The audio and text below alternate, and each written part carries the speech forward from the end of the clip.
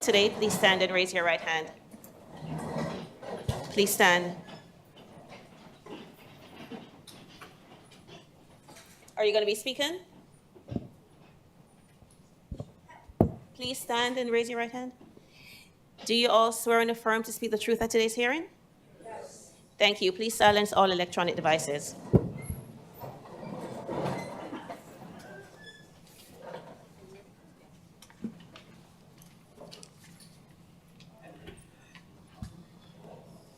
Good morning. Our first case is on page 59.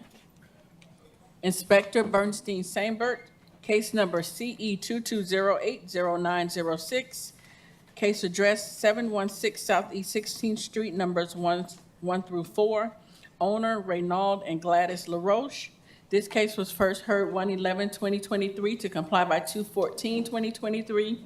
Two sections not complied at $25 per day, $800 accrued, and the fines continue to accrue. This is a request for extension. Good morning. City of Fort Lauderdale Code Inspector Bernstein Sambert. Case number CE 22080906. Property address 716 Southeast 16th Street. This property was first heard on January 12, 2023, where the magistrate granted 62 days to comply. 9-304B, the driveway is not being maintained. There are potholes, stains and deteriorating wheel stops, and parking stripes are faded. 9-305B, the landscape at this property is not being maintained in a neat and well-kept appearance. There are areas of dead and missing ground cover. I have been in communication with the property owner. Prior to me meeting up with the property owner, she had a permit open, application ENG-SW 2211-0009 for the installation of the right-of-way sidewalk concrete. On March 2nd, 2023, she opened another permit, applied for another permit for the paving. As of today, permit BLDRPAV-230-30004 is awaiting insurance for the permit to be released. Okay. There's nothing on her part, she's just waiting for it to be released. Okay. A pre-hearing inspection revealed the violation is not in compliance. I would like to enter the photos as evidence that shows violations as depicted. And the property owner is here to request an extension. Okay. Good morning. Please state your name for the record. My name is Gladys LaRoche. And how much time extension are you asking for? 66 days. Is any objection from the city? We would like to do 56 days in a stay of fines and a reappearance. And still fine, yes. Okay. 66 days and, or, yeah. It's got to be 56 or 91. 56. Okay. 56. All right. We'll do 56 days, and you will come back and see me on May 25th. And that way, I can check on the progress, okay? Okay, what about the stay or fine? Am I gonna have I'm to going to pay? suspend the fines during that time. You're welcome, dear. Okay. Is that it? That's it. Oh, Free to go. good. Thank you very much, appreciate it. You're welcome. Next case, page 15. Inspector Marco Aguilera, case number CE 22120015. Case address 3491 Southwest 20th Street. Owner Michael J. Laurent. This case was posted at property 3/15/2023, posted at City Hall 3/16/2023.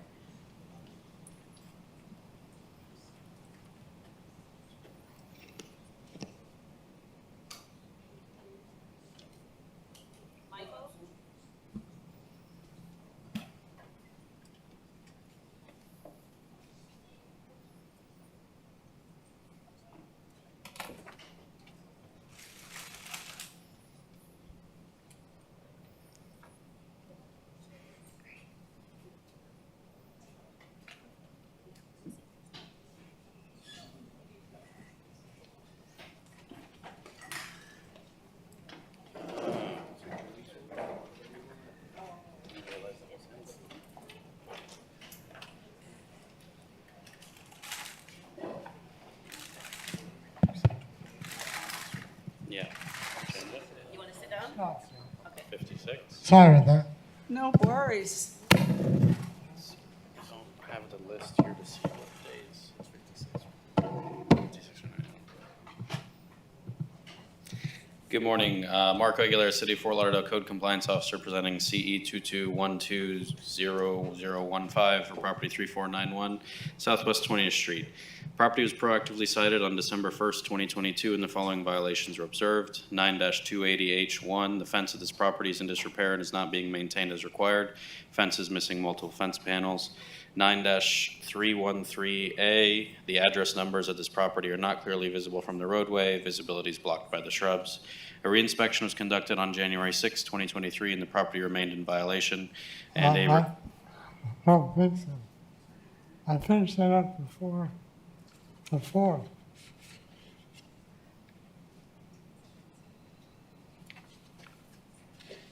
I was talking about the 4th of January.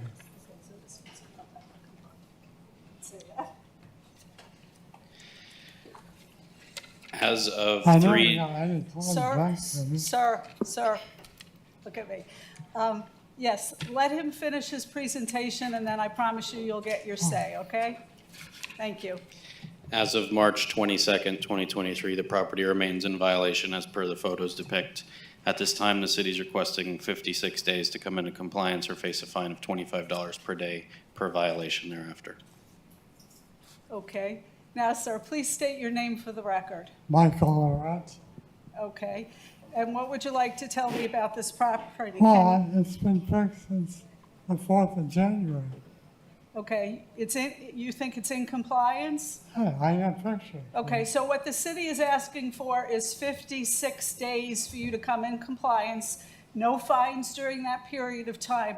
So if the property is indeed in compliance, that will give them plenty of time to go out and re-inspect it. Yeah, but I have pictures of it. Want to see 'em? Pardon me? I have pictures. Okay, A portion of the fence was repaired on the north side of the house. The fence on the south side, as seen in the pictures, is still not repaired. okay, yeah, this picture was There's taken nothing on the wrong. 22nd of March. This picture that we're looking at was taken on the 22nd of March. On the fence? Yeah. Can I see it? Can he not see the picture? Jerry? I'm thinking it's not my house. Can I show him? Jerry? There it is. Is this one of those, can it also be complied if he removes the fence? or Yes, has and he to- does not have a pool back there, so he Okay, can remove it. all right. So, sir, can you see the Yeah. picture right there? Okay.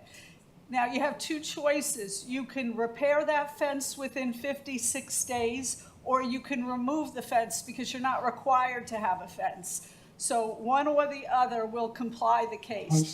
That's easy.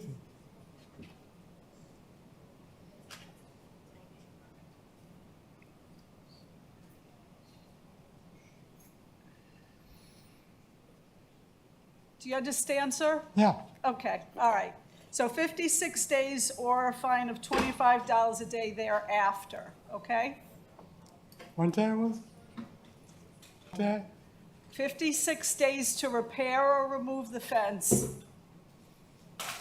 Yeah, my calendar.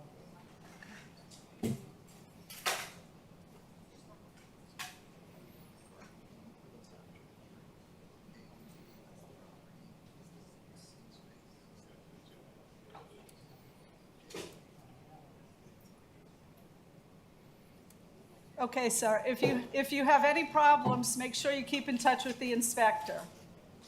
Okay, good luck. Thank you. Next case, page 43.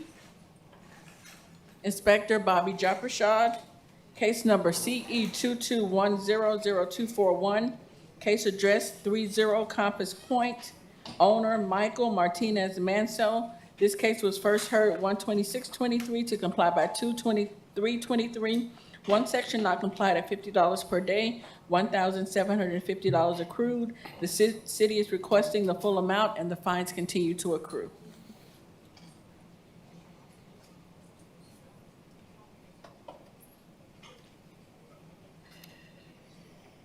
Good morning, Special Magistrate. Morning. Code Enforcement Officer Bobby Jefferson, representing for the City of Fort Lauderdale. Property case number is CE 221000241. Property is located at 30 Compass Point. The case was first heard on 01/26/2023, and the magistrate ruled in favor of the city, in which granted time for a 28-day extension to the property, for the property to be corrected by the violation date of 02/23/2023. On 03/25/2023, a reinspection was conducted, and the violation for 9-306 has not complied. On 3/16/2023, I did receive an email from the property owner stating that he does have a permit for the demo to be approved.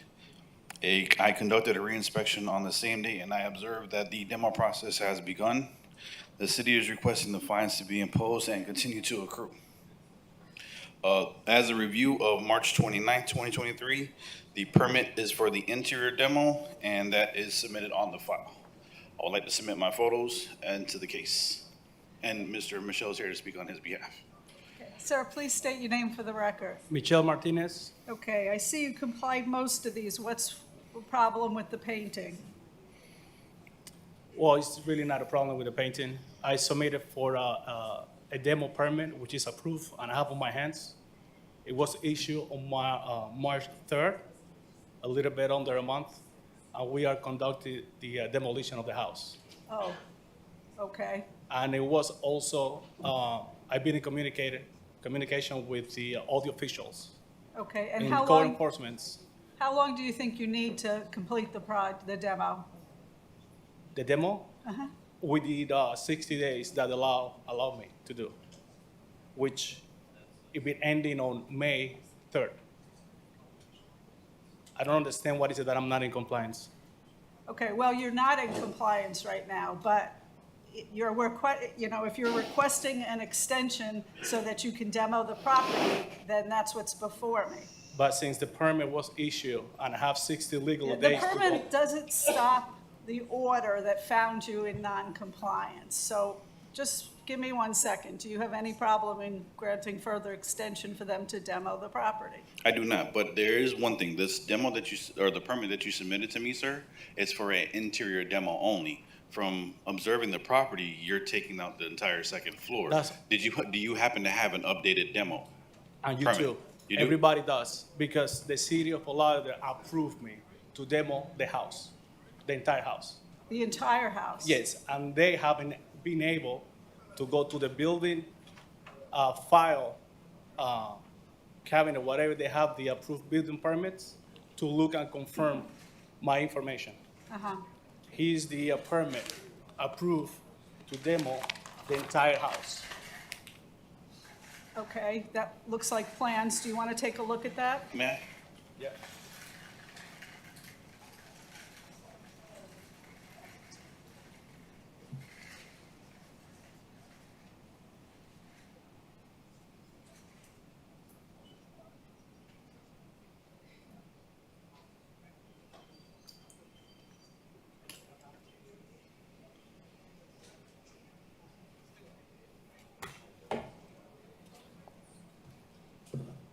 And I also have 145 pages of proof that I've been emailing back and forth every single employee of the city of Fort Lauderdale. Okay.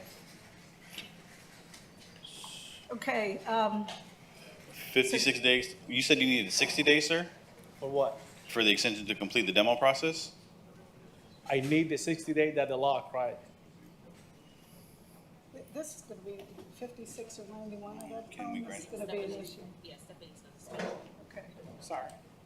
I'm sorry. That's okay. Stephanie Bass for the City of Fort Lauderdale Community Enhancement. Sorry, I was speaking to the attorney over there.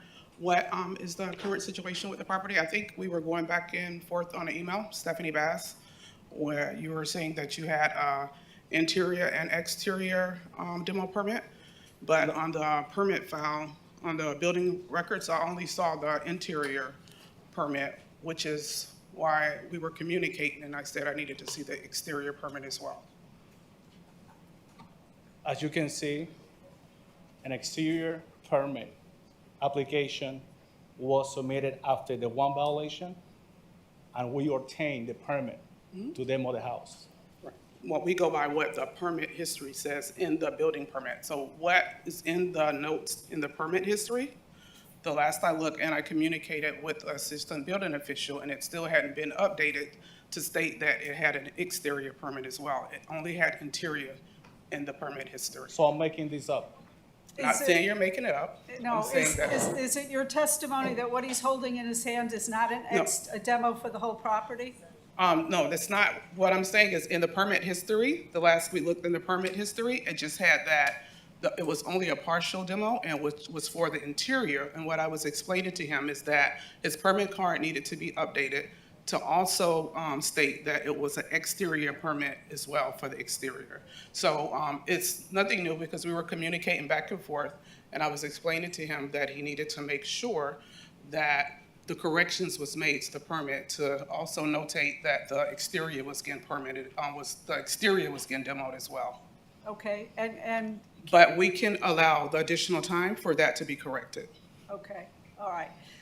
There seems to be a breakdown in communication there. You need to check with the permit department because their records show that the permit for the entire place has not been issued. So I'm going to give you 56 days to straighten that out, and if you need more time, make sure you contact the inspector and request an extension, okay? All right? So we have no time with 56-day extension and a stay of fines, Your Honor. Yeah, we'll Magistrate. stay any fine, so you won't be fined during that time, okay? All right, so all I need to do is just go and meet you guys and show you this again?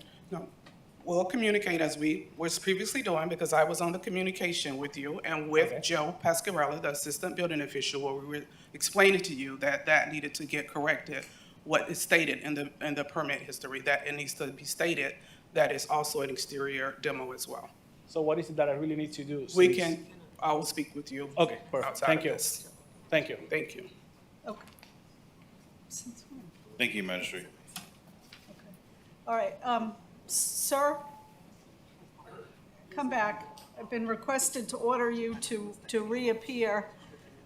Just so you know, you'll come back on May 25th to give me a status, okay? Yes, thank you. All right. Next case, page 44, Inspector Gustavo Caracas, case number CE 22100478, case address 1000 Southeast H Street, owners Benjamin P. and Marjorie R. Coulter. This case was first heard 12623 to comply by 2523 and 2923 and 3223. Two sections complied at $50 per day, $3,200 accrued. One section not complied at $50 per day, $1,400 accrued for a total of $4,600. The city is requesting the full amount and the fines continue to accrue. Good morning, Your Honor. Officer Caracas for the city, case and address as read on record. This case first came before a special master on January 26th of this year, where evidence was presented to magistrate and found for the city. These violations were first cited on October 13th of 2022. So far, Your Honor, 10 inspections have been made to the property. Conversations have been made with the property owner, which is present here today. During these conversations, the status of the violations and corrective actions were discussed. Unfortunately, Your Honor, we only have one violation that is still pending, which is the missing ground cover, which is still pending. And even though parking on the grass at some point was actually complied with, the property owner is again parking on the sod itself. For today's action, we only have one pending violation, which is the missing ground cover, Your Honor. Okay. The owner's here with us today. All right, please state your name for the record. Yeah, it's Benjamin Coulter. Okay, and you understand that those cars cannot be parked where they are in this picture? Yes. Okay. And I spoke with Inspector Caracas about that. We were moving a couple things around, so we couldn't park on the street because we had lawn guys everywhere and there's nowhere to be or for other cars to drive around. Okay, it looks like you complied all the other violations. How long do you think it will take? It shouldn't take that long to cover this area with ground cover. I mean, grass is growing now. I mean, I put seed down and everything. I've put line or kind of marked it off so no one can, park there or drive or even walk on it. Been putting the sprinklers out more. So hopefully it'll grow Okay. back. The city does not oppose to any stay of fines or any time as you see fit, Your Honor. But again, I would like to remind the owner that this is it could become a repeat and recurrent violation where fines can actually start. I do not oppose for 7 or 10 days the stay of fines, and I can actually re-inspect if everything's okay. We'll comply the case. But again, you are parking again on the grass, and I understand you have a lack of parking space, but you have to find somehow the vehicles not to park on the grass, sir, on the lawn. Were you able to come back by after we? Yes, sir. I actually, the pictures are not there, but yes, I was there at the nighttime and the vehicles were there. The picture that I'm actually seeing for today's purposes was actually taken on the 27th at noon, and your vehicles were parked there, yes, sir. Right, and then that's when I called, and you said you were going to come back I by. went by there, yes. Unfortunately, the pictures for that night were too dark to actually present them here today on the case. But again, you're parking on the grass again, sir. But again, we'll give you time for you to figure out where to park. We have no problem with that. Yeah, they were only there for, you just picked a really good time. Okay. Okay, all right, I'm going to give you a 10-day extension to bring the property into compliance and stay the fines during that period. Okay, thank you. Thank you, Your Honor. You're welcome.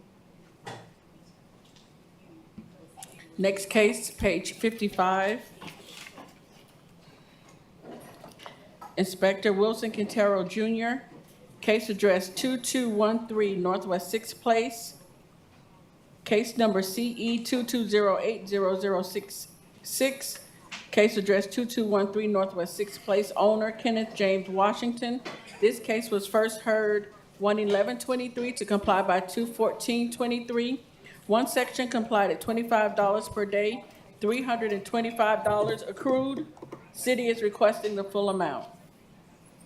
Good morning, Your Honor. Inspector Wilson Quintero Jr. presented on behalf of the city. Case number and address as read.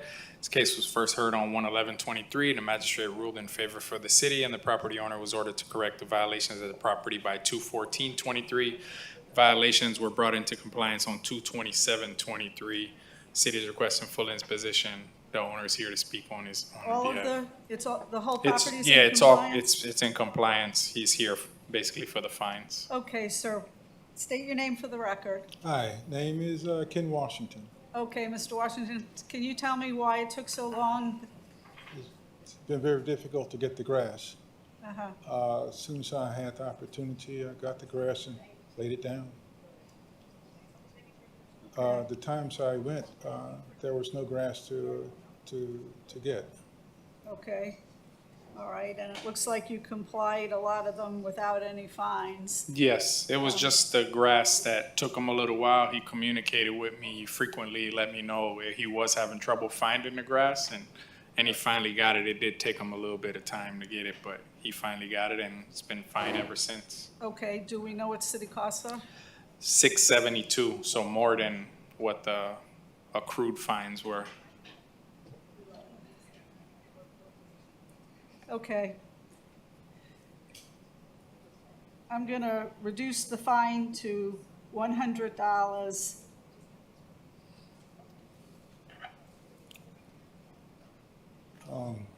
And that's quite, Even though I wasn't able to get the grass?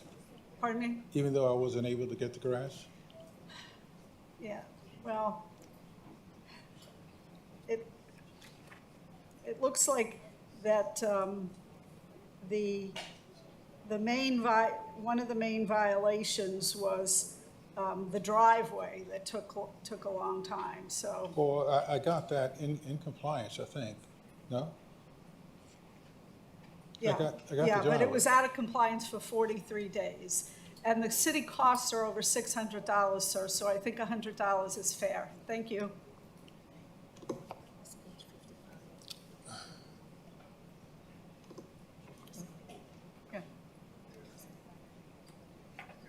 So where do I go ahead and pay Oh, this? wait a second. All right, I'm sorry, I read this wrong. Well, give me 1 second.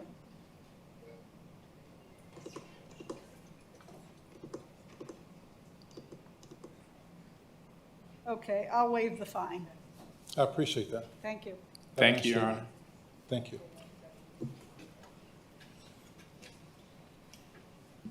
Next case, page 28, Inspector Patrice Jolly, case number CE 22100967, case address 827 Northwest 10 Terrace, owner Sunmax Properties LLC. This case was posted at property 31823, posted at City Hall 31623. Yeah. I have to read them individually, though. And this owner also has 2 additional cases. After this one is done, we'll read the next 2.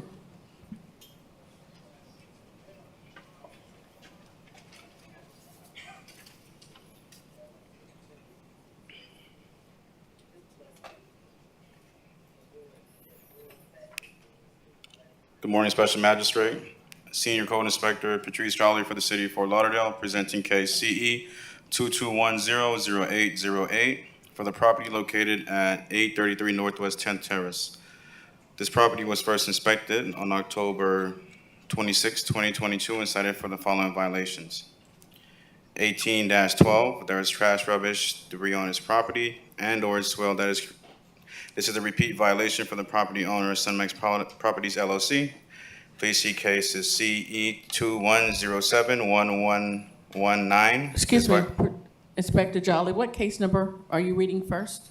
124 CE 22100808. We're actually on the page 28, case 28. number CE 22100967. Okay. So, sorry again. All right, so Senior Code Compliance Officer Patrice Jolly with the City of Fort Lauderdale, presenting case CE 22100967 for the property located at 827 Northwest 10th Terrace. This property was first inspected on October 26, 2022, and cited for the following violations. 18-12.8, there's trash, rubbish, and debris on its property and/or its swale. This is a repeat violation for the property owner at Sunmax Properties LLC. Please see case CE 21071119. This violation will be presented before the magistrate, whether or not it comes into compliance prior to the hearing. 47-34.1.8.1. There's illegal land use of this property occurring. There are shopping carts, wood, and other items being stored against the rear fence of this property. This is a non-permitted use in an RM-25 zone residential property per ULDR regulations. This is also a repeat violation for this property owner, Sunmax LLC. Please see cases CE 19040577 and CE 20040545. Violation 47-20.20.H. There are parking facilities that are not being maintained at this property. The parking surface has potholes and there is striping faded. This is a repeat violation for the property owner, Sunmax LLC.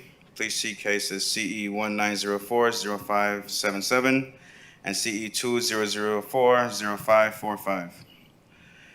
9-305B, the landscaping at this property is not being maintained in a neat and well-kept appearance. There are several areas of missing and dead ground cover. This is a repeat violation for this property owner, Sunmax LLC. Sunmax Properties LLC. Please see cases CE 20040545 and CE 19040577. Copies of the inspection report were both posted at the properties and mailed to the registered owner per Broward County Appraiser's records.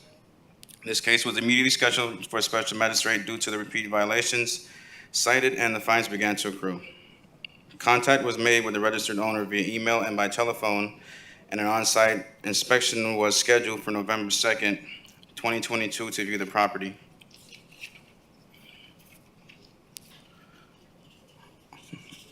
The property came into compliance on November 2nd, 2022, and all fines ceased. The city is seeking $250 per violation from the time the violations were discovered until they were brought into compliance. Sir, Please state your name for the record. Good morning, Goran Dragoslovic. Okay. I haven't been here in a while. So, Pardon me? I haven't been here in a while. So, okay, I can explain everything if you allow me. Go ahead. So a violation was given on the October 26th. I found out on October 28th. Everything was complied when it comes to rubbish. On October 28th, I have all emails, and you can ask the inspector. He received the emails on the 28th. Now, my property is next to the church property in the back.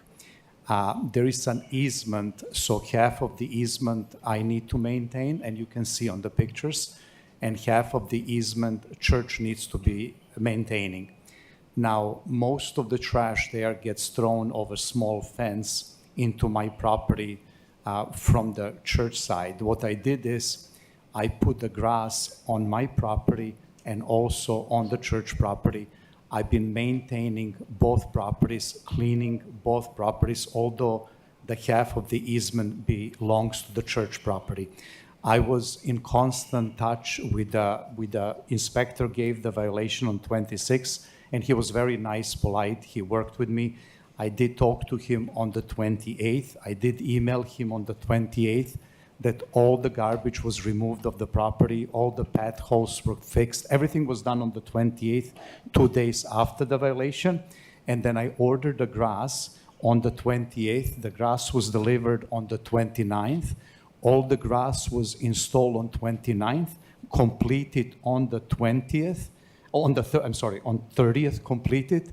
You can ask inspector, he has all the emails. He was off on the 30th, but we communicated through the email, and all the violation, including grass, everything was completed on that Sunday, including church property on the 30th. And you can ask inspector that to verify that. How many days was he out of in compliance? So what happened was he was issued a citation on the violations on a Wednesday. My schedule is from Wednesday to Saturday. I received contact from him on the 28th telling me that he would have the things corrected by 5 o'clock that afternoon. So I let him know that there's also some other things like correspondence of some derelict vehicles and things that need to be addressed on there that weren't on the violation. So he said he would take care of them. I got a response from him on the 29th saying that he's going to make sure everything is done, which was a Friday. And then I got an email from him on the Sunday, which was the 30th. And I was off that day, and I didn't get back and wasn't able to come to the property until my following work day, which was Wednesday, November 2nd. And that's the day that I met him there because we scheduled a meeting, and he met me at the property, and I let him know what needed to be done, and I viewed it, and I was able to take the compliance photos on the 2nd of November, which is my next working day. So he was out of compliance for what, a couple of days? Yeah, a couple of days. Yeah, okay. All right, because this is a repeat violation, I'm going to impose the fine for those 2 days or whatever it was out of compliance, because you've been here before and there's been multiple violations on your property, so. I appreciate, and you can ask all the inspectors. Okay. I'm in charge now. I'm on the field every day. Plus, I'm inspecting the property once a week. Okay, so I'll impose the fine for 2 days. Thank you. Okay. Thank you very much, Your Magistrate. Next case also for this owner. It's the same. Page 27. Case number CE 22100809. Case address 829 Northwest 10 Terrace. Owner Sunmax Properties LLC. Posted at property 31823. Posted at City Hall 31623. Good morning, Your Honor. Senior Code Inspector Patrice Jolly for the City of Fort Lauderdale, presenting case CE 22100809 for the property located at 829 Northwest 10th Terrace. This property was first inspected on October 26, 2022, and cited for the following violations. 18-12.8, there's trash, rubbish, debris on this property and/or its swell. This is a repeat violation for the property owner Sunmax Properties LLC. Please see case CE 21071119. 47-34.1.8.1. There is illegal land use occurring at this property. There are sharpened carts, wood, and other items being stored against the rear fence on this property. This is a non-permitted land use in an RMM-25 zone residential property per ULDR regulations. This is also a repeat violation for the property owner Sunmax LLC, Properties LLC. Please see cases CE 19040577 and CE 20040545. 47-20.20.H, there are parking facilities that are not being maintained at this property. The parking surface has potholes and the striping is faded. This is a repeat violation for the property owner Sunmax Properties LLC. Please see cases CE 19040577 and 19040557. 9-305B, the landscape at this property is not being maintained in a neat and well-kept appearance. There are areas of dead and missing ground cover. This is a repeat violation for the property owner Sunmax Properties LLC. Please see case CE 20040545 and CE 19040557. Copies of the inspection report were both posted at the property and mailed to the registered owner per Broward County Property Appraiser Records. This case was immediately scheduled for a special magistrate hearing due to the repeat violation cited, and fines began to accrue. Contact was made with the registered owner via email and telephone, and an on-site inspection was scheduled and conducted on November 2nd, 2022 to view the property and all violations cited. All violations were subsequently brought into compliance on November 2nd, 2022, and all daily fines ceased. The city is requesting $250 per violation for the time the violations were discovered until they were brought into compliance. Okay. Is the same, the Same three properties side by Okay, side? just state your name for the record. again. Gordon Dragoslovic, and I Okay, just want to comment, Inspector always returning the phone calls, returning emails, like We perfect. appreciate it. We're I very really proud of our appreciate this staff inspector. here. Yes, thank you. Okay, I'm going to make the same ruling on this one. Do we have to do the third one, the three side by sides? It's the same There's- thing. There's a third one? Let me just get it. Let me see, pen. Yeah, that's the third one that has to be read into the record. It's on page 24, case number CE 22100808, case address 833 Northwest 10 Terrace, owner Sunmax Properties LLC, posted at property 31823, posted at City Hall 31623. Good morning, Your Honor. Senior Code Compliance Officer Patrice Charlie with the City of Fort Lauderdale, presenting case CE 22100808 for the property located at 833 Northwest 10th Terrace. This property was first inspected on October 26, 2022, and cited for the following violations. 18-12, there is trash, rubbish, and debris on this property and/or its swale. This is a repeat violation for the property owner Sunmax Properties LLC. Please see case CE 21071119. 47-20.20.H. There are parking facilities that are not maintained at this property. The parking surface has potholes and the striping is faded. This is a repeat violation for the property owner Sunmax Properties LLC. Please see cases CE 19040577 and CE, that's the only one. CE 19040557. On 47-34.1.8.1, there's illegal land use occurring at this property. There are shopping carts, wood, and other items being stored against the rear of the fence of the property. This is a repeat violation for the property owner Sunmax LLC, Sunmax Properties LLC. Please see cases CE 19040577 and CE 20040545.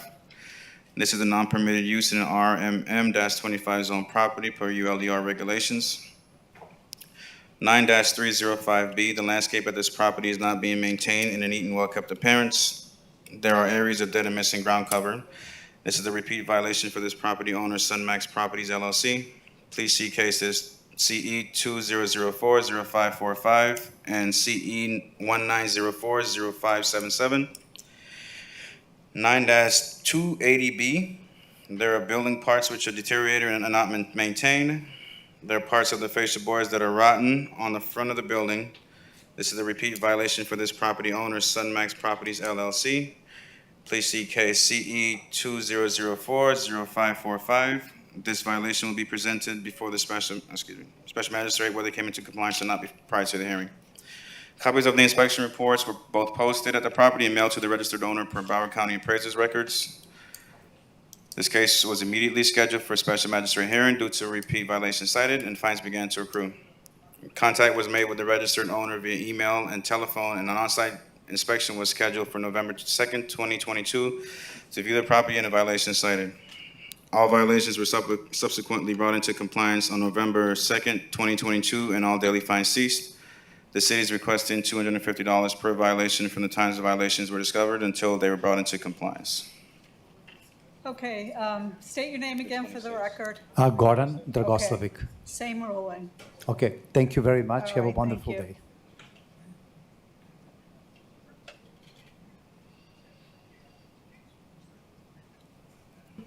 Next case, page 23, also Inspector Patrice Jolly. Case number CE 2203-1138, case address 3420 Jackson Boulevard, owner Aguabana C. Gonzalez and Jalissa E. Tejada Olivo. Posted at property 3323, posted at City Hall 31623. Morning. Morning.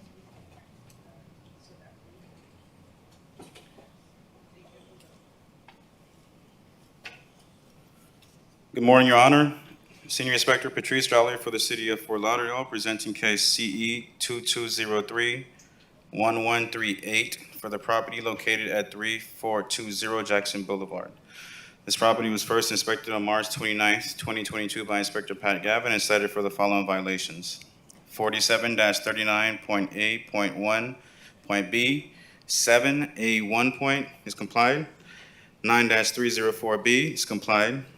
9-304 comply for the parking portion of it, and then also 9-304, the driveway is in disrepair. There are large potholes in the surface and is not well graded or dust free. A copy of the inspection report was posted and mailed to the property owner per Broward County Appraiser's records.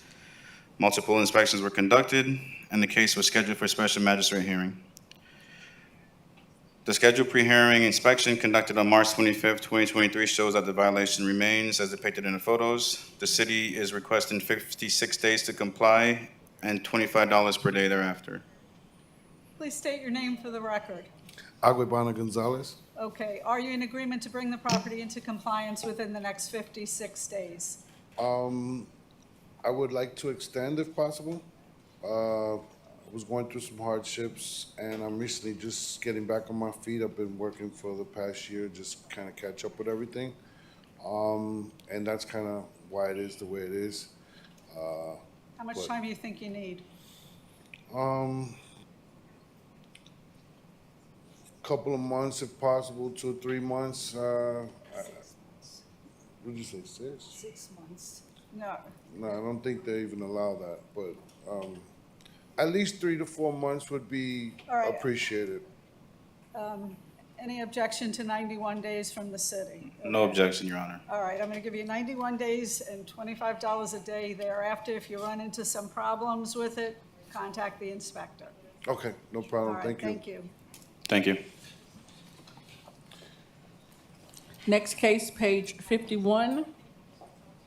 Inspector Bovary Exantis, case number CE 21120440, case address 1613 Northwest 15th Place, owner Star 2021 SFR1 Borrow LP, in care of Starwood Capital Group. This case was first heard 10/27/22 to comply by 1/27/23. One suspension from 11/9/22 to 1/11/23.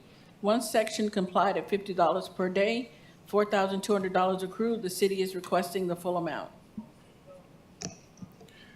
Good morning, Your Honor. Inspector Exantis, on behalf of City of Fort Lauderdale Community Enhancement. Case number CE 21120440. Property address 1316 Northwest 15th Place.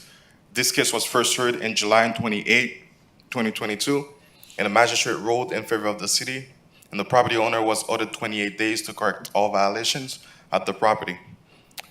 And on November 9th, 2022, the property owner was granted a 63 days extension. property is not in compliance. The city is requesting the full amount to be imposed. Sir, please state your name for the record. Good morning, Dan Bonaparte. Okay. Why did it take so long to complete this? It looks like you did some work on it within the time frame allowed, but then you were 84 days before you finished the landscaping. Oh, yeah. Well, my company was going through some restructuring with the whole correction of interest rates, and we had massive layoffs. I'm the only one left out of 6 in South Florida. So to be honest, things kind of fell through the cracks. We've since established a permitting and a violations team to deal just with these violations. So we're on top of it now, but during that time period, it probably did fall through the cracks a little bit. So. Okay. Anything else from the city? No, Your Honor. I'm gonna leave it up to you if you want to reduce the fine. Okay. I'll reduce the fines to $1,200. Thank you, Your Honor. Thank you. You're welcome.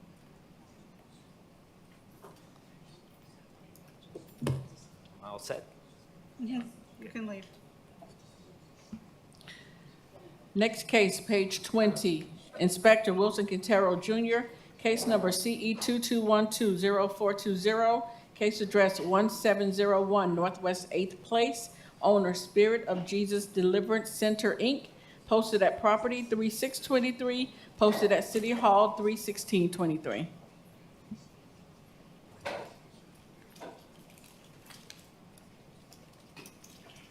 Good morning, Inspector Wilson Quintero Jr., presenting on behalf of the city. Case number CE 22120420, case address 1701 Northwest 8th Place. This property was first inspected on 12/19/22, and the following violations were observed. 18-12A, there is overgrowth, trash, rubbish, litter, and debris on this property and/or its swale.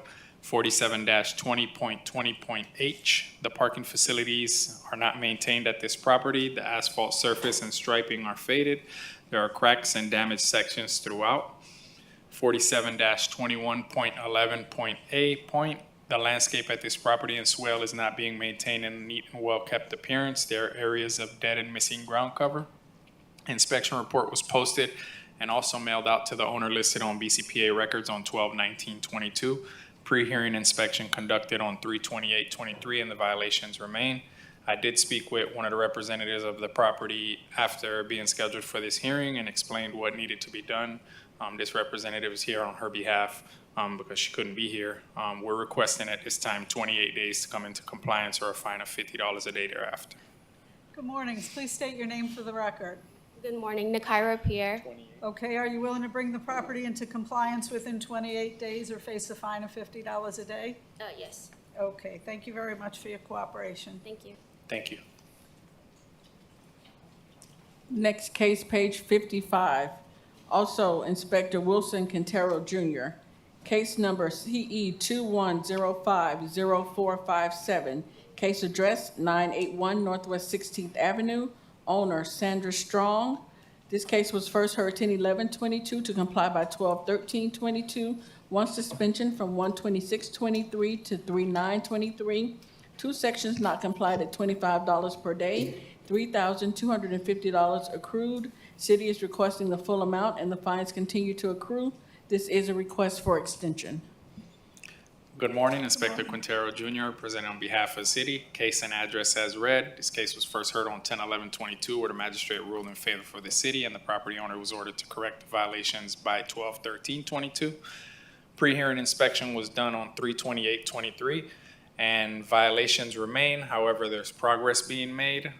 There's an active permit in the system to redo the asphalt driveway, building permit number BLD-RPAV-23010037. It has been issued. I have been in contact with Ms. Strong, so we're not opposed to an extension so that they can get, the job completed and everything done. Okay, please state your name for the record. Good morning, I'm Sandy Strong. Okay, and how much time do you think you need to bring the property into compliance? 90 days? Is that acceptable to the city? I'm not sure how long it would take. It looks like they already removed all the old driveway and everything, and now they just have to install the new one. I think the difficulty is just the location where it is. Do you have a traffic-wise. contractor that's Yes. been, and when did he say he can start? Well, he told me immediately, but he's not. He hasn't, so I don't know. Oh, the problem is, he said he can't, the parts are not available, what he needs. Parts are not available. That's what he told me, the materials. Materials. That's what he Alright. told my uncle. My uncle told me that, so. All right, And he said as soon as he can get the materials, he can get started. okay. Now, that's what they told me, I don't know. We can. 56 I wouldn't be days? opposed to 56 with a reappearance, just Okay. if it's not complied by then. All right, 56 days with an order to reappear on my May 25th docket. Okay, thank you very much. Okay. Thank you, Your Honor. Thank you. Next case, page 33, Inspector Manuel Garcia, case number CE 23020588, case address 2160 Tambark Lane, owner Robert Banzano and Robert Banzano Living Trust. This case was cited 2/17/23 to comply by 2/20/23.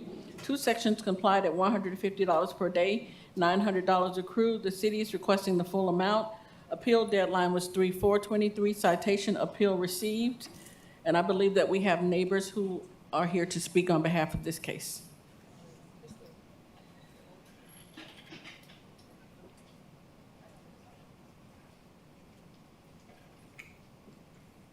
Good morning. How are you? Good, thank you. Is there anyone here representing Mr. Pisano? Only the neighbors. We're against, not for. Right, I mean, okay. There's no one here for the property owner? Okay, Do you want to push it to close to the end of the hearing to? that's all right, I'll hear it now and let these good folks go be on its way. All right, I'm fair enough. right. Well, good morning, Your Honor. For the record, Senior Officer Garcia presenting case CE 23020588, reference to property 2160 Tambark Lane. This property was issued two citations on February 17, 2023, under section 47-19.3, parentheses H. There's a 96-foot Westbrook vessel named Elysian, which is docked at the rear of this RS-3.52 residential property in such position that causes it to extend beyond the side setback lines. 47-39.2, the subject RS-3.52 zone property is being utilized by RJC Yacht Sales for sales of vessels docked at the rear and dock rental, which is not a permitted use under the ULDR as per section 47-39.8.8. An inspection was performed on February 17, 2023, of which a determination was made that the vessel Elysian was found encroaching on the setbacks beyond the riparian lines of the subject property. Furthermore, while at the property, multiple individuals were observed outside. When approached, they advised that they were at the property to see the vessel Elysian as it was for sale. Contact was then made with Rex, whom identified as the captain of the Elysian, whom confirmed that the vessel is docked at the property for storage while the vessel is for sale, and that the dock space was being rented at the time. Please refer to the photos as evidence. At this time, the vessel has been removed from the property. The city is requesting the full imposition of fines to the sum of $900, and if found for the city, because this is an appeal, the city is requesting an additional cost of $75 for this hearing. Say the cost again? $900, Yeah, I know the fine and was then the costs. the additional cost of $75 for today's hearing. Okay. Please state your name for the record. We're Francisco and Arlene Avigenet. We live at 2140 Tambark Lane, and we filed the complaints that have brought us here today. Yeah, speak into it. I'm trying, okay. Okay. I wrote this down so it would be easier for me to communicate with you. It's not that long. Okay. When we purchased our home in 2013, there was a large encroaching yacht on the riverfront dock at 2160 Tambark and a sailboat with a liveaboard in our boat basin. It's shared by 2 properties. It's owned by 2 properties. At the time, we didn't know that these were violations of our city codes. It took years of bouncing around with unresolved complaints, including getting the support of a previous city manager, Lee Feldman, who proposed using police surveillance to catch the liveaboard in the sailboat, who constantly threw garbage and feces in our boat basin. Coincidentally, when it was arranged that police surveillance would begin, the owner of the sailboat left, and shortly thereafter, the boat was sold. As we stated previously, we did not know the codes nor expected to be bounced around for all of the ensuing 10 years to finally obtain a determination from zoning and our city attorney that no boat can extend beyond the river from the dock at 2160. By the grace of God, when Senior Inspector Garcia went over to discuss this with the owner on February 17th, he also uncovered that the dock space was being rented to companies who sold yachts. This was the second major complaint of ours, again, unresolved for 10 years. Though we filed many complaints with code enforcement and others in the city, it was Senior Inspector Garcia who caught them red-handed. Some of the yachts docked illegally at 2160, the Estancia, Reposado, the Rogue, Lady Lex, Cameron Alexander, and the Elysian, most recently. Many times we documented the owner of 2160 was advertising his dock for rent. No one was able to act on our photographic evidence. They needed to witness it. I'd like to hand this over to you and give you also the 3 advertised instances in 2015, 2018, and 2022. Okay, let me stop you right there. Okay. The only thing in front of me is I mean, that is not in front of me, right? The advertising, No. yeah. I can only hear what's in front of me. Okay. And I can tell you right now, the guy didn't show up for this appeal, so I'm going to grant the city and impose the fine. That's fine, that's great. I appreciate that, because this has been an issue of frustration for us I for can 10 see that. years. We're senior citizens, we're retired, and this is like, Yeah. if you can record that. You didn't sign on for this, I Yeah. understand. So Okay. I'm going to impose a fine on the property owner, and now he's on our radar, so I'm sure they'll keep an eye on it. Okay, so do you want the write-up or not? You're welcome to submit it for the record. To who? Pardon? You can give it to me. Thank you. Yeah, everything. Okay, perfect. Thank you, Your Honor. Okay, thank you. Good luck. Thank you very much. Next case, also Inspector Manuel Garcia, page 33. Case number CE 22120477, case address 401 Northeast H Street, owner 401 Northeast H Street LLC. This case was cited 12/18/22 to comply by 12/18/22. One section complied at $5,000. $5,000 accrued. City is requesting the full amount. Appeal deadline was 1/2/23. Citation appeal was received, and I have been informed that this case will be continued to the next hearing, 4/27. But we do have a neighbor that's here to speak on behalf of the case. Excuse me, Madam Special Magistrate, may we just ask the violator, the respondent's attorney to agree on the record that there's no objection to continuing this? Good morning, Your Honor. Courtney Crush on behalf of the property owner. I have no objection to a continuance and want to reiterate without waiver to our rights. Okay. Sir, please state your name for the record. Thank you. Enrique Bargioni, 475 Northeast 4th. I'm here on behalf of 400 neighbors who, senior citizens living in subsidized housing in Village Place. This establishment was fined back in 2021. It has had a persistent string of violations. We have to call every time code enforcement. Code enforcement is very responsive. Mr. Garcia has been very responsive. We're thankful for the violations that he has cited. Okay. So I thank you for considering the fine. Okay, all right. I'm going to grant the continuance, and we will hear all the matters at the Did they agree on a time frame? Yeah, it'll be moved over to the April 27th schedule. Okay, so April 27th, the full hearing will happen. Okay? Thank you very much, sir. Thank you, Your Honor. Next case, page 10, Inspector Rachel Moore, case number CE 23020020, case address 3030 Southwest 7th Street, owner Margaret Eilis, posted at property 31723, posted at City Hall 31623.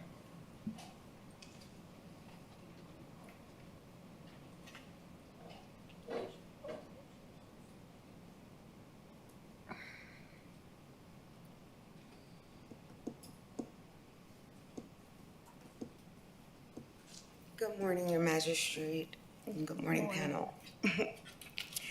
Co-Compliance Officer Rachel Moore for the City of Fort Lauderdale, case number CE 23020020, address 3030 Southwest 7th Street. This property was first inspected on 2/1/23 by Inspector Moore, and the following violations were discovered. And these violations are repeat violations per case number 1901039. Violation 9-304B, there were vehicles parked in the lawn. Violation 18-1, there is outdoor storage in the carport. Violation 47-34.1.A.1, there is outdoor storage on the property. Subsequent inspections were performed and all the violations remained on 3/17. The notice of hearing was posted at the property. As of the pre-inspection date of 3/25/23, all the violations were complied. The city is requesting that fines be imposed from the date the repeat violations were found. What date is that? 2/1/23.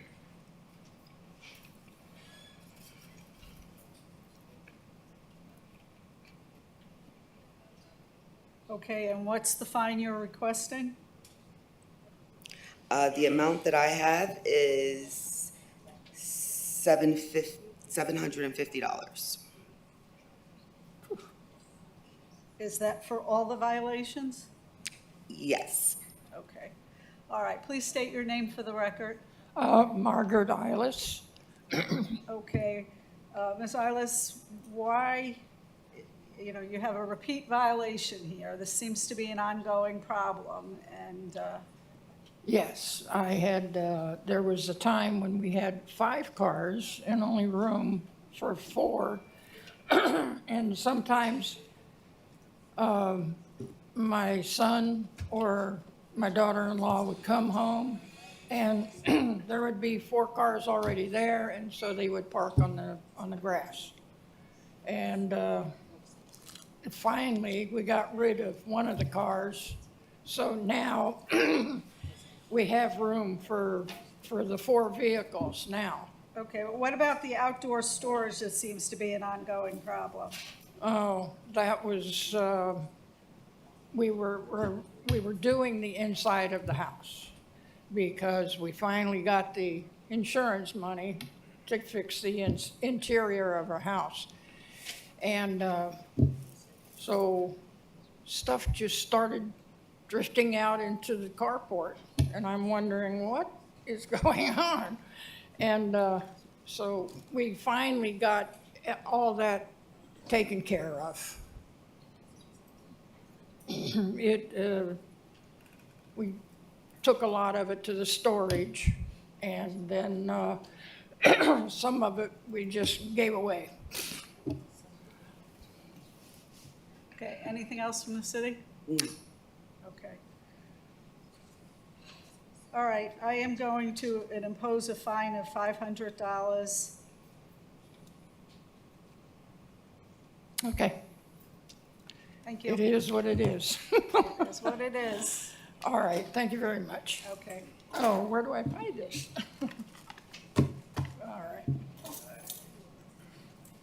Next case, page 46, Inspector Packet Casey, case number FC 21110017. Case address 712 Northwest 57th Street, owner JJ Auto LLC. This case was first heard 2/24/22 to comply by 4/28/22. There are several suspensions noted on the agenda. One section not complied at $100 per day.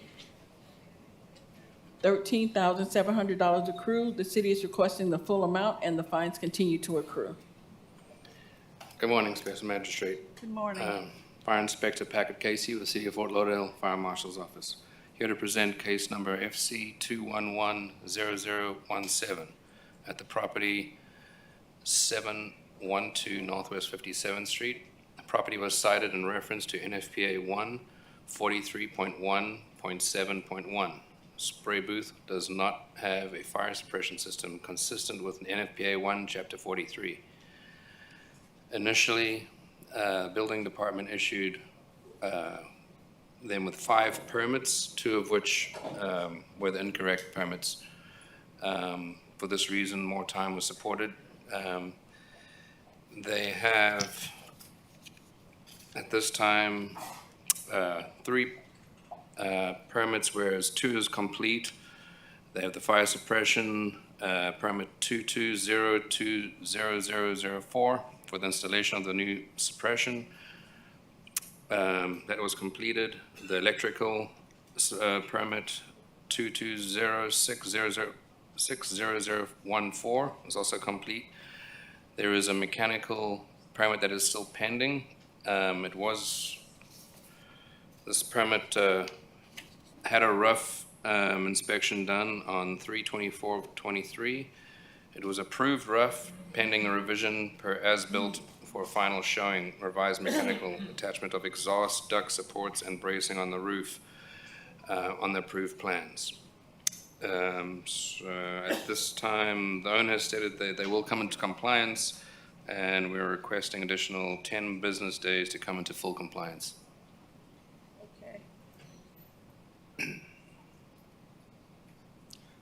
Sir, please state your name for the record. Good morning, Ricardo Mejia. Are you in agreement to bring the property into compliance within the next 10 days? Yes, it's just revisions to the drawings. Everything is built and has been approved through the rough, and all the other permits are done. It's just correcting a few details on the drawings that the engineer is submitting, so it should be corrected. Okay, do you want an order to reappear, or do you need one, or? Morning, Your Honor. Captain Robert Cassar with Fire Marshal's Office. Yes, this is a reappearance for the next hearing. Let's push that to, I think it's 12 days, would push us to the next hearing on the 11th, is that? My next hearing's on the 27th, 28 days. 28 days, okay. We'll do a reappearance and do the 12 days to bring it into compliance. Because the 10 days falls on a Sunday. Okay. And they're not going to be able to obtain a permit inspection on a Saturday or a Sunday. Okay. So at least bringing them to that Tuesday for 12 days will give them time just in case they need that Monday. Okay. Like I And then said, they'll reappear on my 427 docket unless you. correct, and we'll provide- address the fines that accrued at that time. Yes. In there. Yeah. This has been a long process and they're very, very close, so that's why we're in favor of just this very short time extension. Okay, all right, so ordered. Okay, thank you, guys. Thank you, Your Honor. Next case, page 45. Inspector Gustavo Caracas, case number CE 220200894, case address 405 Northeast 3rd Street, owner Chip Holdings LLC. This case was first heard 4/12/22 to comply by 5/10/22. There are several suspensions noted on the agenda. 3 sections not complied at $100 per day. $13,200 accrued. The city is requesting the full amount, and the fines continue to accrue. Good morning, Magistrate. Case and address as read on file. We actually have 2 cases, 405 Northeast 3rd Street and 409 Northeast 3rd Street. These are 2 vacant lots for the same reason. But we're going to start with this one, 220200894, located at 405 Northeast 3rd Street. I have been informed to give him a continuance, Your Honor. Okay. Give me 1 second.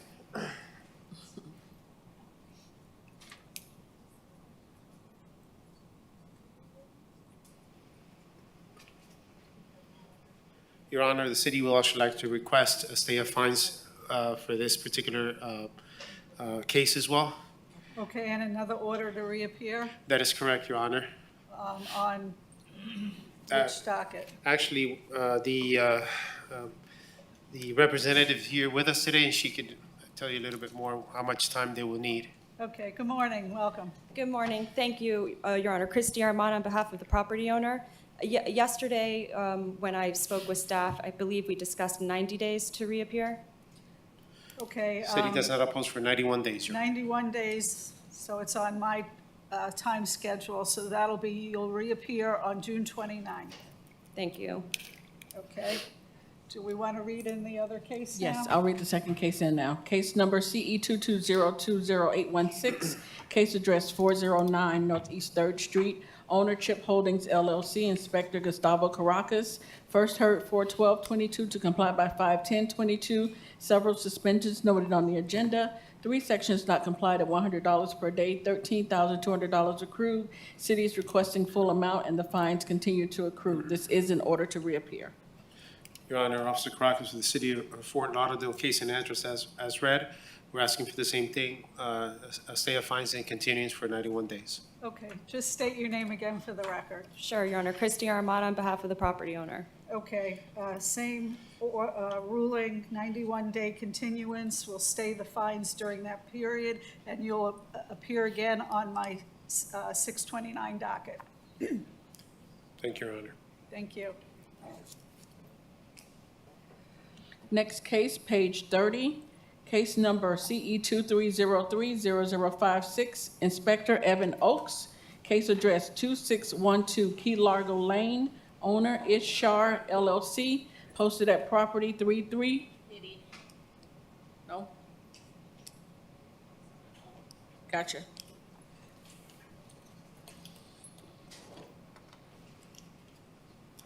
Next case, page 38. Inspector Marco Aguilera, case number CE 22010639, case address 3524 Southwest 15th Court, owner Randall Hackworth. This case was first heard 4/12/22 to comply by 5/3/22, 1 suspension from 5/26/22 to 7/28/22, 1 section complied at $25 per day, $575 accrued. The city is requesting the full amount. Marco Aguilera, City of Fort Lauderdale Code Compliance Officer, case and address as read. This case was previously heard at the 4/12/22 hearing, and the magistrate found for the city and ordered 21 days to comply. A reinspection was conducted at the end of the 21-day period on 5/3/22, and the property remained in violation and fines began to accrue. The case was then heard at the 5/26 hearing, where the magistrate stopped the fines and granted a 63-day extension. A reinspection was conducted at the end of the 63-day inspection, and the property was in compliance. At this time, the city is requesting to impose the fines in the amount of $575 for the days in violation between the extensions granted. Please state your name for the record. I'm Regina T. Hackworth. I'm here representing Randall Hackworth, my son, who has moved from the property, and my other son is living there now. Okay. We were told that we had ground coverage that needed to be taken care of. That was taken care of. Our driveway was pitted, and we took care of that. That was a cost of $525. But it took us a while to get the sod put down on the swale, because I wasn't sure if I could put rock down or I could put grass down. The inspector said that I would need a permit to put rock down because that's not what was there to begin with. So we went ahead at a cost of $400 and resodded. The place really looks nice now. But I'm here, I guess, to ask for a reduction in the fine. Okay. Do we know what city costs are? City costs are actually more than the fine amount. They're $847. Okay. Yeah. There's not much I can do with that. All right. I'll reduce the fine to $450. All right. Thank you. I don't have Thank to come you. back ever? No. Okay. How do I pay the fine? I mean, You can speak to the ladies. okay.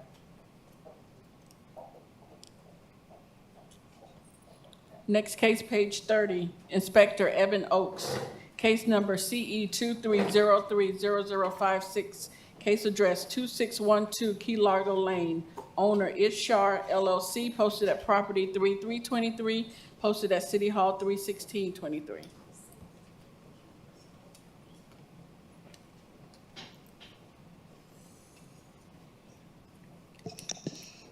Good morning, Special Magistrate, Code Compliance Officer Evan Oaks, City of Fort Lauderdale, Community Enhancement.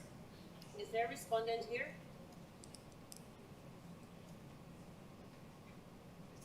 Is the respondent here for 2612 Key Largo Lane? There's an attorney. Michael Garcia. Is this him? Is this for,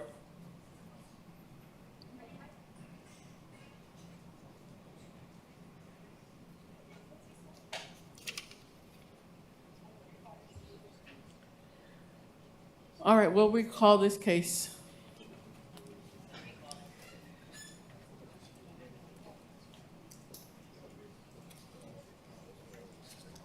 Next case, page 50. Inspector Bovary Xantis, case number CE 22050148, case address 1541 Northwest 15th Terrace. Owner Franklin Byram. This case was first heard 10/27/22 to comply by 1/27/23. 4 sections not complied at $25 per day, $6,300 accrued. City is requesting the full amount and the fines continue to accrue.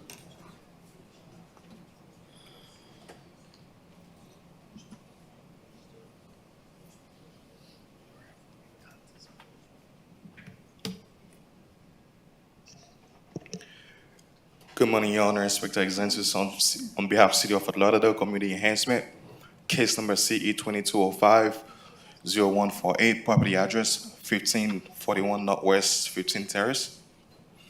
This case was first heard in October 27, 2022, and the magistrate ruled in favor of the city, and the property owner was ordered 91 days to correct all violations at this property. A notice of hearing was posted on property on March 8, 2023. And a pre-hearing inspection was conducted in March 29, 2023, revealed as depicted in the photos. The city is requesting the full imposition of fines. Sir, please state your name for the record.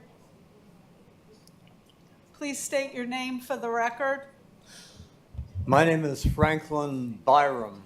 Okay, Mr. Byram, why is this property not into compliance yet? I can't understand you, Your Honor. Why is the property not in compliance yet? Your Honor, my wife was stricken with a terminal disease. I stayed with her 24/7 until she died on the 3rd of March. I have not been on the property tending it for some years. The property is properly landscaped and planted. I acquired it for $28,000. It's valued at $350,000. The case is, Your Honor, I was with my wife, and along comes the code inspectors, and they say to me, your wife needs to set in her own excrement because you have to come and plant some grass. He's lucky he's alive. Your Honor, my wife struggled from breath to breath to stay alive. I stayed with her until she died on the 3rd of March. The property is in proper order. I landscaped it, I planted. It's a certified wildlife refuge. I have resident opossums. I have raccoons that come often. I have zebra butterflies. I have a butterfly that resembles the monarch. I have snakes. I have all manner of small life. It's a registered wildlife refuge. There's nothing wrong with it. If you desire, I can speak to each issue I'm cited for. I request simply some time to put the property in order. Yesterday, in the afternoon, the supervisor of code inspection, Julio Davila, came to the property. He cited me for bad exterior. This is a picture of what he cited me for. Everything he cited has been corrected. He cited me for worn through gravel driveway. I put 9,000 pounds of gravel on the driveway. The driveway is new.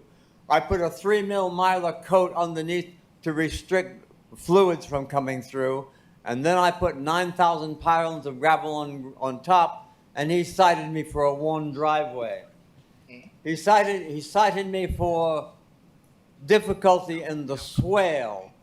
When he came, he saw this photo of cars parked in front on my swale. Last week, I gave him a list of 20 vehicles, color, make, model, and license plate. These vehicles gouge my driveway, cork ruts, and kill the grass. In fact, I spent $300 on grass seed, Scott Grand seed, and $100 on topsoil. I leveled, I graded, I seeded, I overlaid the grass, and I watered every day for a month. In 2 weeks, the grass seed came up. In 2 days, they were dead from the 20 vehicles that park and spin their wheels on my lawn.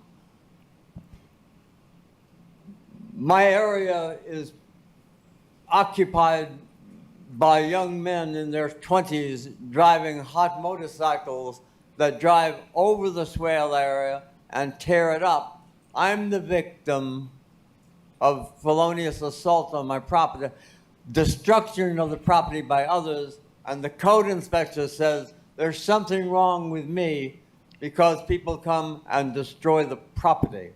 I request, Your Honor, some time to put the property in order, suspension of any of their How phony much time are you charges. asking If you for, like, sir? I can speak to Sir. each issue.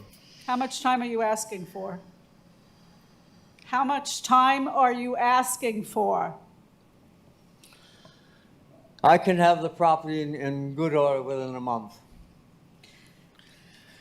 Special Magistrate Julio Davila, Code Compliance Supervisor. Indeed, we did meet with Mr. Byram at the property.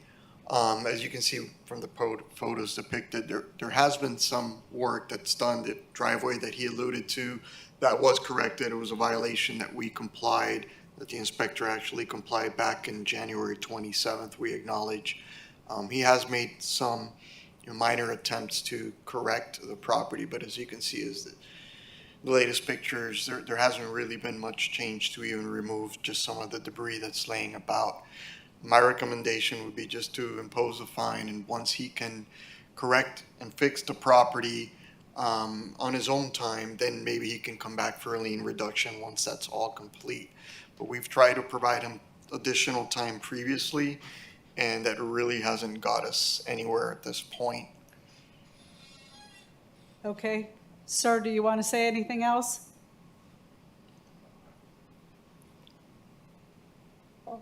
I've spoken to the issues they have cited me on. If you desire, I can develop my reply and greatly think, I think it would be a waste of your time. Okay. What I'm going to do is I am going to let the fines run on the property until it comes into compliance. However, I will not, you will have to come back then once the property's in compliance in order to address the fines. And if everything's okay, I can reduce them at that time. Okay? Certainly, I'll have it in proper order for any inspection by anyone. Okay. Thank you very much, sir, for your cooperation. Thank you, Your Honor. You're welcome. Next case, page 48, case Inspector Bovary Xantis, case number CE 21100181, case address 2016 Northwest 13th Avenue, owner Jack and Willie Hallman. This case was first heard 8/25/22 to comply by 10/27/22, one suspension 11/9/22 to 2/8/22. One section not complied at $25 per day, $1,575 accrued. The city is requesting the full amount, and the fines continue to accrue. Good morning again, Your Honor. Officer Exentis on behalf of City of Fort Lauderdale Community Enhancement.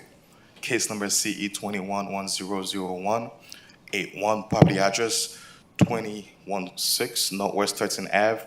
This case was first heard in August 25th, 2022, and the magistrate ruled in favor of the city, and the property owner was ordered 63 days to correct all violation at the property. This case reappeared before the magistrate on November 9th, 2022, and the judge granted a 91-day extension. A notice of hearing was handed to property owner on March 9th, 2023. And the pre-hearing inspection was conducted in March 18, 2023, revealed as depicted in the photos. At this time, property is not in compliance. The city is requesting full imposition of fine. Property owner is here to speak. I'm gonna let him speak at this time. Sir, please state your name for the record. I'm Tony McGee. I'm the son of the parents that live in the home. Okay, I'm representing them. all right, so why hasn't this property been brought into compliance? Okay, I just got wind of this. I'm the son, and I just recently started getting estimates for the home to get the roof done. I do request a little time because I'm starting to get involved in it because I knew nothing about it. So I'm starting to get involved to make sure it happens and take. Are your parents disabled, or? Yes, they're elderly parents. My mother's here, right here, but they're disabled, and I'm stepping in. I didn't know anything about it, so now I'm putting my foot into it and trying to help and get it solved. Okay, what is your plan? Are you gonna be replacing the roof, or what is? Yeah, we want to replace the roof. I've gotten estimates. I've got 5 estimates. We're starting to work towards that. I'm just requesting maybe 60 or 90 days, if possible, to get this situated. And I should have it done, and hopefully we can just stop the fines so I can assist them in getting this together. Okay, any objection from the city? No, Your Honor, we will not object to a 91-day extension with a stay of fine. Okay, 1-day extension with a stay of the fines. Oh, so you're going to continue with the fines? The fines, you won't have any fines for the next 91 days, but you have Okay. to complete the project during that period of time. Okay, thank you. Thank you. Thank Oh, you, and Your when Honor. you complete it, make sure you contact the inspector to come out and look at it. Okay, no problem. All right, thank you. Inspector Exantis, you're up next again. Page 53, Inspector Bovary Exantis, case number CE 22070482, case address 1536 Northwest 15th Terrace, owner Pentecostal Assemblies, Inc. This case was first heard 11/9/22 to comply by 1/11/23. 2 sections complied at $25 per day, $1,150 accrued. The city is requesting the full amount. Good morning again, Your Honor. Inspector Exentis on behalf of City of Fort Lauderdale Community Enhancement. Case number CE 22070482, property address 1536 Northwest 15th Terrace. This case was first heard on November 9th, 2022. The magistrate ruled in favor of the city, and the property owner was ordered 63 days to correct all violations of the property. At this time, all violations are in compliance.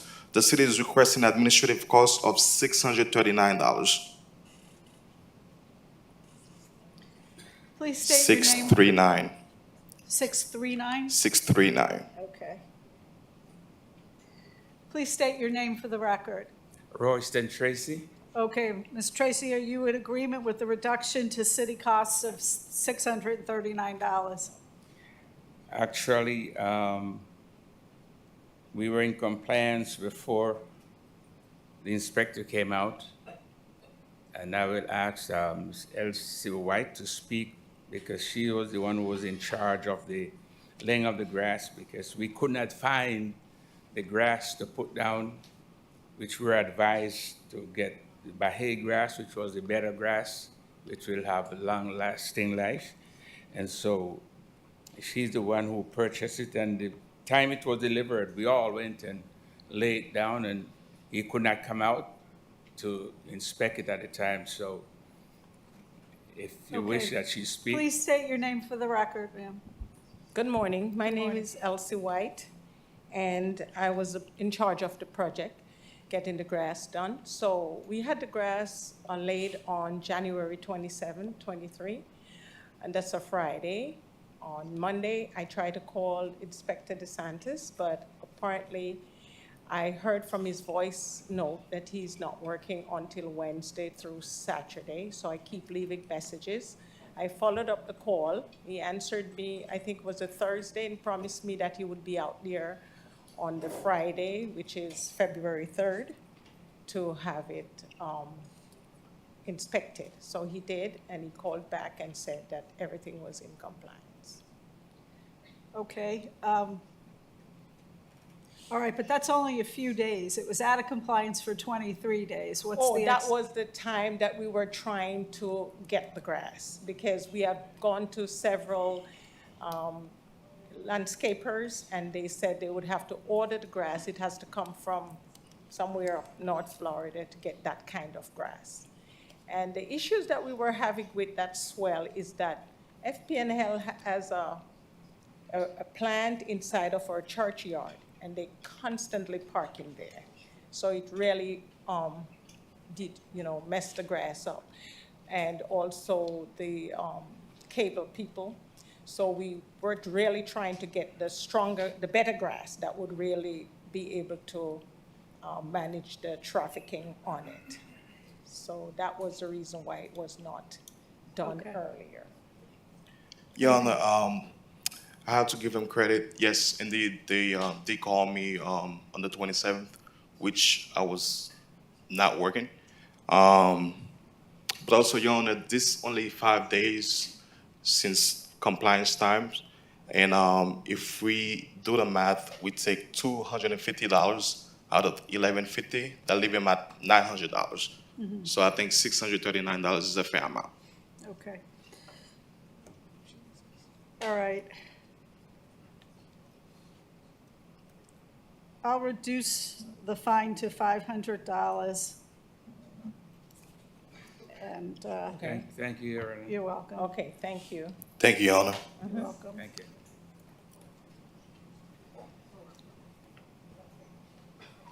Next case, page 30, Inspector Evan Oakes. Is the attorney here for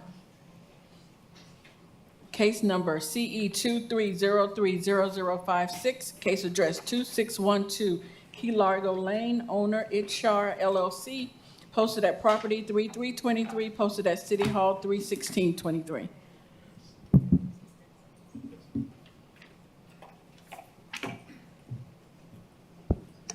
Good morning, Magistrate. Michael Garcia on behalf of the LLC. Good morning, Special Magistrate. Code Compliance Officer Evan Oaks, City of Fort Lauderdale Community Enhancement, presenting case CE 23030056, property address 2612 Key Largo Lane. This property was initially inspected on March 2nd, 2023, and the following violations were observed. 15-282D1A. There is a qualifying number of violations at this vacation rental property to request a certificate suspension of 180 days before the special magistrate. The qualifying violation cases are CE 23020848. It has one citation, and the citation violation was 15-2787. And then case CE 22030395 has two citations for violation 15-2785A and 15-2782B. There is a total of 3 violations within cases CE 22030395 and CE 23020848. The city is requesting the full 180-day suspension of the vacation rental certificate. Sir, please state your name for the record. Michael Garcia. Okay.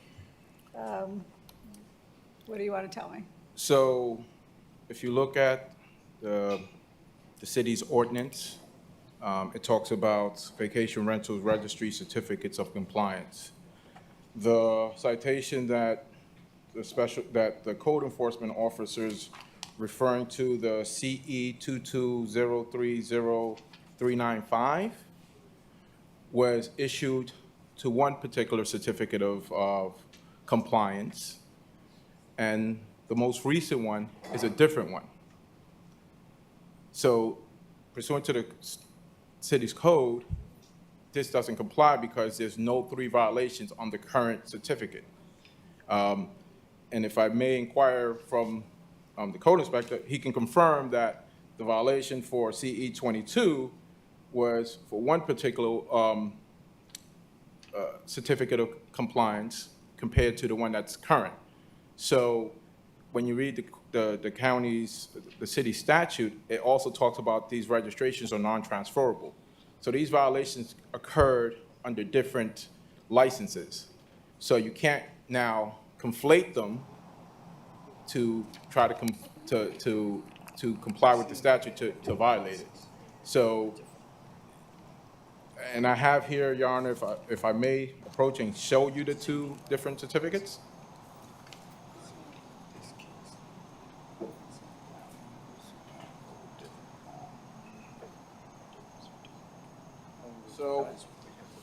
So if you can tell, there's one, the one that has the registration number at the top, that's VR 21030079.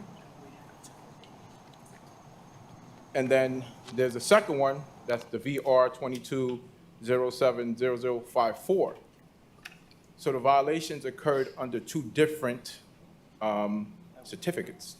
The 22 one is regarding the older certificate, which was issued on 1/31/22, and that expired on 9/30/22.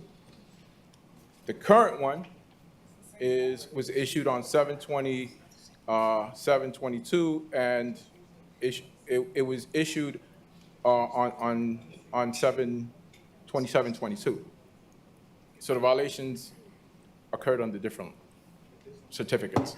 Pursuant to the statute, it says if there's 3 violations pursuant to a certificate of compliance, then yes, the city can move to suspend.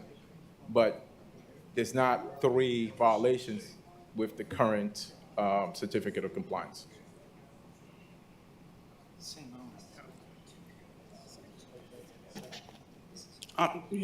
Sorry, Your Honor. Stephanie Bass for the City of Fort Lauderdale Community Enhancement. Your Honor, if you look at the registrations, it's the same owner, it's just under a different LLC. So the violations are still valid.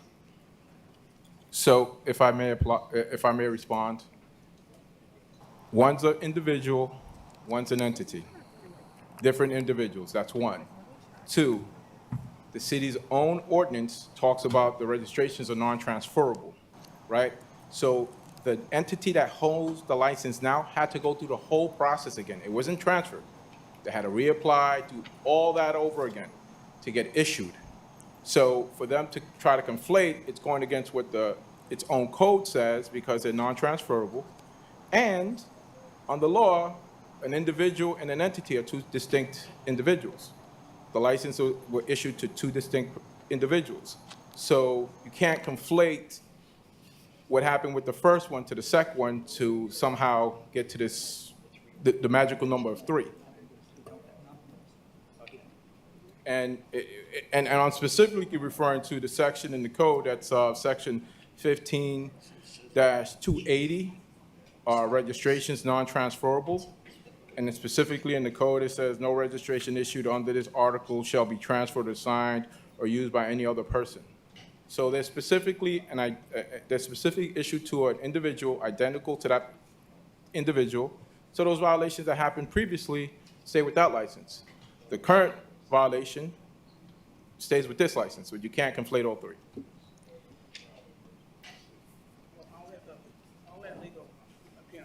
Okay. Does the city attorney?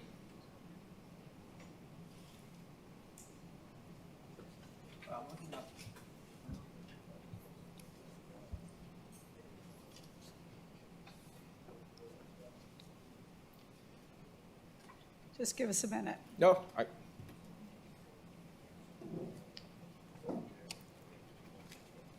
So at one point, the property was transferred from one owner to the other?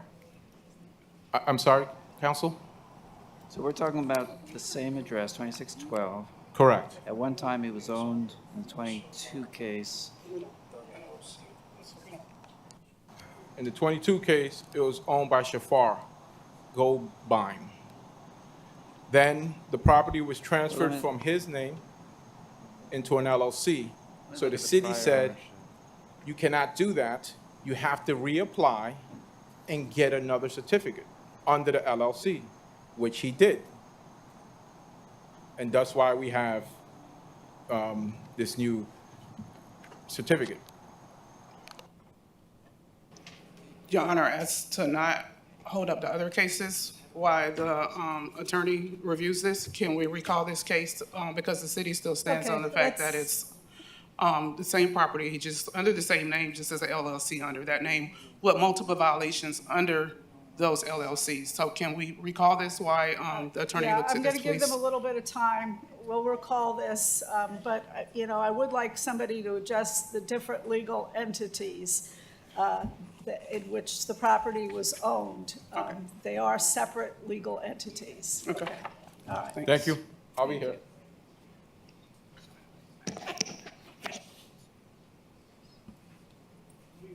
Next case, page 47, Inspector Rachel Moore.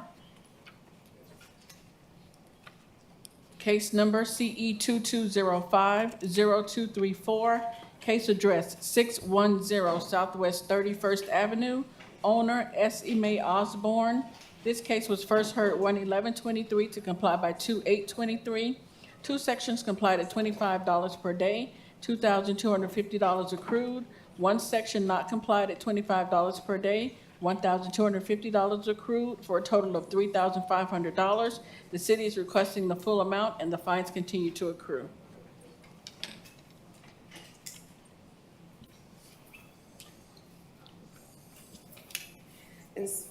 Inspector Rachel Moore for the City of Fort Lauderdale, presenting case CE 220-50234. Address 610 Southwest 31st Avenue. At the Special Magistrate hearing on 1/11, Special Magistrate Ansborough ordered 28 days to comply, or $25 per day thereafter for the following violations. 18-4, parentheses C, which is non-compliance. There is a derelict vehicle parked on the lawn alongside the driveway on the property, included but not limited to an inoperable silver sedan. 9-304, parentheses BC. There are vehicles parked on the grass lawn area, including but not limited to a Chevy Malibu sedan. 9-305, parentheses B. The landscape at this property is not being maintained in a neat and well-kept appearance. There are areas of dead and missing ground cover. A pre-hearing inspection was conducted on March 25th, 2023, and the violation of 9-305B remains as depicted in the photos. The city is requesting a stay of fines and 91 days to comply, as the homeowner is receiving assistance from Rebuilding Together Broward. Please state your name for the record, sir. Robert Osborne. Okay, and are you in agreement with the 91-day extension and the stay of fines? Yes, ma'am. Thank you very much.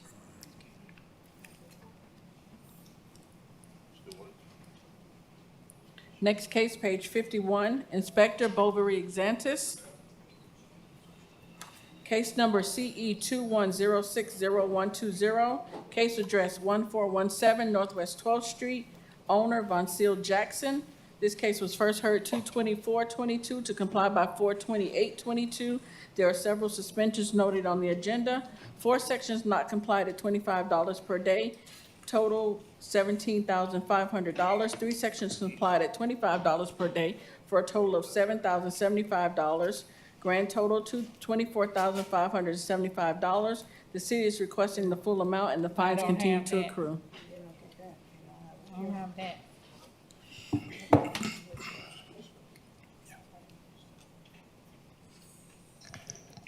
Good morning again, Your Honor.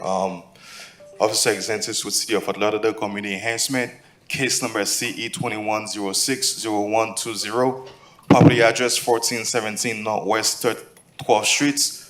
This case was first heard on February 24th, 2022. The magistrate ruled in favor of the city, and the property owner was ordered 91 days to correct all violations at the property. This case reappeared in front of the magistrate in June 14, 2022, and a 91 days extension was granted. This case reappeared before the magistrate on September 13, 2022. Another 35 days was granted.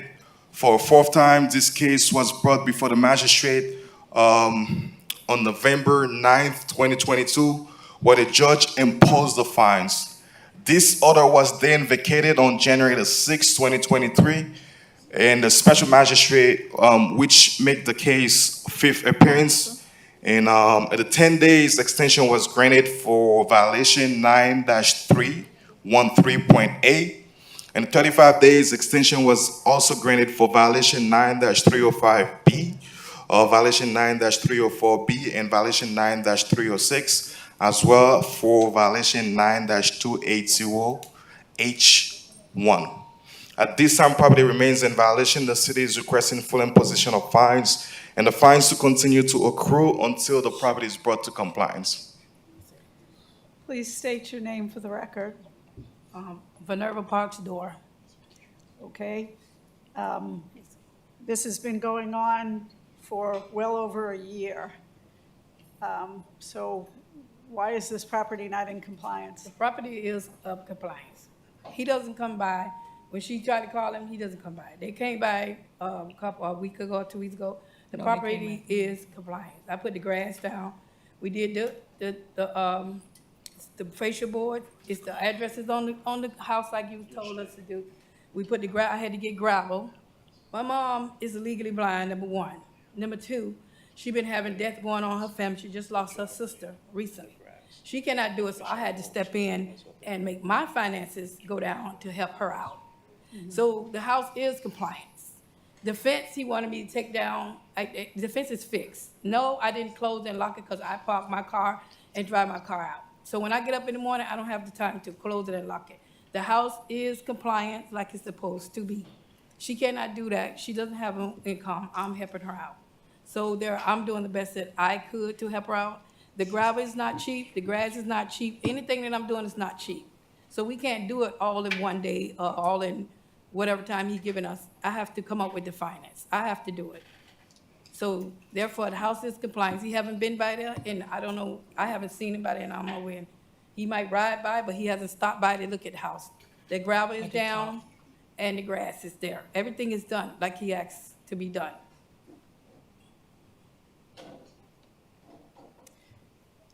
And when was this all completed by? It's been completed. It's been completed for a while. The numbers on the thing was completed before the 10 days, and I made sure of that. Like the next day after So we left had it. 35 days to do the rest, which I didn't complete because I didn't have the finances to do it. I had to wait until I got the money to do it. You understand what I'm saying? So I spent over maybe $500 to get the grass and the gravel and stuff she went to Home Depot to buy to fix the fence, because we don't want to take the fence down.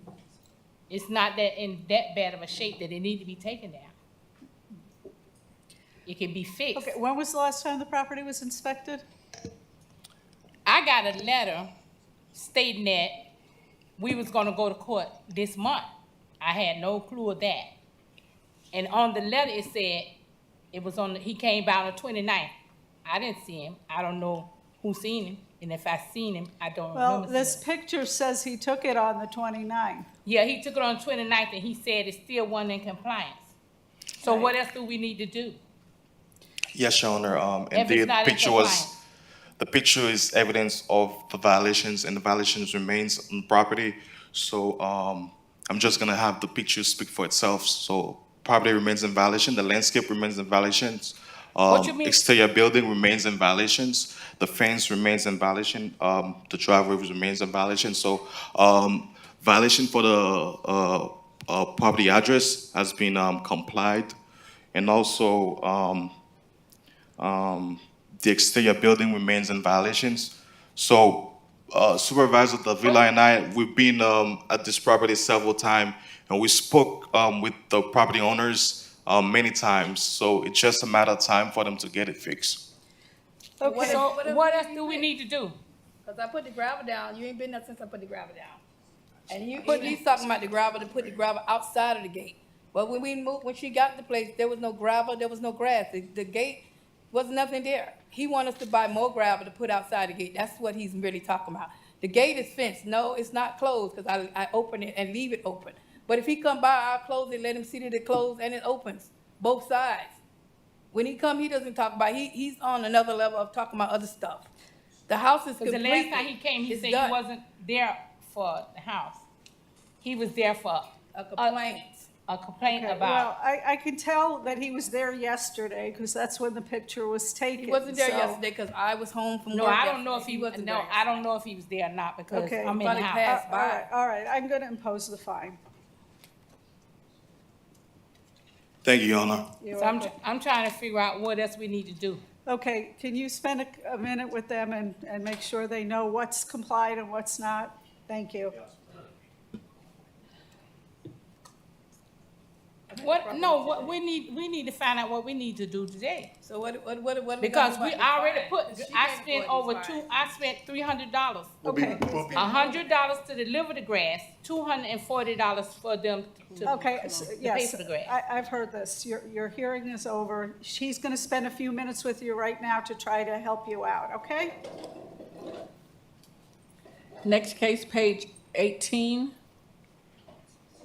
Inspector Bovary Exantis, case number CE 22080390, case address 1600 Northwest 16th Court, owner Ori Torres, Dana Andrea, posted at property 3823, posted at City Hall 31623. Is the respondent here for 1600 Northwest 16th Court?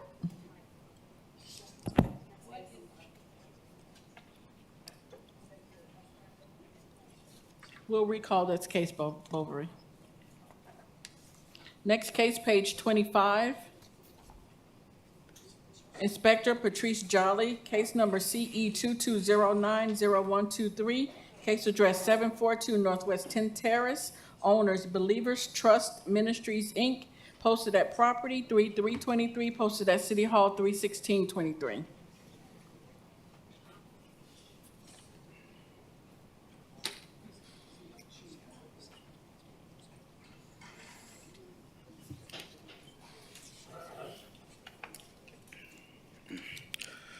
Good morning, Your Honor. Senior Code Compliance Inspector Patrice Jolly for the City of Fort Lauderdale, presenting case CE 22090123 for the property located at 742 Northwest 10th Terrace.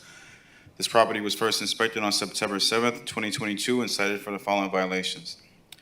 47-20.20.H, the parking facilities are not being maintained at this property. It has holes and cracks and deteriorating striping and missing wheel stops. 9-280H1, the fence at this property is in disrepair and is not being maintained as required. It has missing parts and the posts are leaning and disconnected from the mesh. 9-305B, the landscaping at this property is not being maintained in a neat and well-kept appearance. There are areas of dead and missing ground cover. 47-21.16.A is complied. Copies of the inspection reports were both posted at the property and mailed to the registered owner per Broward County Appraiser's Office. Follow-up inspections were conducted and the property was eventually scheduled for a special magistrate hearing. A pre-hearing inspection was conducted on March 25th, 2023, in which the violations remain as depicted in the photos. The city is requesting 56 days to comply at $50 a day per violation thereafter. Sir, please state your name for the record. Yes. My name is Carly Dunbar. Okay, are you in agreement to bring the property into compliance within 56 days or face a fine of $50 a day? I'm in agreement, yes, I'm in agreement. Okay. Yes. Thank you so much for your cooperation, sir. Thank you, Your Honor. Next case, page 54. Inspector Wilson Quintero Jr., case number CE 22080010, case address 2316 Northwest 6th Place, owner Kimani Christie Realty LLC. This case was first heard 1/11/23 to comply by 2/8/23. 3 sections complied at $50 per day, $1,050 accrued. The city is requesting the full amount. Good morning, Inspector Wilson Quintero Jr., presented on behalf of the city. Case number and address as read. This case was first heard on 1/11/23. Magistrate ruled in favor of the city, and the property owner was ordered to correct the violations at this property by 2/8/23. The violations were brought into compliance on 2/15/23. City is requesting full imposition. Please state your name for the record. Emma Alston for the property owner. Okay, and why did it take extra time to get this accomplished? I was first notified about the violations on February 3rd. That's when I stepped in and had everything in compliance by February 10th. There was a miscommunication about the fence. I have 3 violations, one for a fence, one for landscaping in a swale, and one for weeds in a driveway. Everything was taken care of on the 10th. I was asked to add additional grass, which was done by the 15th, but there's still some violation about the fence, which the neighbor claimed responsibility for. Okay. Anything else? No. All right, I'm going to impose a fine of $750. I don't think the fine for the fence applies to our property, so I'd like to see if we can maybe get that entire violation reduced or waived. I do Well- have pictures of the fence that I can show. Okay, how do I know that someone else took responsibility for this? This was on your property? So there's a fence that's in despair. I communicated with this Inspector Quintero that the neighbor claimed responsibility when we went to remove the fence, just to waive and, violate or comply with the violation. And he came outside, claimed responsibility for the fence. I said, okay. There is a small gate on our property that there's a clear separation. I did remove that gate even though it wasn't in despair or in any violation, just to mitigate anything Okay, further. I'll waive the fine for that violation and reduce it to $700. The fine in the swale, I did add grass and was in my compliance on the 10th. I can understand the gravel driveway, which we did come into compliance on the 15th, but the swale one was in compliance on the 10th. I do have an email from Crystal in the code department that says we should be compliant by the 9th. I was compliant on the 10th. Okay, did you not go out there till the 15th, or? That's when it was brought into compliance on the 15th. Okay.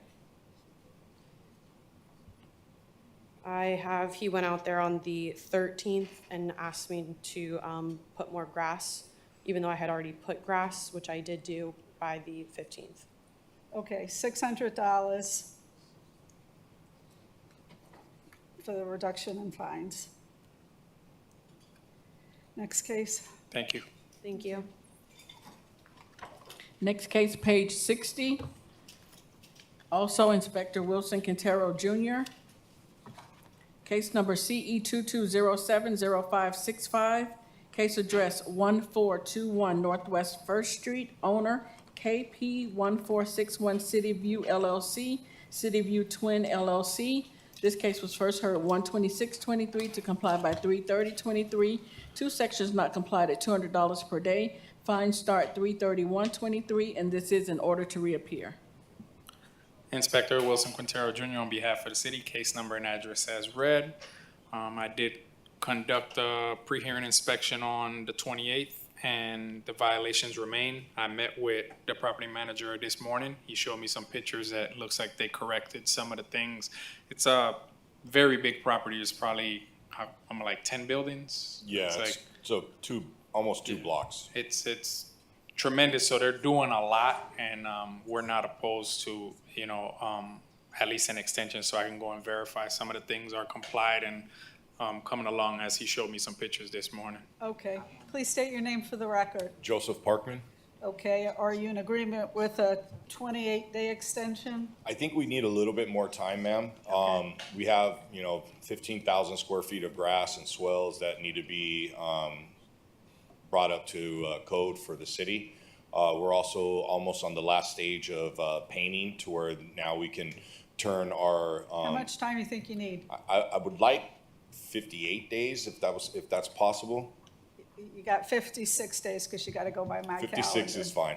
That would All work. right, 56, do you want an order to reappear? Yes. Okay, 56 days, and you'll reappear on my May 25th docket. One question, if I happen to get everything done, Beforehand, you can before call that, him. call him, and then we don't even have to appear?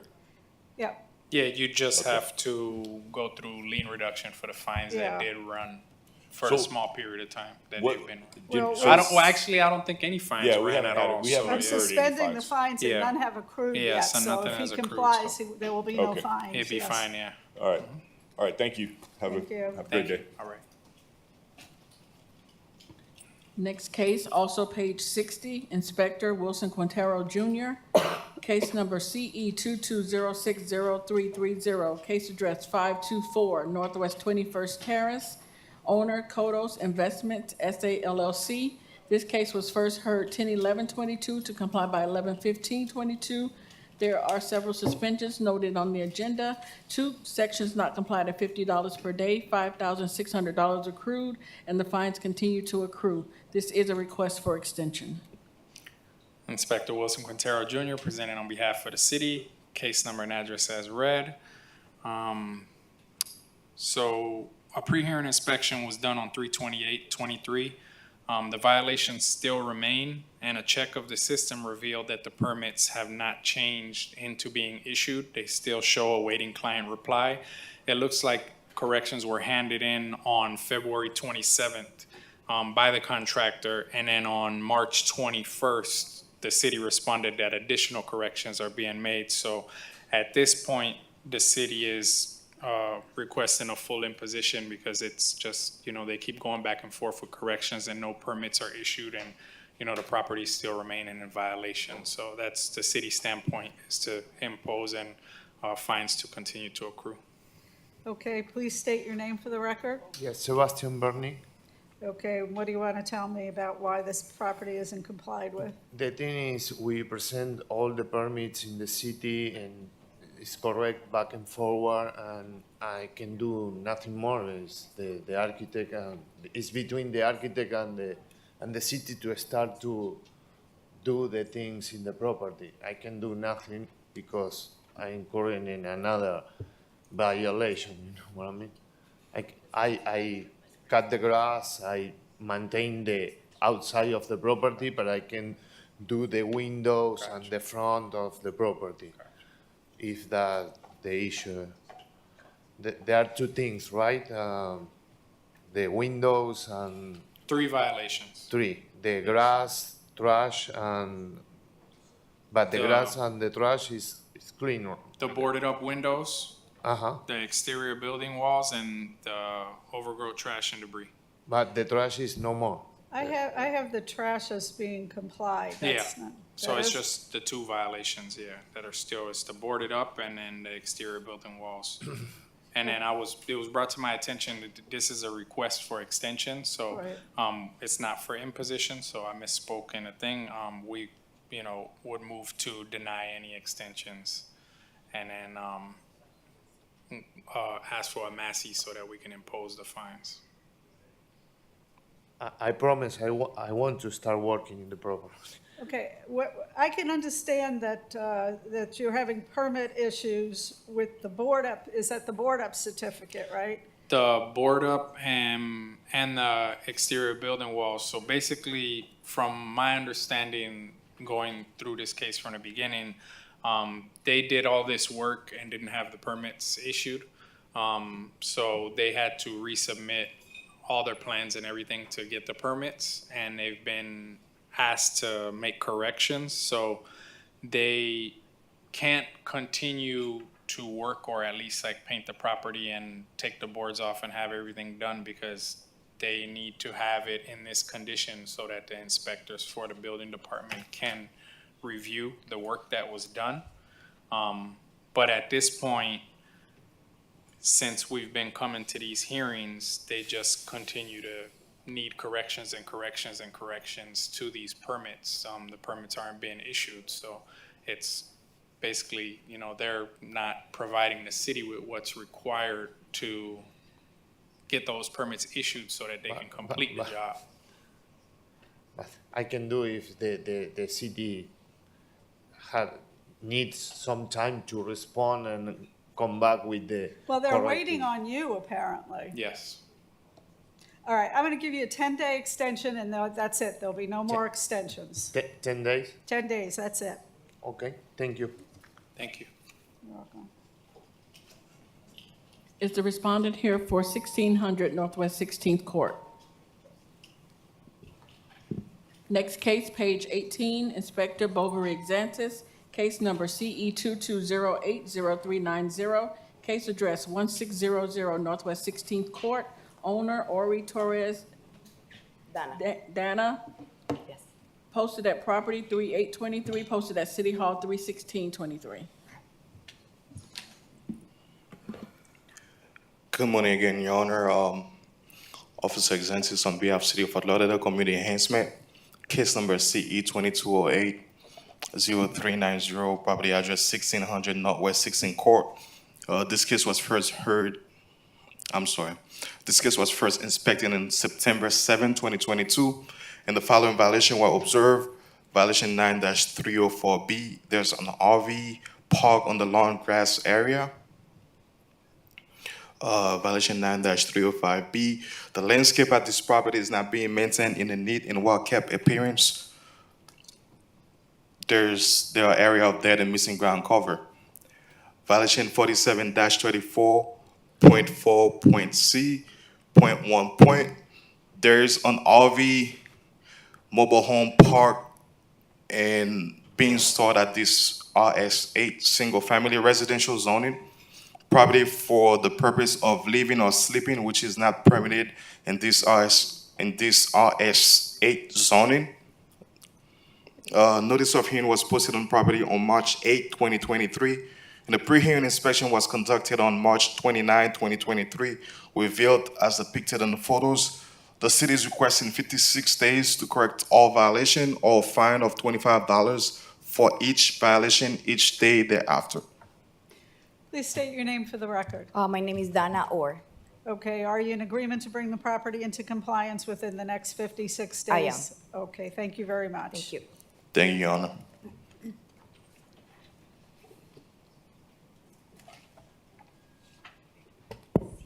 Our next two cases are on page 31. Inspector Pat Gavin. CE 23020110, 801 Northwest First Avenue. Owner Amax Holding Company. And CE 23020112. Case address 803 Northwest First Avenue. Owner Amax Holding Company. Property was posted on 3/9/23 and posted at City Hall 3/16/23 for both. Good morning, Special Magistrate. Pat morning. Gavin, City of Fort Lauderdale Code Compliance, presenting case CE 23020110 for property located at 801 Northwest First Avenue. This property is being presented before the Special Magistrate for the following violation: 15-282D1A. There is a qualifying number of violations at this vacation rental property to request a certificate suspension of 180 days before the Special Magistrate. The property has been cited for the following violations.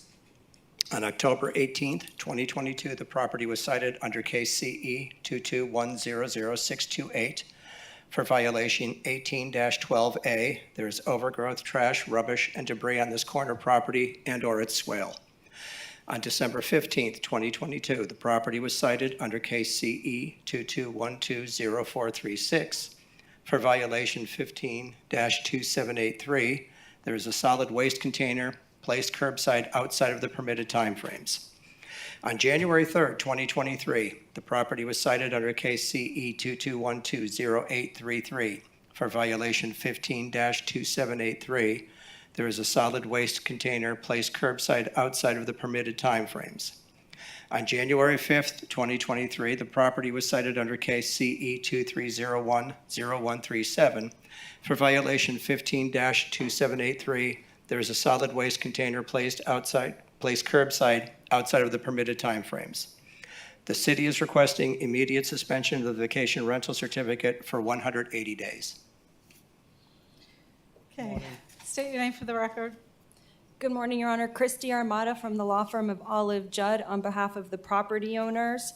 The property is owned in the name of an entity, Amax Holding Company, but in reality, it is owned by a father and son. Mr. Vargas is a retired police officer, and his son is a real estate agent who is now refocusing his time to manage these properties. I have been retained to represent them. If you notice from the representation of the facts that these violations ceased January 5th, 2023, at the time, before that time, my clients had retained a management company operated by Nicholas Lara to manage for them. And I'd ask you to note that the majority of them, 3 of them, were for the trash bins not being taken back off of the swale within the periods of time. Since they have terminated Mr. Lara's employment and Mr. Vargas has taken over management, these violations have stopped. In addition to taking over management himself, they've also posted cameras so that they can monitor. He has given his cell phone number to all of the neighbors. He is in a text thread with all of them, and he is in constant contact. He lives in Davie, so he can be at the property within an hour, and he has refocused his attention and his career to managing these properties. And since that time, the violations have ceased. Okay, all right. Anything else from the city? No, I will say, Your Honor, since he has been taking over, he has been extremely responsive. Okay, The management company was not. all right.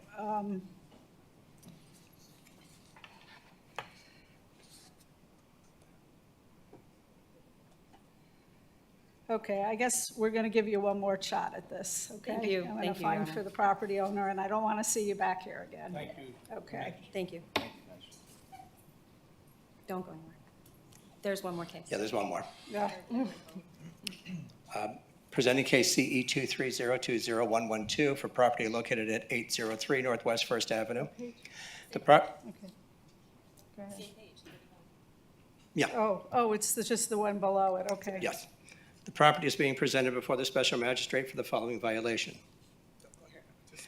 15-282D1A, there is a qualifying number of violations at this vacation rental property to request a certificate suspension of 180 days before the special magistrate.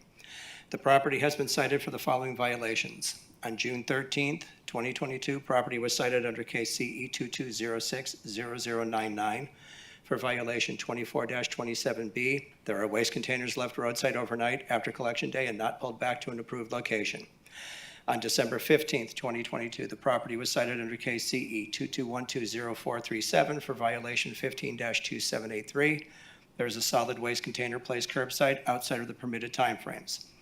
On December 27th, 2022, the property was cited under case CE 22120713 for violation 26-129A4. There is a vehicle parked in such a way as to block the sidewalk. On January 3rd, 2023, property was cited under case CE 23010036 for violation 15-2783. There is a solid waste container placed curbside outside of the permitted timeframes. On January 5th, 2023, property was cited under case CE 23010138 for violation 15-2783. There is a solid waste container placed curbside outside of the permitted timeframes. On March 6th, 2023, the property was cited under case CE 23030096 for violation 9-304B. There is a vehicle parked on the grass lawn area. The city is requesting immediate suspension of the vacation rental certificate for 180 days. Okay. And again, I called the property owner on that last one. It was removed within an hour. Okay. Good morning, Your Honor. morning. Supervisor Stephanie Bass for the City of Fort Lauderdale. Your Honor, Magistrate, before making your ruling, I really would like you to consider what the city ordinance is for the qualifying offenses for the suspension of the license, please.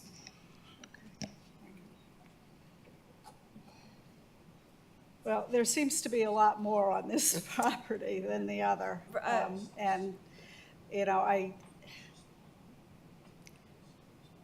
I'm going to suspend the license for 45 days.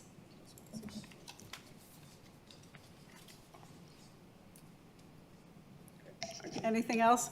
No, I just wanted to reiterate what the ordinance states, as it states that upon a violation of, thank you, that it says, in our ordinance suspension timeframes, upon the third violation of this article, the vacation rental certificate shall be suspended for a period of 180 calendar days. Okay, thank you for pointing that out to me. So it's 180 Your Honor, days. if I may, I'm sorry. Sure. Christy Armada on behalf of the property owner. And again, I do acknowledge, we acknowledge that there were various violations. And if I'd like to point out to Your Honor that the bulk of those happened before management was transferred over, all ending January 5th, and the most of them being for the trash cans not being returned on time. And while I know that it is an issue that is sensitive to the neighbors and that nobody wants to live with the tin But bins. how do you address the fact that it says your license shall be suspended? Because the preface to that section, the preface that says that you are required to impose the 180D fine does give you discretion and says that you may suspend the vacation rental. It doesn't require you to suspend the vacation rental.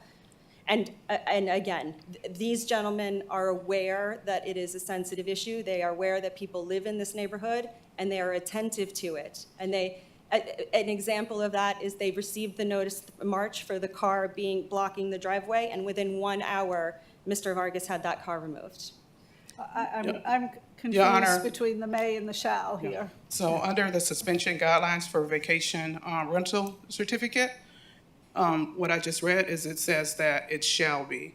And I would like for that to be reconsidered for the previous property as well, at 801 Northwest First Avenue as well, Magistrate. Okay, it looks like it's a shall, and I don't have any discretion in the matter, so. You don't have, I'm sorry to interrupt. You do not have discretion with regard to the number of days. You do have discretion over whether or not to impose that violation.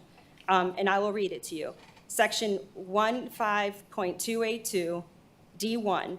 In addition to any fines or other remedies, a special magistrate may suspend a vacation rental in accordance with the following, and then down to D1, upon a third violation, the certificate shall be suspended for 180 days. So the number of days is what's required. Whether or not to suspend is what's discretionary. So the number of days shall be 180 days. And we're asking for the 180 days. Okay, Because it but says do you shall. agree that I have discretion on whether or not to suspend? I'm agreeing that the magistrate may suspend, it says may suspend. Okay. The city is requesting that you suspend, and we're requesting that where it says that it shall be, for those days to be the days that it's suspended. Okay, so my previous order stands, and I'm suspending this property for 180 days. Thank you, Your Honor. We're asking the same for 801 as well, Your Honor.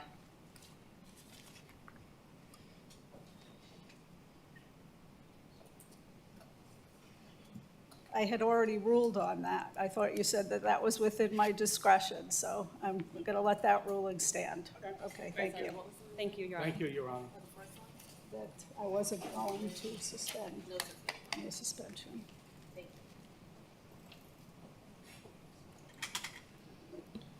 Next case, page 30. Inspector Evan Oakes, case number CE 23020178, 2407 Nassau Lane. Owner Hassan Charity. Posted at property 31723, posted at City Hall 31623.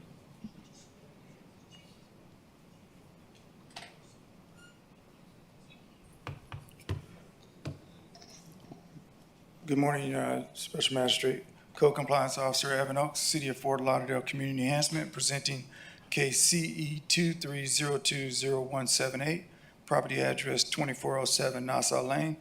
This property was initially inspected on February 6, 2023, and the following violation was observed. 15-282D1A, there's a qualifying number of violations at this vacation rental property to request a certificate suspension of 180 days before the special magistrate. The qualifying violation cases are CE 221-00804, has 2 citations for 15-2781E and 15-2782 2B. Case CE 23020131 has two citations for 15-2781E and 15-27555. Case CE 221-20258 has four citations for 15-2755, 15-2783, 15-2785A, and 15-2781E. Based on these three cases, the city is requesting the full 180-day suspension of the vacation rental certificate. Sir, please state your name for the record. Hassan Chaudhry.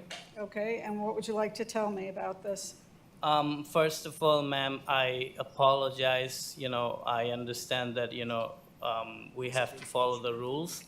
However, I'm very new with the Fort Lauderdale city, to be honest, and I have multiple other properties all around the world, in the Hamptons, in Miami.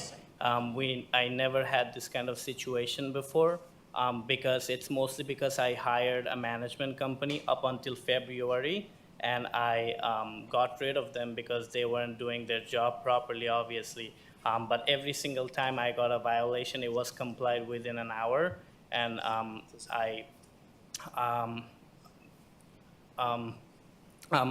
at the same time, we rented the property for a long-term lease starting February. So the last violation that we received, it was actually not under a vacation rental. It was, I have the lease copy with me that we rented the house for a long-term lease to a friend of mine. And I would really, really appreciate if you give me another chance so that, I can correct and there is no other violations on the property. Okay, but it's currently being leased for a long-term lease? For 3 months, yes. For 3 We have the months. lease.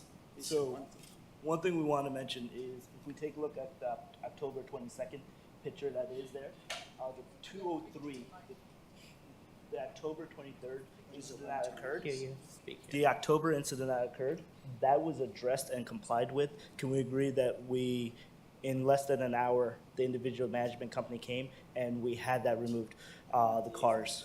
And then if we take a look at the big incident, the December incident, once again, that transgression had occurred in terms of the cars. We acknowledge that one. But the February incident, once we shifted to long-term rentals, there's a rule of short-term application of removing it from 1 hour. Does that still apply? I thought it was reading it. I thought you had 10 days if the cars were a situation, because we shifted to that. And even that situation was solved in a matter of 2 to 3 hours. The individual who was moving into the unit was moving his stuff into the house. So. What is the effect of the long-term lease? Your Honor, they're still under the short-term rental because they never notified us that they were going to a long-term lease, and their short-term rental application is still active. Okay, all right, I'm going to suspend on the short-term rental for 180 days, but if you're on a long-term, I mean, they can still have the tenant there. They have to notify us and then cancel their short-term Yeah. rental. So just tell them that you have a long-term, notify him in writing that you have a long-term. So we have that long-term, it's a seasonal rental. He's staying for 3 months. We'd like to keep our short-term active in terms of it. For now, we're not utilizing it. Yeah, but after, no, it's going to be suspended for 180 days. There's too many violations. Okay, thank you. Thank you. Thank you. Thank you, Your Honor. Next two cases are on page 35. Inspector Leonard Champagne. I'll read both cases in.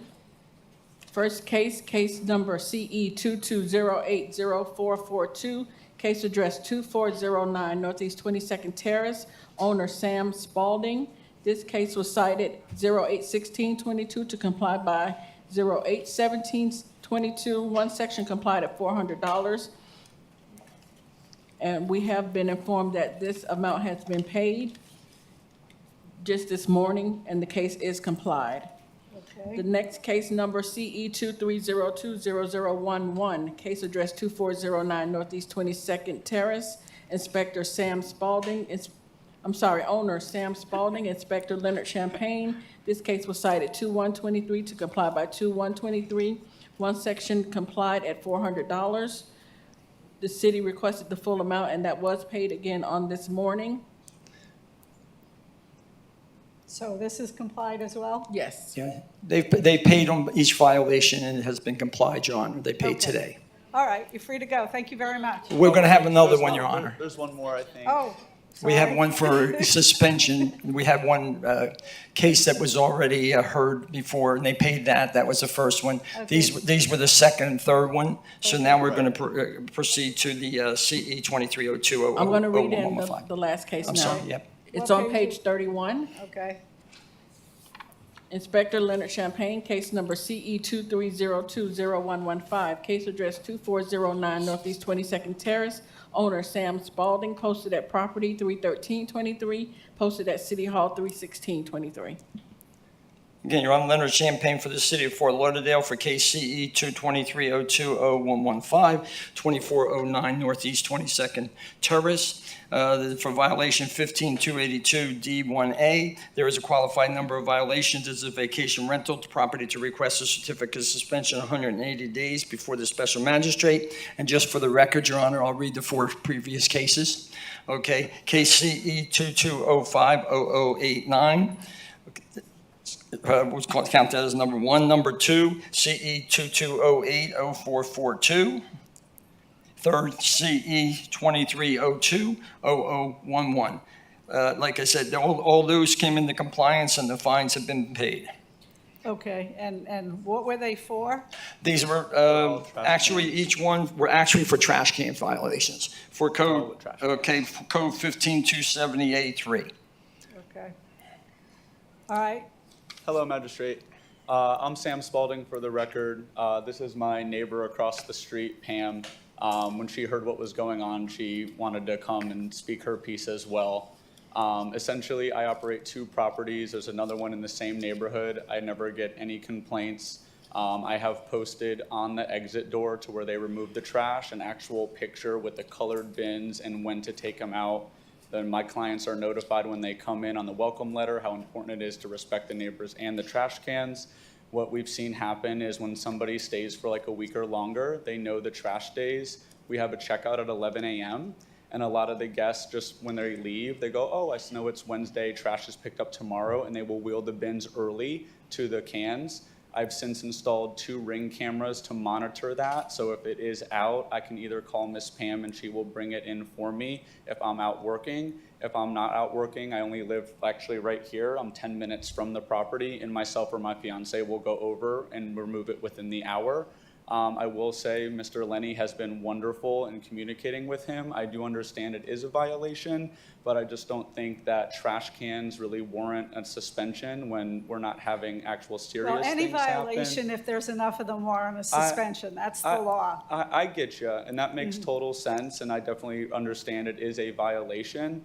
But a suspension for 180 days when we do comply, we've paid every single time. I'm not arguing that the cans were there or not there, but it is out of my control if a tenant thinking they're nice is bringing it out, knowing that they're not going to be there to take it out that evening.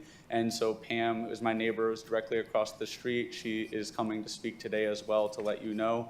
We are caring people. We do recognize it. And me and Mr. Champagne have had many conversations over it to the point where I installed a camera on the side of the house to view the trash cans and on the front of the house to make sure that it's not out. And we've been monitoring that for several months, but it is out of our control when we notify them. I can show you pictures of where it's posted right by the cans. Whether it's out of your control, it's your responsibility as the Absolutely. property owner. And I'm not saying it's not my responsibility. That's why I'm here today as my neighbor. I'm taking ownership of it. But someone else is, hey, I'm going to bring it out to be nice, and then someone calls and it's out before 6 and it's out at 2. We're doing everything we can, and I can show you the messages we send to every guest. It is very laid out important that the trash cans are respected because there's some older people in the neighborhood that get a little fussy when they see it out past a certain time, and I do understand that. Okay. Did you want to please state your name for the record? Pamela Joe Hilton Coppola. I believe he's being targeted because I've lived in the neighborhood for 11 years and I never knew there was a time limit. And many of the neighbors have theirs out first thing in the morning before they go to work. And at the time when his was out too, you look up and down the street and there's all kinds of trash cans. So I now that I know what's going on, I try and call him if there's some kind of violation, but somebody has targeted him. I've heard that somebody moved his garbage can out. And that was proven by his ring cam, but they stayed out of the camera, but they did it, and that was proven. And what was the other thing? One of the cases that was noted earlier, one of the cases that was noted earlier was actually like thrown away, one of the 4, which is why the second one now was actually my 3. I have paid all of them, but when I saw that like the trash cans were out at the curb, but I had no guests there, and I hadn't gone there, I know someone moved them, and the city actually did throw away one of those cases, and that's where these next 2 came. There was 6 months where we had no violations at all. I'm away for a wedding out of town, and all of a sudden I get a call saying, hey, you have another violation. My fiance was still in town watching our puppy, and then now here we are. I definitely understand it's serious. That's why I'm here. My neighbor felt that, hey, I'm going to be pay. Yeah, she told me not to pay. I said, well, I'm going to pay. I understand it was out, right? I'm not arguing that it was at the curb, but I feel like for trash cans, and we are understanding, we are compliant. I have cameras up. Every guest is notified, not only on the letter, but on the message and on the door going out. I have pictures of the days and the times. I just don't think it warrants a suspension. I'm not asking for a fine reduction. I paid everything in full. I hope you can respect that and have some appreciation that we do care. Okay, anything else from the city? Unfortunately, Your Honor, what you said earlier, the violation is a violation, number 1. Number 2, and I can show this to the respondent as well as yourself. Under section application for registration, even when you get your registration, under application of registration, there's a part in there that says acknowledgement of the owner of the following. So in other words, they're going to look at the citation, here's the rules and regulations, and you're binded by it. And if you want, I can show you that, but one of the things in there says, under D, says that no solid waste container shall be located at the curb for pickup before 6 p.m. of the day prior to pickup, and solid waste containers shall be removed before midnight of the day of the pickup. So in other words, Your Honor, that's the first. Second, usually we've communicated, usually just in case they're not aware of that and they didn't do what they should have done. Most of the times when I get a first violation, I will actually go there and give them 24 hours to come into compliance, and usually call the manager or the owner and say, hey, you know what? This is a violation. You can't be doing this. You can't have 3 violations, or you could get suspended for 180 days. A fourth of any violation, you could lose it for 365 days. And when I go in and do my inspections, I always make people aware of the violations, the noise, the parking, and the trash. So, we've done it many times. Okay, what about what he said that he proved that someone else moved it and that violation was taken away? Are those 3 violations still? Well, Your Honor, I never saw any proof of anything like that or said that, and maybe it was, maybe it was not, and they had cameras, they could get copies of the cameras and show that, but now it's after, we've never seen that, so we can't prove that or not. I can only go out and see whether there is a trash can there or not a trash can or container there. Mm-hmm. Okay, all right. I'm gonna let you off this time, but not again, okay? I really appreciate it, All right. and I hopefully will never be back here again. All right, Thank you, guys. okay, Thank you, Your Honor. you're welcome. Next case, page 42, Inspector Manuel Garcia, case number CE 23010346, case address 1308 Southwest 21st Lane, owner Holland Mobile Home Park LLC. This case was cited 11223 to comply by 11323. One section complied at $200 per day, $5,400 accrued. The city is requesting the full amount. Appeal deadline was 12723. No appeal received.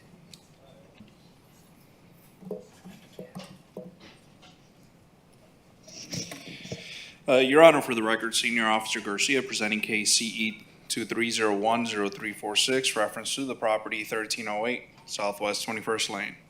This property was issued a citation on January 12, 2023 under section 9-280G as it states that there is limited service of electricity being provided to, but not limited to, Unit 1377 Southwest 21st Lane. The service is limited due to inefficient or faulty electric service box installed on the property. Please refer to the evidence submitted for reference. At this time, the property has complied with all requirements issued by the city. No appeal was received in reference to the subject violation. The city is requesting the imposition of fines to the sum of $5,400. Okay. Please state your name. Juan Medina? Okay, did you file an appeal in this matter? No, ma'am. Okay. Let me tell you a little bit about the ordinance in this matter. It doesn't leave me any discretion. If you do not file for an appeal, I have to enter the fine, and I have to order the fine.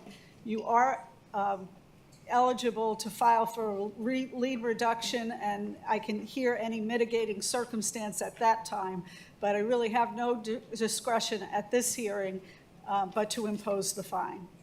Okay. All right. We'll Thank go you ahead and very file much. for a lien reduction then. Okay, thank you.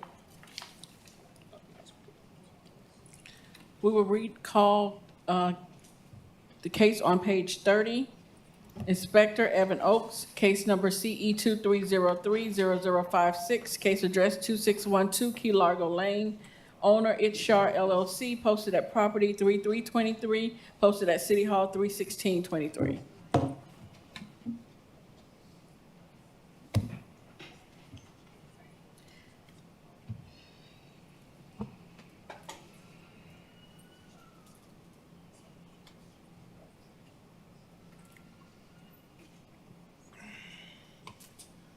Good morning again, Special Magistrate, Code Compliance Officer Evan Oakes, City of Fort Lauderdale Community Enhancement, presenting case CE 23030056, property address 2612 Key Largo Lane.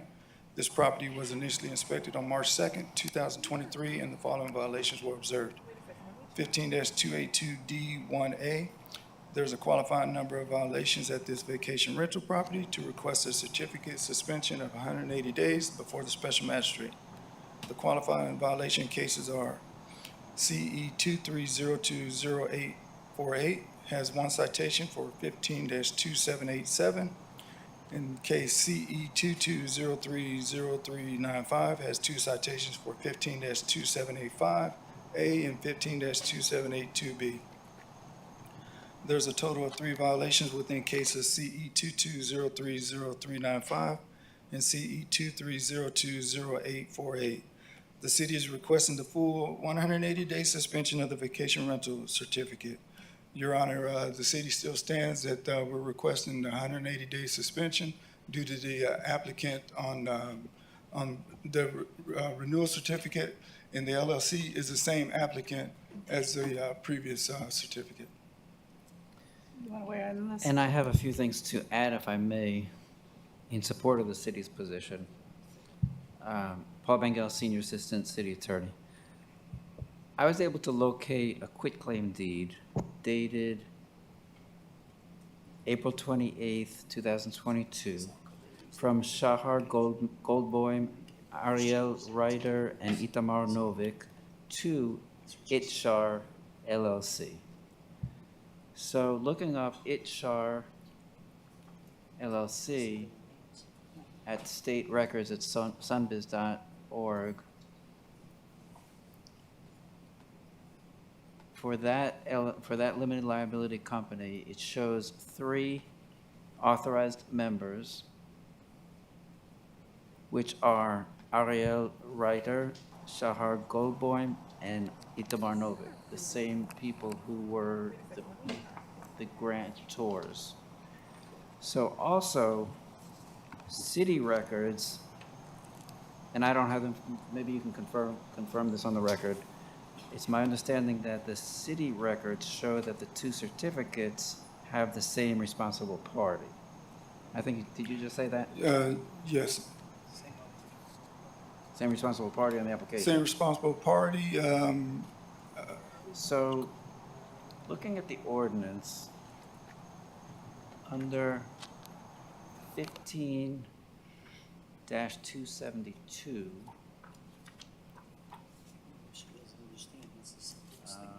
let me pull it up here.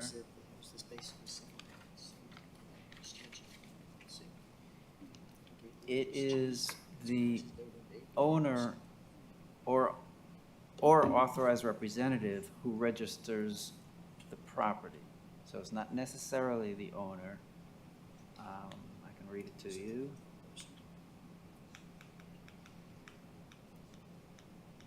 So under 15-272, it is unlawful for any person to allow another person to occupy any residential property that is a single family, two family, three family, or four family house or dwelling unit as a vacation rental within the city, or offer such property for rent as a vacation rental within the city, unless the owner of the property in fee simple title or his or her authorized representative has registered the property as a vacation rental property within the city, and the vacation rental property has been issued a certificate of compliance in accordance with the provisions of this article.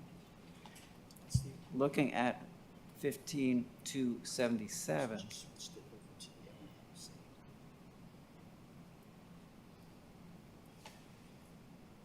the city manager or his or her designee may issue a certificate of compliance to the applicant upon proof of the following.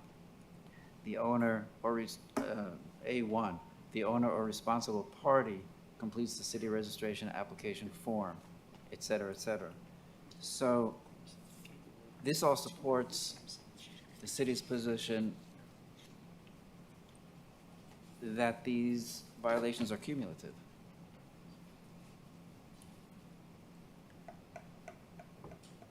The fact that the property was conveyed by quitclaim deed to an LLC that has the very same authorized members as the owners, the ordinance does not treat each one of them separately, because the ordinance speaks in terms of authorized representatives and responsible parties, which in this case, it sounds like they're the same. Yes, sir. They are the same. So may I respond? You may. So a few things. I object to the attorney testifying for the city. That's one. I'm not testifying. Two, I was retained just a few days ago. I requested the city give us some more time to prepare for this. They denied us. We're here. Now, the city was given an exceptional amount of time to review all this and I don't have a chance to respond to this. So I would request a continuance so I can now properly respond to what they said because they had all this time. That's two. If you don't grant that, then I can proceed and cross-examine the inspector and lay out my case. But I request that we get an extension because they were given a significant amount of time to review this, and now I need to respond, and I don't have that. We're not given the same opportunity that we're just given.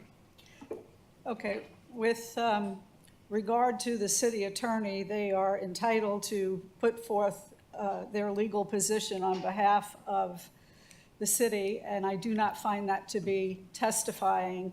A legal position is, I understand, but testifying as to facts. It's overruled. Okay. Okay, what is the city's position with regard to a continuance?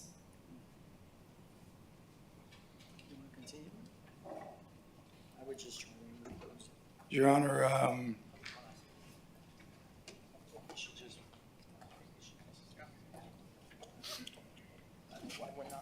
Your Honor, based on the legal opinion that the city's attorney just gave, the city would not request a continuance. We would like for the magistrate to rule today, based on the opinion this was just given, that on both applications, the responsible party was the same for this vacation rental, and also there are two neighbors that are here that want to speak on behalf of the property as well. Can you give us a moment? Okay.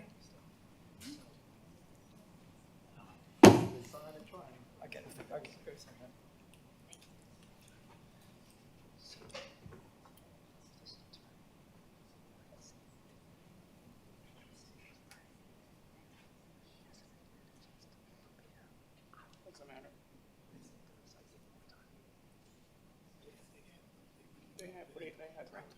And that's them, if they decided to obtain an attorney at the last minute, we can't control the time for them to be attorney. The city still remains, our position remains the same. The property owner was giving a time frame in order, due process was received, wherein they were given the time frame wherein that this hearing was going to take place. It was up to the property owner to obtain legal, and they decided to do it 2 days before the hearing. That doesn't reflect the city, so our position remains the same, Your Honor. Okay, sir, do you have anything else to add? Depending on your ruling, if you give me the continuance, no. If you don't give me the I'm continuance. not going to grant the continuance. Okay, so may I cross then the inspector? You may. Okay. Mr. Oaks, you mentioned the citation CE 22030395, correct? Yes. And what is that violations? What are those violations for? Okay, those citations were for noise 15-2785A for noise emitting from property outside permissible limits. And both of these citations were written by Inspector Aguilera. Were you the inspector? No, sir. You were not the inspector, so you don't know if that happened or not. Is that correct? Well, Your Honor, I'm going to ask that if I'm cross-examining him, that he gets to testify and he doesn't get to confer with people. Okay, I do allow a little leeway, but. Your Honor, what we're trying to say on this is these have already been heard and they were Yeah. guilty of that. To rehear it is just. Yeah, I realize that. Well, I'm not going to retry these No, other that's fine. cases. Can you tell me when those violations occurred? They occurred on March 26, 2022, and they were complied on April 1st, 2022. And can you tell me who was the owner at the time of the Let me property? just jump in for a minute, and that's based on your reviewing the city's records. That's not your personal Yes, information, sir. your personal knowledge, is that correct? It's from the city's records. Can you tell me who was the owner of the property at the time?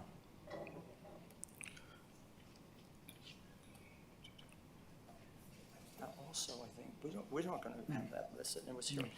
Your Honor, I don't have that listed. That should be on the certificate that the council has. So, Your Honor, may I present him the certificate so he can take a look at it? Oh, Okay, okay. if he already has the answer. My remembrance was that the inspector actually cited. Your Honor, who's testifying? I have 3 people talking. Okay, Your Honor, Supervisor Stephanie Bass for the City of Fort Lauderdale. These certificates was presented by the attorney, so we're aware of who the owners was. But we also, just for the record, want to say that the same owner, the same responsible party that was the responsible party that was supposed to respond was the exact both certificates as well. I know the argument. I'm just trying to get through this.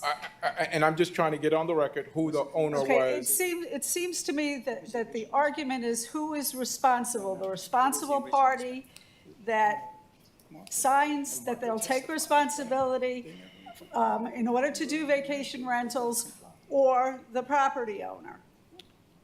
So I know that's their position, but the code says is the violations attached to the certificate of compliance. And if you allow me to cross, I will get to that point, but I need to lay the record correctly because we may need to appeal, right? We have an appeal right, so I need to lay the record properly to establish the foundations and facts. Correct? Go ahead. Okay. So, question again, at the time of the violations that you just referenced in March of 22, who is the property owner? Shamar Goldblum. Okay.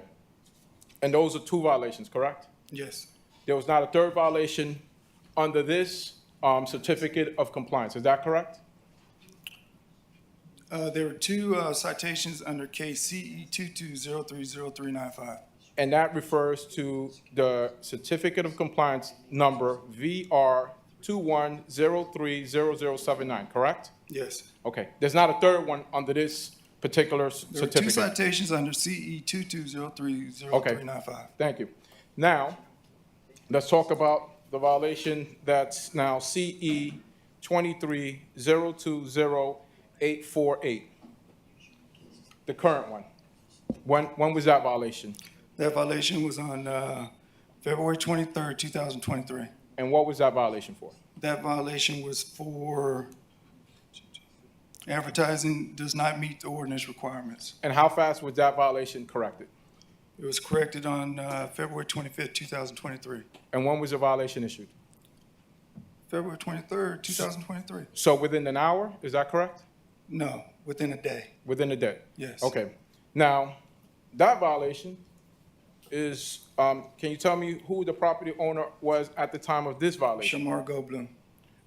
Okay, so I'm gonna ask you to look at the certificate of compliance that you have. You have two of them, right? Yes. You have one that's Shamar, and then you have Itzar LLC, is that correct? It says Itzar LLC, Shamar Goldblum. Okay, it says property owner, Itzar LLC, correct? Yes, And- Shamar Goldblum. And the certificate is VR 220700054, correct? Yes, And that is different than the other certificate, correct? yes, Okay. Now, there's only one violation regarding Itzar LLC, correct? yes. Okay. Now, With the same property owner. Wait a second. I thought that there were two violations under the other citation number. That's what I wrote down. there is two violations on the old one, Your Honor. I thought there was 3 under one and 2 under another No. case. No, Your There's a Honor. total of 3 violations, Your Honor. Okay. One under CE 23020848, and the property owner for that one is it's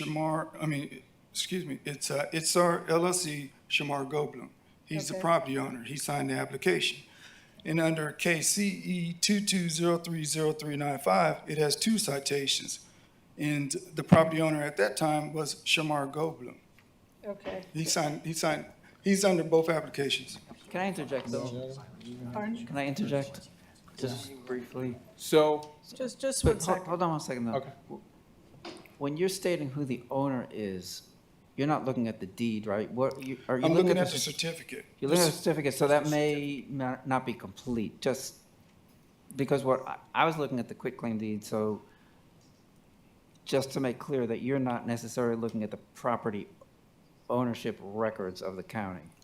I'm looking at the certificate of compliance of property owner, which is pulled from the Broward County Property. Okay, so that may have Registers. an abbreviated name, so that, I just want to clarify that you're going from what you have on those certificates, not necessarily from the county property records. Okay. Yes.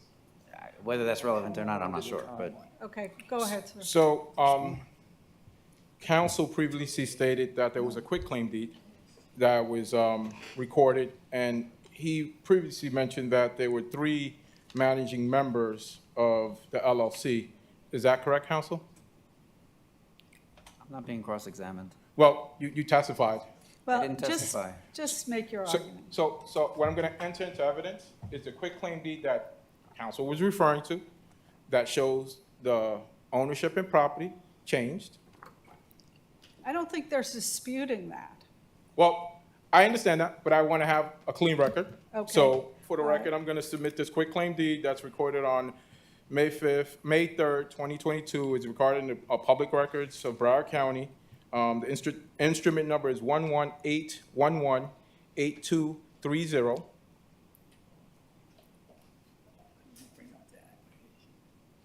It's regarding the subject property. And as council previously stated, there were 3 members to the LLC. The previous owners were 2 members. This is totally different. But I want to point out to the court, because council referenced registration, and it talks about fee simple ownership. The statute talks about fee simple. The property in question has transferred ownership. There's an LLC now, and previously it was owned by individuals. There's testimony that there's only 2 violations under the old certificate of compliance and 1 under the current one. Now, the city says you can conflate them, but that's improper because it goes against what the city ordinance says. And I'm going to read again There's their ordinance that talks about registrations not being transferable.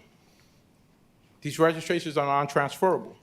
You've made that point several times, So, Counsel. and I understand, but they made several points, and I just want to make sure I have a clear record. So I just want to point out a few things. One, it's improper to try to pierce the corporate veil of the LLC and conflate the old actions to this one. That's one. Two, there's a quitclaim deed that's undisputed that there's been a transfer of ownership, different owners, right? Three, conflating the violations on the different certificates, it's a violation of due process, right? Because they're different owners, they're different owners, and pursuant to the statute, the violations go to the license, the certificate. It doesn't attach to the property, and it doesn't attach to the owner. The statute talks about violation under that certificate. So the violations attached to those certificates. That's two. Can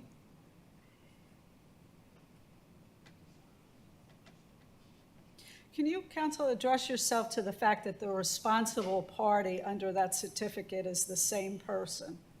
So the responsible party is, but there's nothing in the statute that talks about the responsible party is the one that gets the violation. There's nothing in the ordinance that they say, yes, the responsible parties, yes, it's clear. It is the same responsible party. But that doesn't mean that because the responsible party is the same, the violations now somehow conflate or continue when there's new certificates of compliance, because every year you have to renew this. The city told the old property owner, you need to get a new certificate because you transferred title. It was in their name, they transferred title to a LLC. So the owner went and through the whole process and got another one, and the city approved it. Now, to somehow conflate those is improper. There's nothing and I'm just going by the city's ordinance. There's nothing in the ordinance that says you can do that. It says they're non-transferable. That means this same owner, they make the allegation it's the same owner. They made them go through the whole process because there's a different ownership, fee simple interest. And the city somehow is now going to tell you to negate or forget what the law is regarding ownership interest. It's a fee simple. There's different owners. So for that reason, I think, Your Honor, the violation, they haven't met their burden. There's no 3 violations, and there shouldn't be a suspension of. Okay, I'll let the city have the last word. City Attorney, want to respond to his closing argument there? I don't really have anything in addition to what I argued before. But I suggest that the fact that the responsible party is the same is significant. Okay. Can I just say one thing so it's not confusing? You can have an application in there, Your Honor, that's signed by the person and all, and then turned around and you go from one to the LLC. Okay, and you're going to get a different number on that certificate, just like you would when you get another every year. So that, does that make it a little clearer? Like you could have that, switch it over to the new one, and still have the same basically application you were putting in. Then you're going to get a different number on it, which you're going to get a different number another year. Okay. One other thing, just an observation, a quitclaim deed, as I'm sure everyone knows, only transfers whatever interest the grantor had in the property to the grantee. So it's different from warranty deed. It's a quitclaim deed. Whatever interest that the grantor had is what's being transferred. Okay. All right. May I just respond to that one to have a clear record? Whatever the owners have doesn't transfer because the violations do not attach to the ownership interest, period. Okay, I'm going to make a finding of fact that 3 violations existed on the same property and the same responsible party was on both certificates, and so I'm going to suspend for 180 days. Thank you, Your Honor. Just, we're going to be ordering the transcript and filing an appeal on this, just so the record's clear. Okay. Next case, page 61. Inspector Wilson Quintero Jr., case number CE 22100400, case address 1601 Northwest 6th Street, owner Willie Rawls Jr. Living Trust, Willie Rawls Jr. trustee. This case was first heard 2/14/23 to comply by 3/14/23. One section complied at $50 per day for a total of $750. Two sections complied at $50 per day for a total of $1,300. Fine total is $2,100. This was a request for extension, but the case is now in compliance. Good afternoon. Inspector Wilson Quintero Jr. presented on behalf of the city, case and address as read. I want to state that I passed by the property this morning. I've been in communication with Mr. Hunt the whole time. They're in full compliance now as of this morning, so I wanted to see if he was willing to waive his rights to a Massey hearing so that he can speak on behalf of the fines today. Okay, would you like to do that? Do you understand what he's saying? Yes. Okay, do you want to waive your rights Yes. to notice? Okay, go ahead. All right. Everything's in compliance now, so a total of $2,100 accrued for the violations. He did pull permits. It took a little longer for him to come into compliance, but he stayed in constant communication and everything. So we're not opposed to a reduction if necessary or anything. Admin costs accrued are $626. Okay, state your name for the records. Jamal Hunt. Okay, and what do you want to tell me as to why it took as long as it did? It was a while from me finding out with everything, trying to get the permits pulled, going out, like he said, I kept communicating with him, letting him know I had to go get surveying. I hired a surveyor.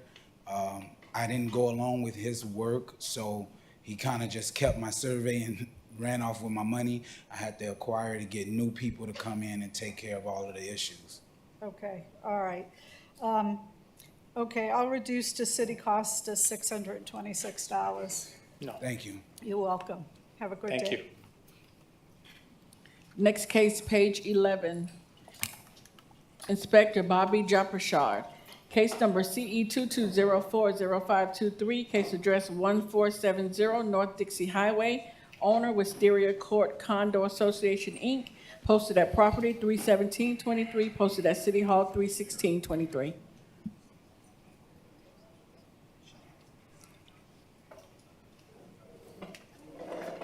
Good evening, Special Magistrate Inspector Bobby Jabrashire for the City of Fort Lauderdale, presenting case CE 22040523.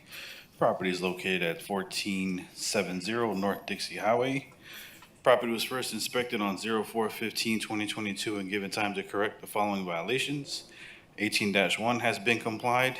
9-306, the exterior building walls have not been maintained. Structural parts, including the fascia soffits, are in disrepair. There are also areas of the exterior that have stains and missing peeling chipping paint. 9-305B has been complied. 47-19.4.D.8 has been complied, and violation 9-280H1. The wood fence surrounding the property is in disrepair and is not being maintained as required. There are sections which are being damaged, missing slats, which are leaning and not in structure and not secured. And violation 9-280G has been complied. The city is requesting compliance within 28 days or a fine of $50 per day thereafter for each violation. I would like to submit my case, my case notes to the file and photos to the court, and the property manager is here to speak on his behalf. Thank you. Please state your name for the record. Dale Clappison. Okay, are you in agreement to bring the property into compliance within 28 days? So we could probably have permits pulled. We just hired a contractor. I don't know that we could get the work done within 28 days, but we would definitely have the permits pulled, or at least applications submitted. Okay. City have any objection to 56 days? We will keep it 56 days with a stay of fines, ma'am. Okay. All right. 56 days or $50 a day thereafter. Can we also, for the record, a mandatory reappearance to update? Okay. All right, so you'll reappear on my May 25th docket. Yes, ma'am. Okay, thank you very much. Thank you. Next case, page 8, Inspector Rachel Moore. Case number CE 22020368, case address 3250 Jackson Boulevard. Owner Miriam V. Smith Trust, Derek Smith trustee. Posted at property 3323, posted at City Hall 31623.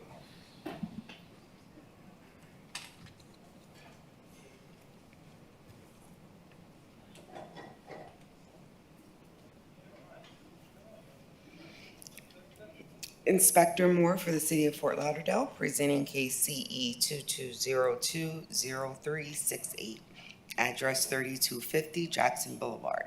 The property was cited on February the 10th, 2022 for the following violations.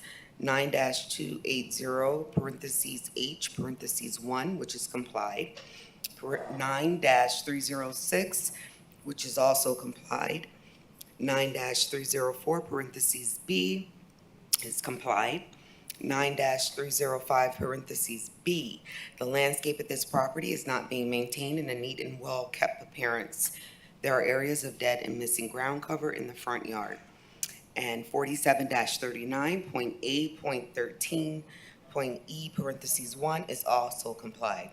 An inspection report was posted on the property, and a copy was made to the owner listed in BCPA via first-class mail.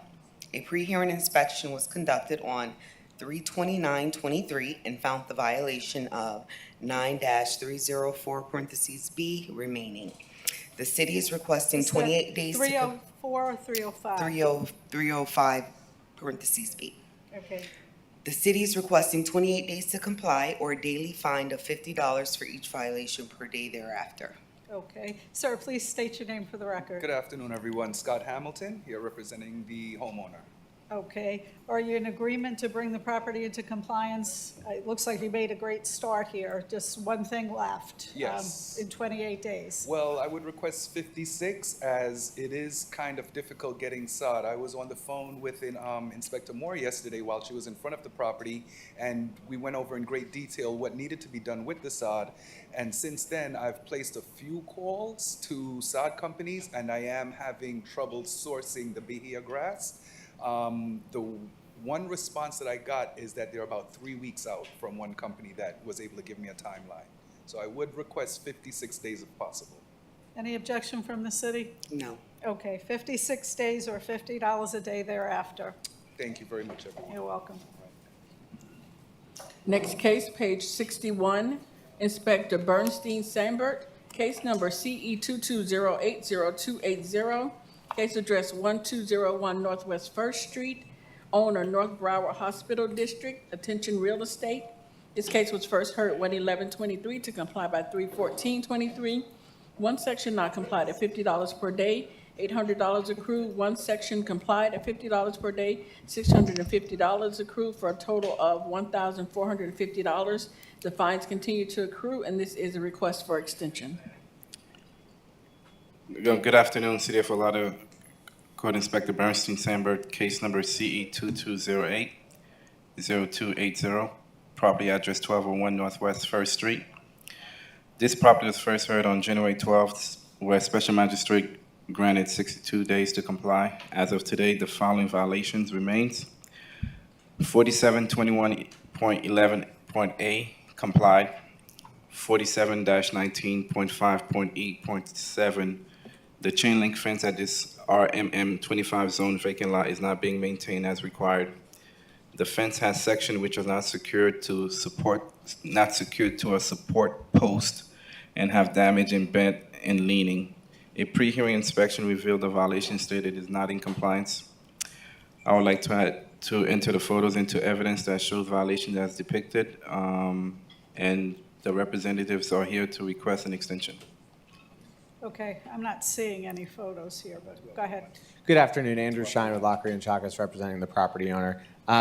They called out a contractor to fix a bunch of things on the property. The fence is the last one that's being replaced. I believe it's being replaced as we speak right now. Okay. So we would just like a We really probably only need like 2 weeks, I would say, to close out the permit. But if we can get, I guess, a 28-day extension is the number.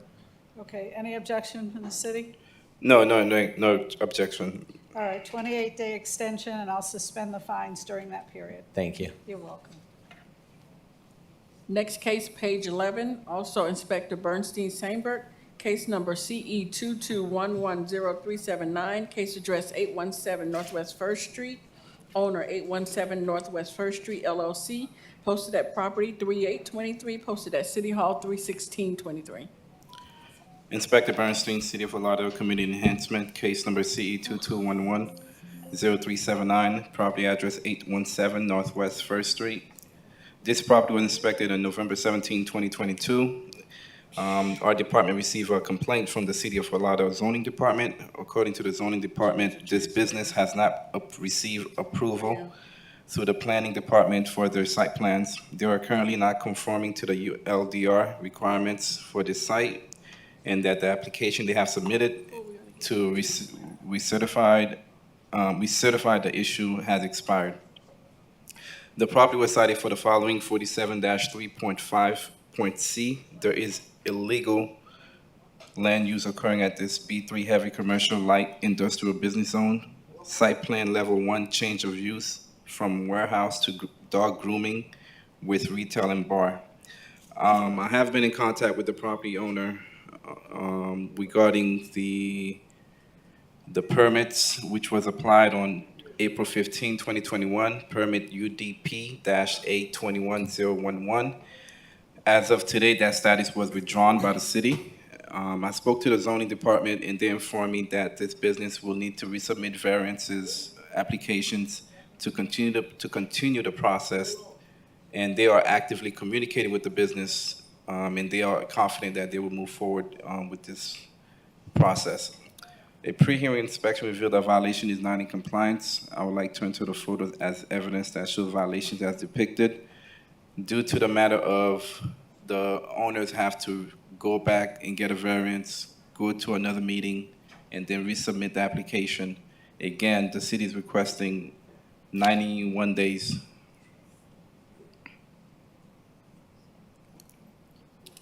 And a fine? 91.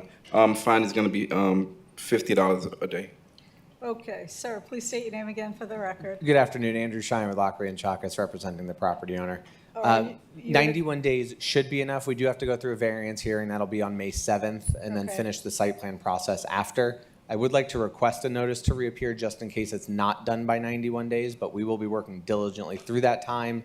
It is just a time-consuming process through the planning Okay, department. so 91 days or 50 days thereafter, but you'll reappear on my June 29th docket.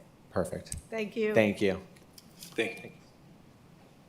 Next case, page 49, Inspector Bovary Exantis, case number CE.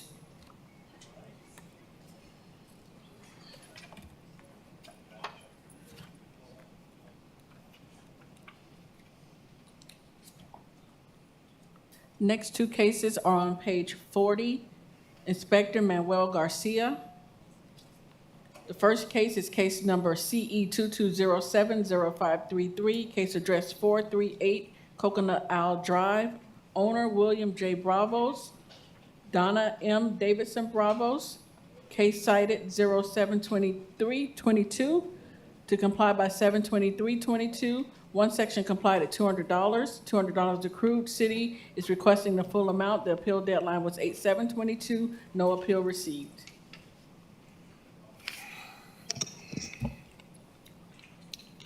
Come on. Afternoon. All right. We starting with the February case or with the one from June?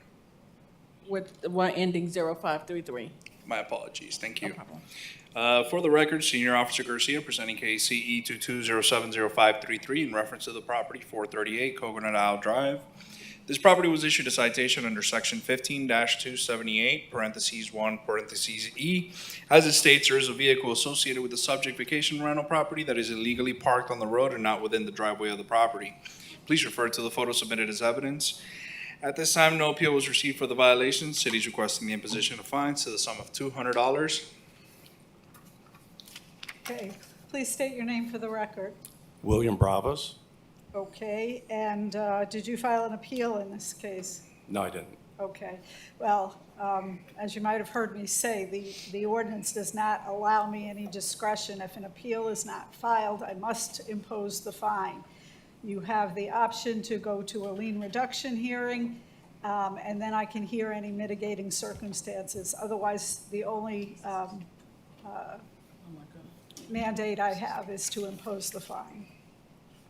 Okay, so you Okay, indicated I so- could appeal this? Is that- Yeah, I can't give you I'm legal not familiar advice, with the but you can do what you like, sir. Yes.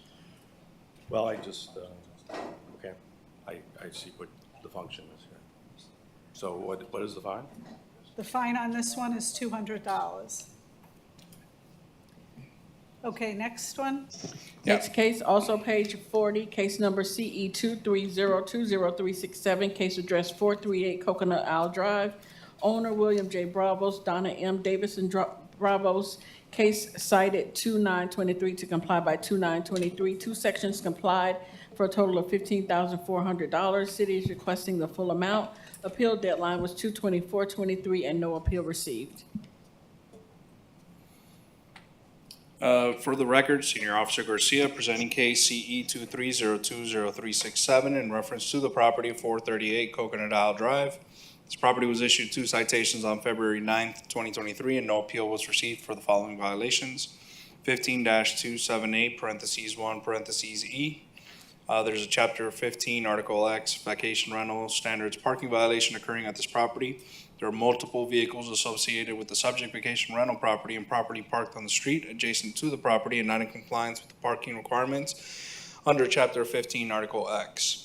This is a repeat violation from case CE 22070533. 15-278, parentheses 2, parentheses B, there's an event taking place on the property that is hosting 20 persons for dinner with an additional 4 waitresses, 2 bartenders, 1 chef, 2 cooks, and 1 host, totaling the count to 30 persons on the property, exceeding the permitted occupancy to 20 persons. Please refer to the photos submitted as evidence. At this time, the city is requesting the imposition of fines to the sum of $15,400. Do we have a moment? Sure.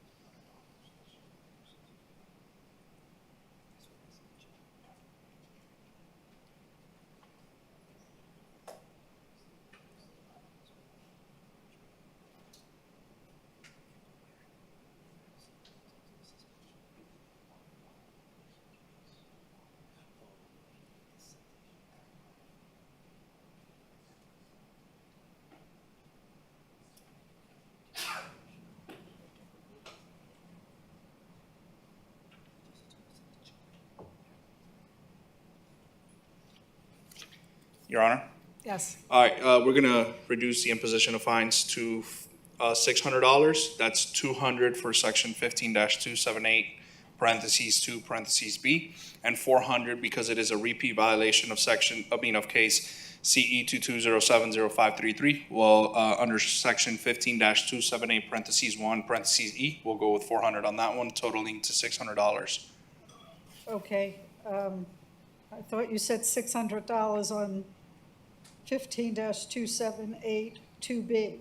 No, that one would be 200, Okay, and then plus 400 for 2781E okay, to bring it to a total of 600. okay, all right. Please state your name for the record. William Bravos. Okay, looks like the city's gonna cut you a break here. Okay, did you file an appeal in this one? I did not. Okay, all right, same applies. I have no discretion but to impose the fine of $600. you are welcome to avail yourself of the lien reduction process if you want to bring forth any mitigating circumstances. Thank you. Thank you, Your Honor.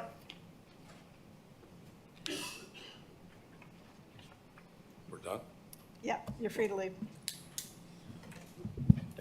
Next two cases are on page 29.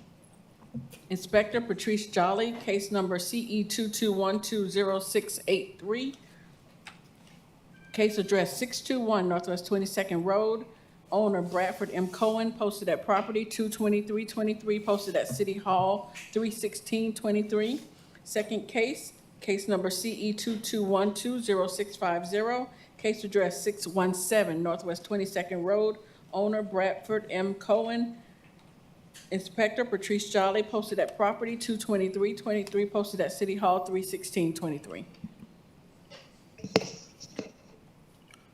Good afternoon, Your Honor. Senior Code Inspector Patrice Jolly for the City of Fort Lauderdale, presenting case CE. Which one am I doing first? 2212. CE 22120683 for the property located at 621 Northwest 22nd Road. This property was first inspected on December 12, 2022, and cited for the following violation. 18-12A, there is overgrowth, trash, rubbish, and debris on this property and/or its swale. Notice of violation was posted at the property and mailed to the registered owner per Broward County Appraiser's records. A follow-up inspection was conducted on January 4th, 2023, in which the violation was complied. The city is seeking a finding of fact for violation 18-12A. Because this is a recurrent violation of case CE 22110205. Okay, is it currently in compliance? Yes, ma'am. Okay. Good morning, Your Good morning. I call you Your Honor. That's Good morning, okay. Magistrate Flynn.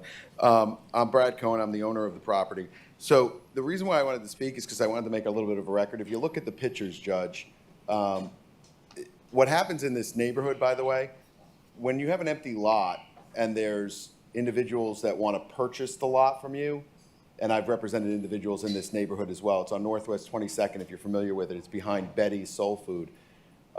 Individuals are coming into the neighborhoods and filing complaints based on, if you look on that, that's a palm frond. If you look at what is on my property, I had to put up a fence because for a while people were just throwing trash on my property. So I put up a fence, I put up a no dumping sign because for a while they were throwing anything and everything onto the property. So I did everything I could to mitigate by putting on the fence and also putting a no dumping sign. If you see right in front of the sidewalk, that's the swale area. Betty's is next door to me, and by the way, I love Betty and I love her place. It's fantastic. And she's gonna grand open for everybody. She's grand opening very soon.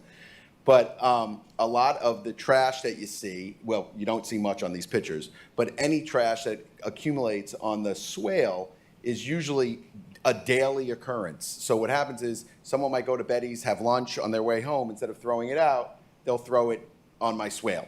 So on any given day, now I've hired a local man, an individual, his name's Morris.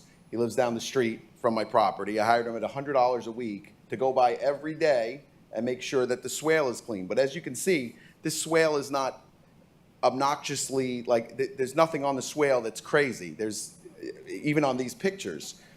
So what I'm afraid of is that they're gonna say that this is a reoccurring event because, like I said, individuals that wanna buy property off of Sistrunk, they make these complaints on various empty lots off Sistrunk because they wanna purchase these lots. And then they wanna make these lots into whatever they want to do, housing or something like that, and make a lot of money off of them. And it's a little obnoxious. So I just wanted to make a record of it because the people in the neighborhood, and I've been in the neighborhood of Sistrunk for a very long time, the people in the neighborhood aren't the ones complaining because as you can see, there's not a lot of trash on that swale. The people that are complaining are the people from outside the neighborhood that want to come into the neighborhood and make profit off these lots. And it's generally not individuals that have the wherewithal, the money, or the ability to come in here and say, hey, it's $50 a day or whatever it is. That's their goal, is to get the city to fine. Now, I just wanted to make a record. And I also want you to take a look at those pictures, Judge. I don't think it's appropriate to say I'm a reoffender because every day there is trash, and it's like that. It's not obnoxious trash, it's a cup. Looks pretty obnoxious to me. Okay, it's a cup, sometimes it's a clam shell, like like to go. But, you know, sir, you have to understand that everybody comes in front of me and says, it's not my trash, I have. I'm not saying you know, that. Yeah. That's not what my argument is. My argument is this: every day I have someone going over there and cleaning up. Depending on the day, the time, the hour, you could go by that property and say, oh, there's cups on it, or there's clam shells on it, or there's a beer bottle on it. It is impossible to keep up on a daily basis. Now I have an individual who's going every day. But even when the inspector was there, and I like this inspector very much, I had a very nice conversation with him, and he understands the plight of what's going on in that neighborhood. But even before, I used to have someone come weekly. So every week they would come and they would clean up that swale. But it's like when I start getting these complaints, and I'm not saying it's not my garbage. I understand it's my responsibility. That's why I hired someone at $100 a week to clean up. What I'm saying is it's an impossibility to clean that property every hour, every minute of the day. So now I have him going over every day. But to be quite honest with you, going over every day is kind of obnoxious. It's okay, I don't mind, because I like Morris and I don't mind paying him $100 a week. But to clean, we normally clean this once a week. But if the inspector comes on a Monday, it might not be cleaned till that Saturday. So to label this as a reoffending property, that's what my objection is. I'm not objecting to, I understand that I got a complaint. I understand that it was put up on there. That's not my argument. Okay, I'm going to make a finding of fact that the violation exists. Thank Okay, you. Next case. We have one more. You have one more, sir. Oh, fantastic. Hi, Brad Cohen again. Nice to see you. All right. Good afternoon, Special Magistrate, Senior Inspector Patrice Rowley for the City of Fort Lauderdale, presenting case CE 2212-0683 for the property located at 621 Northwest 22nd Road. This property was first inspected on December 12, 2022, and cited for the following violation. 18-12A, there's overgrowth, trash, rubbish, and debris on this property and/or its swale. This is a recurrent violation of case CE 22110205. A notice of violation was posted at the property and mailed to the registered owner per Broward County Property Appraiser records. A follow-up inspection was conducted on January 4th, 2023, in which the violation was complied. The city is seeking a finding of fact for this violation. I have the same argument, Judge, and to be quite honest with you, that property, as soon as he tagged it, that afternoon it was cleaned. Okay. That's the problem that I have. Yeah, I know, I get it. I get it. sympathize with you, but I got no understand. choice. Judge, I get it. I But just want to make rule out sure. what's in front of me. I get it. It's just very annoying what is not with this panel. It's just very annoying. The process is very annoying, and I also feel very bad for the individuals that live in this neighborhood that get hit like this from individuals that are outside the neighborhood that want to buy their property. I want to make sure that the record is clear of that, because that is what's going on off of Sistrunk. And I know that this isn't the forum for it, but I just want to make that record Okay. clear. All Thank right, you, Judge. Thank you very much. Thank you, Judge. Mr. Cohen, Thank you, Your we're Honor. going to make a finding of fact. Thank you. You're welcome.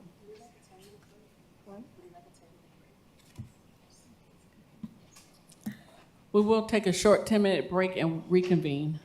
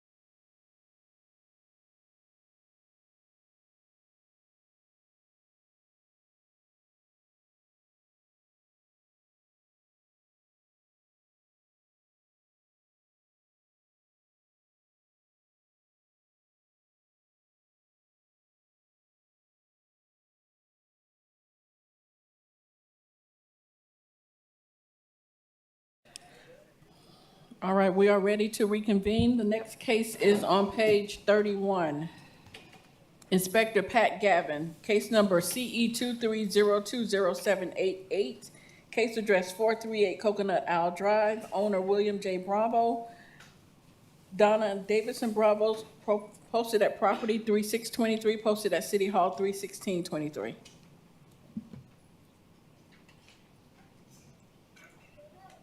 Special Magistrate, can I request a continuance so I could get legal representation? Your hearing is done now, sir. Your hearing is done, so the time to... He has a third case. Oh, I'm sorry. I apologize. Okay. So you're here on the case that was just called? I'm sorry. Okay. What is the city's position? ready? Yeah. Good afternoon. The city of, Pat Gavin, City of Fort Lauderdale, Code Compliance, presenting case CE 23020788 for property located at 438 Coconut Owl Drive. This property is being presented before the special magistrate for the following violation: 15-282D1A. There is a qualifying number of violations at this vacation rental property to request a certificate suspension Sir, of one. Just a minute. He's requesting a continuance. That's what I said. What's the city's position on the continuance? To get legal representation. Stephanie Bass for the city of Fort Lauderdale. The city's position is to deny the continuance, Your Honor. They were given due process. They were given the time frame of when this when this hearing would take place, which means he had time prior to the hearing to obtain an attorney if he wanted to prior to the hearing. So the city's position is to not allow continuance, Your Honor. Okay. All right. Anything else? Okay. All right. Present the case. This property is being presented for the following violation: 15-282D1A. There's a qualifying number of violations at this vacation rental property to request a certificate suspension of 180 days before the special magistrate. The property has been cited for the following violations. On July 23, 2022, the property was cited under case CE 22070533 for violation 15-2781E. There is a vehicle associated with the subject vacation rental property that is illegally parked on the road and not within the driveway of the property. On February 9, 2023, the property was cited under case CE 23020367 for the following violations: 15-2781E. There is a parking violation occurring at this property. There are multiple vehicles associated with the subject vacation rental property improperly parked on the street adjacent to the property. 15-2782B. There is an event taking place on the property that is hosting 20 persons for dinner with an additional 4 waitresses, 2 bartenders, 1 chef, 2 cooks, and 1 host, totaling the count to 30 persons on the property, exceeding the permitted occupancy of 20 persons. The city is requesting immediate suspension of the vacation rental certificate for 180 days. Okay, sir, please state your name for the record. William Bravos. Okay, what would you like to tell me in support of your position? Okay. Your Honor, I have operated this as a vacation rental for 4 or 5 years now. I've tried to do a great job. Seems, perhaps I haven't based on this, but I would like to discuss these. You have 3 violations here, right? That account. I'm not familiar with the legal system here, so I'll do my best. The case from July 23rd of 22, CE 22070533. That case is based on, if I see the notes here, 533. The inspector, Manuel Garcia, commented that there is a complaint that there is a vehicle, a Ram ProMaster van, that is associated with this house in some way. Did anybody see this vehicle parked Sir, there? I can't retry these violation I know cases. that. They've already had their day of Well, hearing. I wasn't in court or anything. I didn't. Your Honor, just Senior Officer Garcia, to answer his question, yes, the vehicle belonged to someone who was visiting or staying on the property. I did verify that by asking them, and I did speak to them, and I advised them to move the vehicle, that they had 1 hour to move the vehicle. And as the photos Wait, we're depict, talking July of, I'm sorry, 20 please don't interrupt me Oh, while I'm I'm sorry. speaking. I did advise them, I gave them an hour to comply, and as the photos depict, the vehicles remain parked on the side of the road after issuing them the warning. Okay, thank you very much. Do you have the pictures available? I just, is that something that is available? Are we talking about the July, is the CE? Sure. I'm discussing CE 22070533. Is that the one July of 2022? Yes, and Your Honor, as we just recently did, we did finding of facts for all 3 violations recently, so. Yeah, I can't revisit and Okay. retry every case. Okay. You know, the time to bring forth conflicting evidence was when they were heard. They were heard? Yeah. Okay, I just never realized I had to appeal these, because I would receive that, and then it said closed or complied. Your Honor. But I will ask about this. For the case on February 9th, CE 230200367, is there a copy of the thing that you wrote up, the complaint, that you had me sign when I was there? I'm sorry. The actual complaint, you wrote that up and you asked me to sign it. I was there. Yeah, 2 copies were delivered to you, 1 for each violation, and also along with that copy, I would like to add to the record that the property owner was advised of the appeal process, which is in the back. When he signed the citations, he was further advised that this is not an admission of guilt and that he was signing to receive the citations. He understood my, what I had mentioned at that time, and he did sign for the citations as well, so he was aware of the appeal process. It's something that I do with all citations every single time I have them signed. Yes, do you have a copy of that, though? I agree with you. I mean, you did do all that. I do not have a copy of the citation. Okay. Do you recall, you were on Coconut Isle there? We were talking about this, and I asked how many people are inside the house, because I was inside the house when you arrived. Is that correct? I don't have the recollection of that day 100%. I have a report that states everything that happened that day. Unfortunately, I do not have that report in front of me at this time, and we've already found that there was the violation happening during that period. At this point, we're only here for a suspension of license. I'm not trying to hurry up the process, but rather understand what are we getting at this point when we've had. I'm saying for the third time, we can't retry these cases, yeah. Just for some background specifically, do you recall that I asked you if there was more than 20 people on the property at that time? And you told me no, they're planning on having a party? At that time, I had asked you how many people were at the property. You told me that there was gonna be executives that were coming and that already at the property was your significant others and family members. Okay, There was gonna, all right. right? Okay, Now- I can't retry that case. Oh, no, I don't want you to retry it, but I do think that an error has been made because he signed that there was a warning, not a violation here, because there were not 20 people on the property at the time. There was going to be. I mean, I'm just asking you honestly, Manuel, that's what we discussed. There were never 20 people on the property. Do you have any reason to believe there were 20 people on the property at that time? Okay, so Stephanie Bass for the City of Fort Lauderdale. As Magistrate has already stated, that those cases have already been heard and tried, and a finding of fact has already been presented for the city. At this time, we're before the Magistrate for the suspension for the violations that we have already stated that have been found. So at this time, we're asking Magistrate to find for the suspension at this time.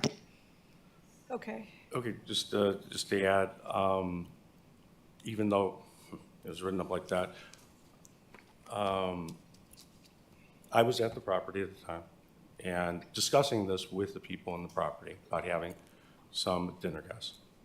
And They said that they wanted to have some support personnel. I told them, no, it never happened, and it's in this here. I guess I can't retry it, but I tried very hard to make sure that we're in compliance. Done pretty well for 5 years.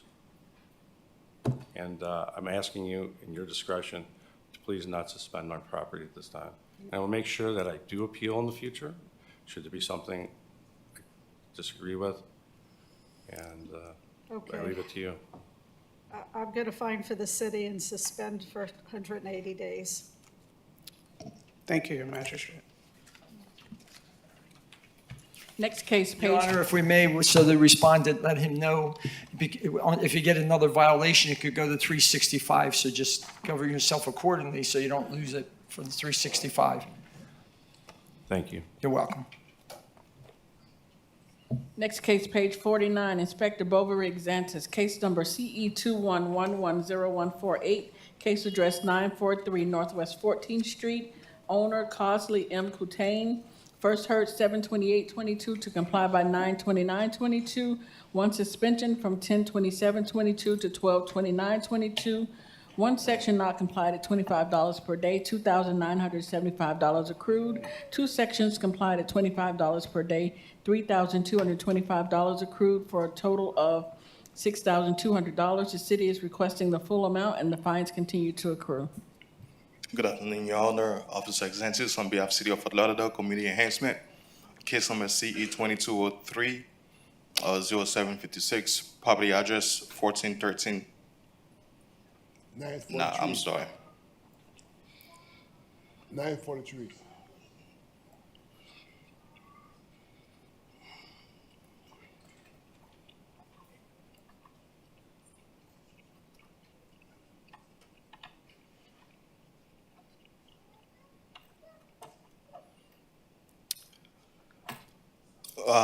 All right. Case number and address as read by the clerk. This case was first heard in July 28, 2022, and the magistrate ruled in favor of the city, and property owner was ordered 35 days to correct all violation of this property.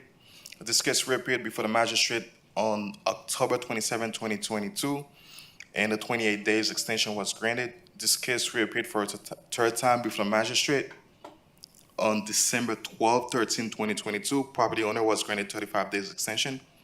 A notice of hearing was posted on property in March 8, 2023, and a pre-hearing inspection was conducted on March 24, 2023, revealed as depicted in the photos.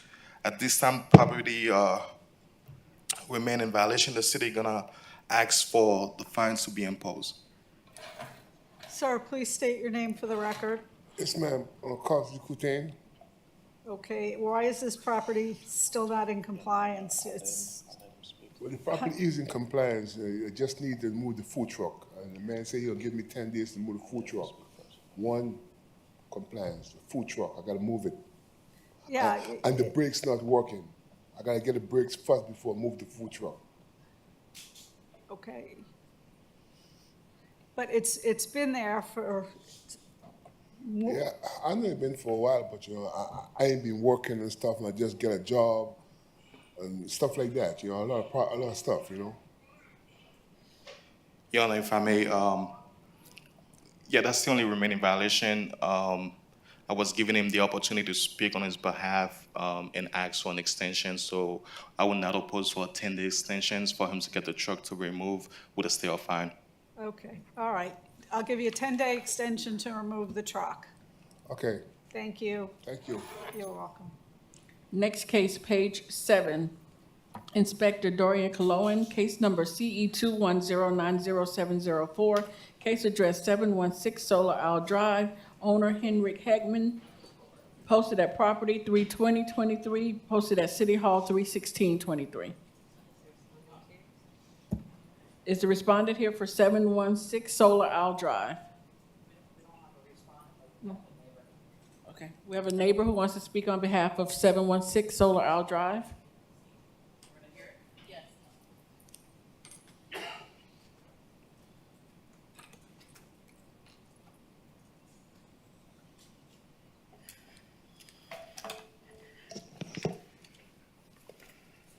Good afternoon. Good afternoon. Senior Inspector Cloyan for the City of Fort Lauderdale. Case number is CE 21090704, case address 716 Solar Isle Drive. This property was first inspected on September 28th, 2021 by Senior Inspector Garcia, and the following violations were found. Section 47-19.3.F4, the seawall at the property was in disrepair. All property owners must maintain their seawalls in good repair, and a seawall is presumed to be in disrepair if it allows for upland erosion, transfer of material through the seawall, or allows tidal waters to flow unimpeded through the seawall to adjacent properties or the public right-of-way. An inspection report was issued on November 4th, 2021, and then an amended report was issued on August 9th, 2022. There was an assessment that was made on January 26th, 23 by the stormwater team to determine the condition of the storm drain catch basin and then see if it was working properly. The conclusion is documented by email and in the attachments is that it was working normal and it appears to look like a brand new pipe was installed. Furthermore, the stormwater team, Mr. Gigliotti, observed cracks and gaps that were found in the seawall, which are depicted in the photos for the record. The owner's rep was here earlier, but he did not have power of attorney to speak, so he did leave. Okay. And he did tell me personally that they have hired a contractor at this point. And today the city's requesting 56 days to obtain a permit or a fine in the amount of $100 per day thereafter. And the neighbor that was impacted by this is here to speak. Okay. Please state your name for the record. Steve Sarajan. Okay, tell me what you want. I bought the house in a year ago today, almost right around the same time. The previous owner had a violation with the neighbor already for the seawall being low. It was flooding his property and the street. Bought the house, he put a cap on a damaged seawall. Problem is still there, so it's been going on for 2 years. Bought the house with my family. I can't go out with my dog, my wife, the baby. I'm sitting waiting. So hopefully this can get handled quickly, but I keep hearing from the neighbor he's fixing it or he doesn't know how to fix it. In fact, I bumped into him. He said, "Steve, tell me how to fix it." He's listening to the wrong people. Maybe he has a good contractor now, but I have lots of photos where it floods the whole street and the neighbors. I have 2 other neighbors that wanted to come, but the flooding now is the same as it was when you had no seawall. I mean, Okay. just nothing high enough. All right. How Well, it's much- on my radar now, so I'm going to grant the city's request and give him 56 days to pull the permit to repair the seawall, or he'll face a fine of $100 a day thereafter. Okay. All right? Thank you for listening. Thank you. Oh, hold on one second.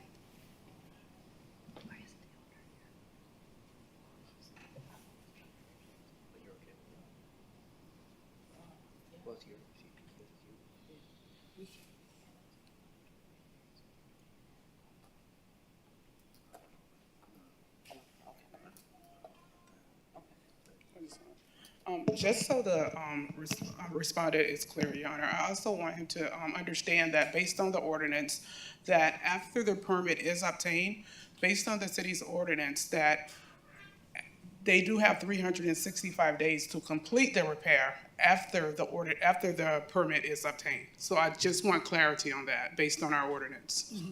Okay. He had 365 days to fix his seawall to the right height. His contractor came in, put a cap on a damaged seawall, which was causing the flooding originally, and the city didn't know that because it was underwater. Now he put a cap, beautiful concrete dock, cost a lot of money, but the problem is still there from the seawall itself. So he gets another year to fix it?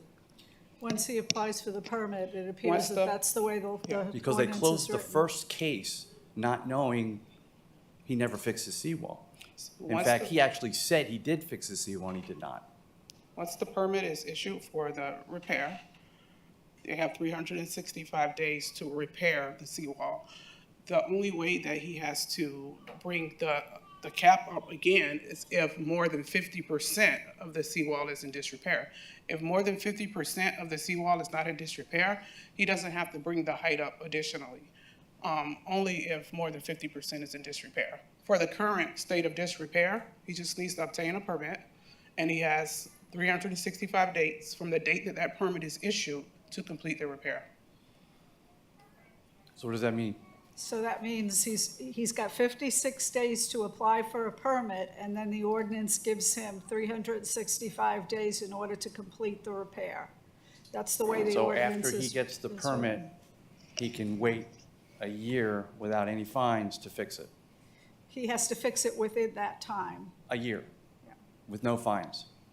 That's. So the previous way case that was ordinance- closed by accident, from what a previous inspector said, Yeah, because they see, missed it. The I city don't- missed it. Yeah, that case is not before me now, and I don't know, what happened in that case. So I can only rule on what's before me today. So the neighbor, we're all stuck, Well, basically. I'm just following the law. Your Honor, so the first case that he was referring to was closed, but that was because there was no evidence of it at that time. And then it was opened again, and then we had to have an assessment because we needed to prove that that water, where it was coming from, even though we did have pictures and so on and so forth, because even if they were in violation, they could have disputed as well as if the catch basin or, the flow is impeded or unimpeded, excuse me, and causing that to flow into the street. So to be thorough and to make sure that we were being, thorough and accurate for this case so that we can, be fair as well. We had the stormwater team, myself, Supervisor Stephanie Bass, stormwater team, we all met out at the property, and then they agreed to do an assessment of the catch basin and to see if it was working properly. And that took some more time as well. So now that they said everything was working fine, we proceeded with coming into Magistrate. Okay. I can only rule what's before me, and I've made my ruling. They have 56 days to obtain a permit or $100 a day thereafter. Okay. Just so I know it's only on the record, but the previous inspector came out after he put the beautiful cap on his old seawall. The whole back of his property was a flood. What happened after that was him pointing to maybe it's the drain, but one thing I need to point out is after that point in time, he filled in the whole back based on his contractor telling, because I live next door, I see everything. He filled everything in with dirt and trees and plants, so you don't see the water there anymore, but it travels through his property to the street and my property. So he could have easily fixed it for the amount he spent to hide it. Mhm. And that's what I want to say. If he's going to get a whole year, that's not right. I know he's following the letter of the law and the permits. Yeah, the only thing you can do is take that up with the city commission to get the law changed in Yeah. the future, but right Yeah. now, this is what's before me, and this is what I have to rule, so. Okay, thank you. Thank you. Thank you. Next case, page 5. Inspector Bobby Japrashar, case number CE 22080655, case address 1060 Northwest 54th Street, owner Emily Ray LLC, posted at property. Posted at property on the 3rd day of 2023, posted at City Hall 3/16/23. Good afternoon, Special Magistrate Inspector Bobby Jabershire for the City of Fort Lauderdale, Code and Compliance. Presenting case CE 22080655. Property address is 1060 Northwest 54th Street. Property was first inspected on 08/2022 and given time to comply the following violations. 47-21.11.A. There is dead and missing ground cover along the front of this location. 47-20.20H. The parking facilities are not being maintained at the property. There are cracks and potholes on the offset street parking area. 47-19.4.C.2 has complied. 47-19.4.D.1 has complied. The city is requesting compliance within 28 days or a fine of $50 per day thereafter for each violation.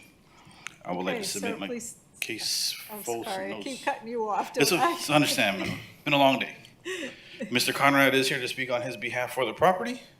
Okay, state your name for the record, please. Good afternoon, Your Honor. My name is Conrad Deslandis, speaking in representation for the owner. Okay, and are you in agreement to bring the property into compliance within 28 days or face a fine of $50 a day? Well, we requested the permits through the city, our asphalt company, and they did mention that it may take 30 to 60 days for the permits to be approved. Okay. Any objection to 56-day? No objection. We'll do 56 days stay of fines and a mandatory reappear. Okay. Thank you for your All right, time, Your and Honor. you'll reappear then on my May 25th docket. Absolutely. All right, thank you very much. Thank you so much. Next case, page 49, Inspector Bovary Xantis, case number CE 22030756, case address 1413 Northwest 11th Street, owners Nisim and Yafa Amir, first heard 07/28/22 to comply by 9/1/22.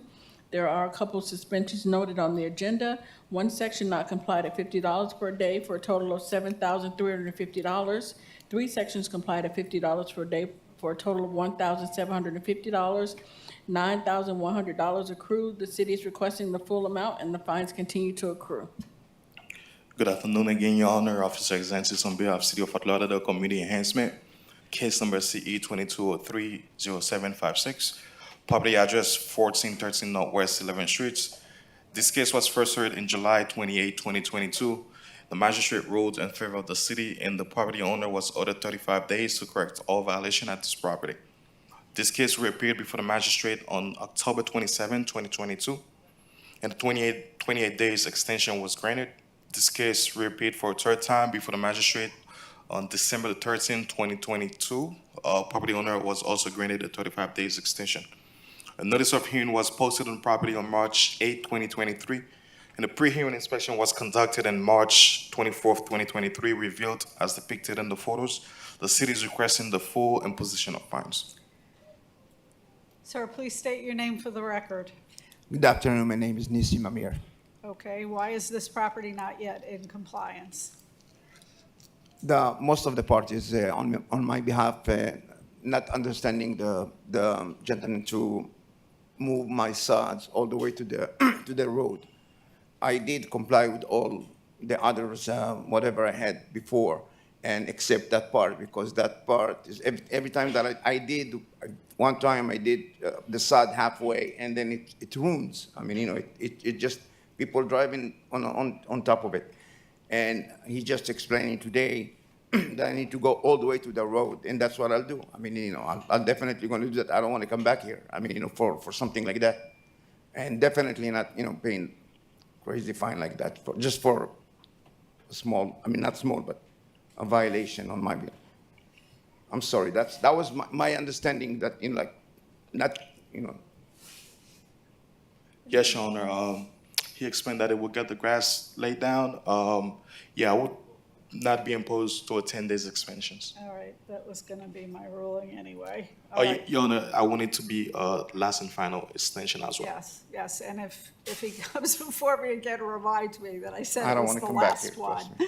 I don't want to come back Your here. Honor. 10 days. Thank you yes. very much. Should I come back to you? I mean, for you.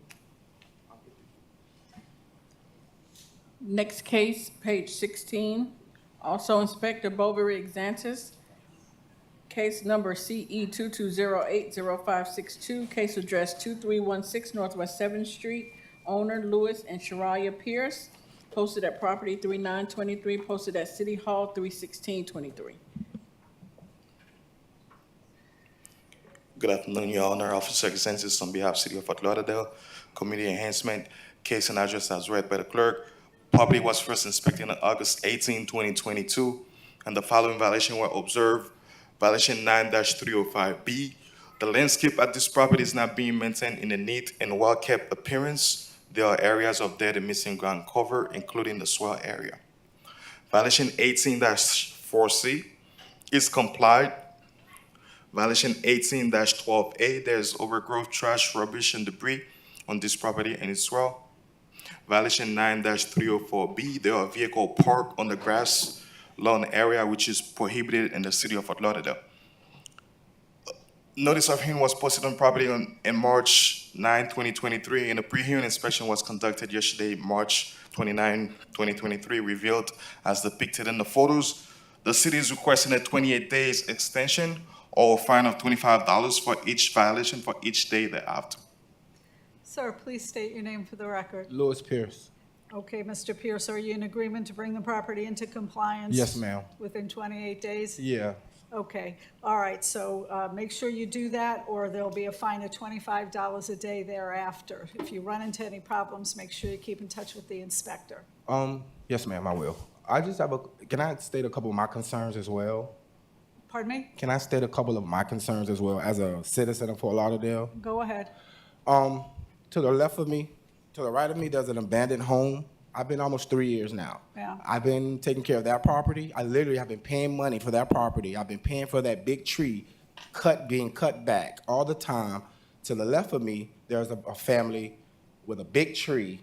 It's like, I do 24-hour, I own a 24-hour mitigation company. I'm bi-coastal. Sometimes I'm in Orlando, I'm in Florida City, I'm out of town. Yeah. I try my best Yeah. to be the first time If- on, I'll try. I'm sorry, Yeah, go ahead. If there are problems with neighboring properties, you need to report it to the city so that they can Ma'am, investigate. when I say, I don't know if you hear the shaking in my voice, I'm so aggravated with this situation because I even told this gentleman, when you come, speak to me. He just pops up, put stuff on the gate and leaves. The day he came, he said my vehicle was dirty. Every vehicle I have, ma'am, works very fine. The one vehicle he saw, he stayed, and the reason why that vehicle was actually on my lawn is because I had a rental vehicle that was on the outside because a young lady, I've been on 3 years, I got in 2 accidents on that one street. I even offered to pay to place 5 curbs so my kids don't lose their life while they're outside trying to play. I stated that to everyone. There's a facility in the same neighborhood that's right around the corner. I promise you. It's set up as a printer shop on Sunbiz, but it's a nightclub. It's a Haitian/Jamaican nightclub. I have 10 different police reports stating this is a nuisance.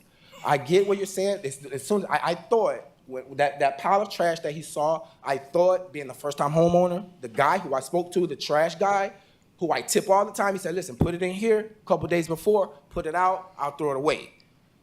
Ma'am, I'm so frustrated. He stated that I see your frustration. Unfortunately, I'm limited in the relief I can give you So today. who do I speak to? Because I have no- those cases are not in front of me. So who do I speak to for that I will let the assistance? inspector tell you who you got to report to. Will you do that for me, Inspector? I even offered Indeed, the Your Honor, nightclub that I'm speaking I spoke about. with him, and it was given the right number to call whenever this violation occurred, so for him to call. Yeah, I did speak with him. Okay. It's just, it's ridiculous. All right, well, you're on And I'll be honest, I just want to state this. The first 45 days of me spending with bad credit, spending $30,000 to be put in a home. Then 45 days later, I spent another $47,000 to redo my kitchen, to replace the grass that's dead now. But at this point, at this juncture, I'm very depleted with the service that I'm getting from guys who I'm trying to explain, listen, I'm trying to help you guys.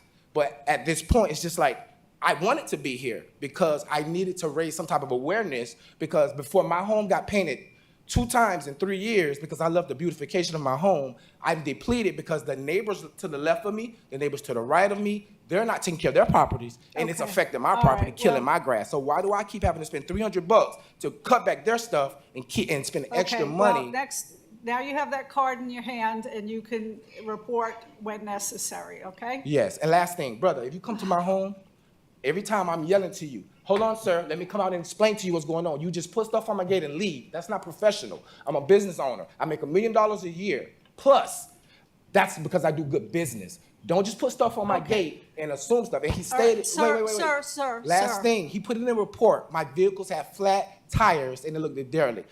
The second he left, I walked outside I'm and started looking at a recording. flat tire. Ma'am, what flat tire are you looking at? Okay.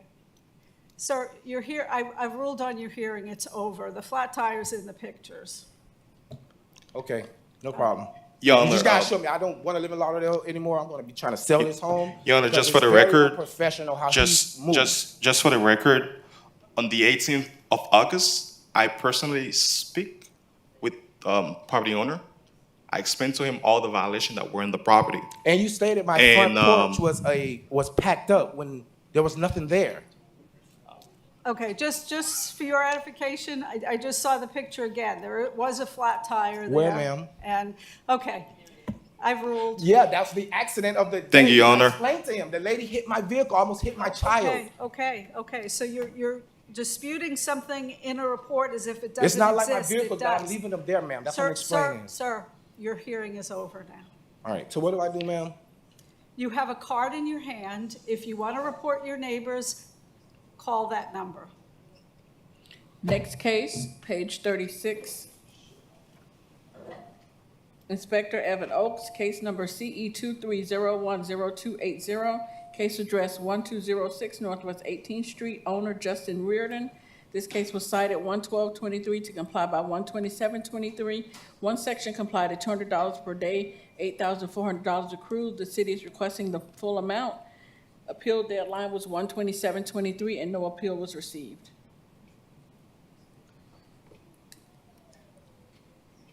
Good morning again, Your Honor. Code Compliance Officer Evan Oaks, City of Fort Lauderdale Community Enhancement, presenting case CE 230100280, property address 1206 Northwest 18th Street. This property was initially inspected on January 12, 2023, and the following violations were observed.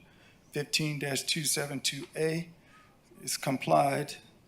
A citation was issued and additional inspections were conducted verifying that the violation has been complied. The city is requesting the full amount of the fines to be imposed. Please state your name for the record. Aisha Tavares, representing the owner. Okay, was an appeal filed in this case? I think he has something, he's asking for a reduction. I can't do that at this hearing. I'll explain to you what I explained to other people, is that once a citation is issued, it gives you the instructions to file an appeal. If an appeal is not filed, then I have no discretion but to impose the fine. Now, if she has some mitigating circumstances and she would like a lien reduction, she can apply for that. But that's a separate process from here today. Okay. All right? Thank you. Thank you. Thank you, Your Honor. Next case, page 37. Also, Inspector Evan Oaks, case number CE 22120705, case address 815 Southeast 2nd Court, owner BFA Florida Land Trust number 73, Affordable Discount Homes LLC Trust. This case was cited 122522 to comply by 123022. One section complied at $200 per day, $24,400 accrued. The city is requesting the full amount. Appeal deadline 11023, no appeal received.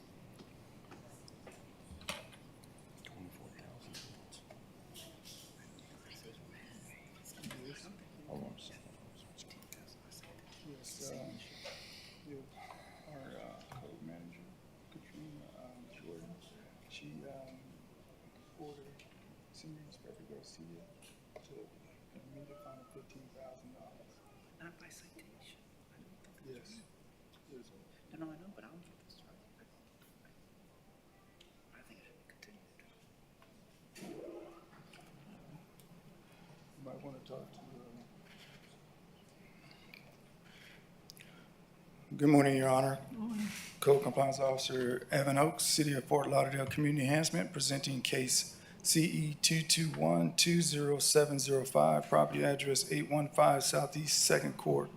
This property was initially inspected on December 25th, 2022 by Senior Inspector Garcia, and the following violations were observed. 15-272A complied, and 18-1 complied. Citations were issued and additional inspections were conducted verifying that the violations have been complied. The city is requesting the full amount of the fines to be imposed. Please state your name for the record. Yes, Your Honor. My name is Earl Lawrence, and I am the owner of Affordable Discount Homes. Okay. First, I want to state for the record, I never received notice of anything here at all. Apparently, the property was posted, and our mailing address is clearly on the tax rolls. It wasn't until recently that we found out about the problem, because when someone went to the property, they happened to see a notice that was on the ground. It was the landscaper that brought it to our attention and contacted us. The second thing I'd like to state is in regards to the noise violation, that was only for one day, is my understanding, and we can back that up with documentation. And apparently there was someone from Airbnb that was there on the 25th. They were out of there the following day. But did you file an appeal in this case? An appeal on this case? This is my first understanding. This is the first hearing. I didn't know of anything. Yeah. Because all The I have is... citation gives you instructions on how to file an appeal. If you do not file an appeal, everything the city alleges is deemed admitted, and I have no discretion but to submit the fine. But if you do want to file an application for lien reduction, then I can hear any mitigating circumstances at that time. Okay. But it's my understanding that posting the property is allowed under the ordinance. Yes, Your Honor. What we do is we post at the property, and then the documents are mailed to the owner of record according to Broward County Appraiser's website. Right. And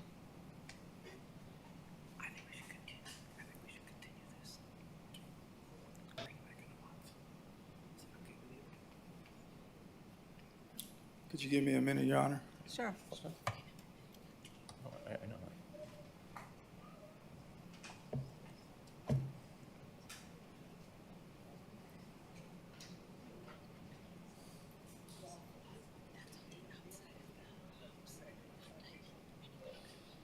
No, I understand.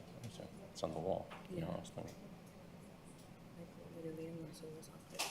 Yeah.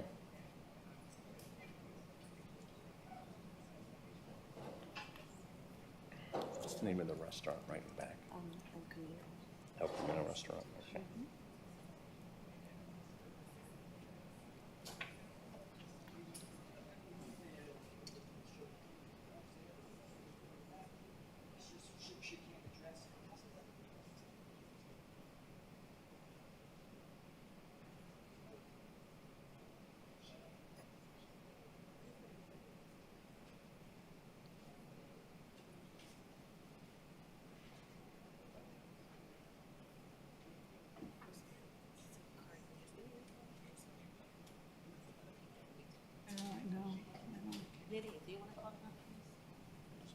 They can provide to me. No, they're coming back.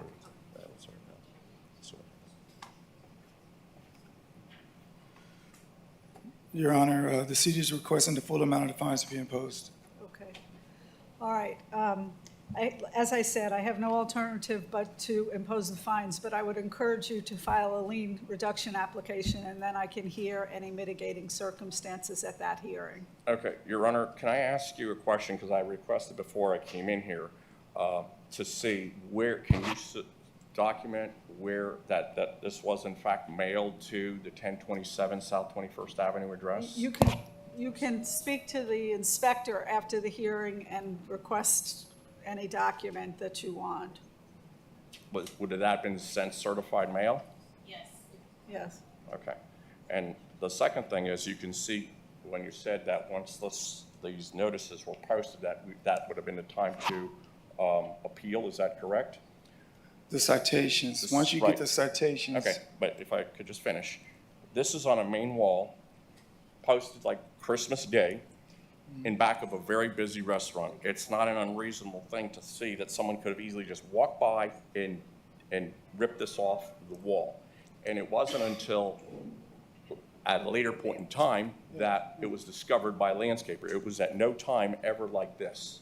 And this is a wall completely away from the actual structure. If you look at the house, you'll see that the house is probably 30, 40 feet in back of this Okay, wall. but it was also mailed? Yes. Certified. So, yeah, so, do you have the correct address with the property appraiser's office? What address was it mailed to? Your Honor, for the record, Senior Officer Garcia, I was actually the one that posted these citations. Please note that the citations were posted right next to the entrance, which is literally facing the property. They weren't posted anywhere else at eyesight. The tenants that were there that night, they were aware. I advised them what I was doing on the property, and I did let them know to leave them on there for the property owner to receive them. Beyond that, if at 9 o'clock in the morning, somebody walked by and decided to rip them off, that's not part of the city. The citations, as per our due process, are sent via certified mail to the registered property owner on BCPA and to their mailing address. So beyond that, the city has no control over that. Okay. And the address is 1027 South 21st Avenue in Hollywood, 33020. That's correct, yes. I just That's where wanna it was see sent. the- Yeah, that's okay, where I just it want was to see the sent. certified Certified. letter that was signed for. Okay. Okay, then I guess we'll have to do the appeal process.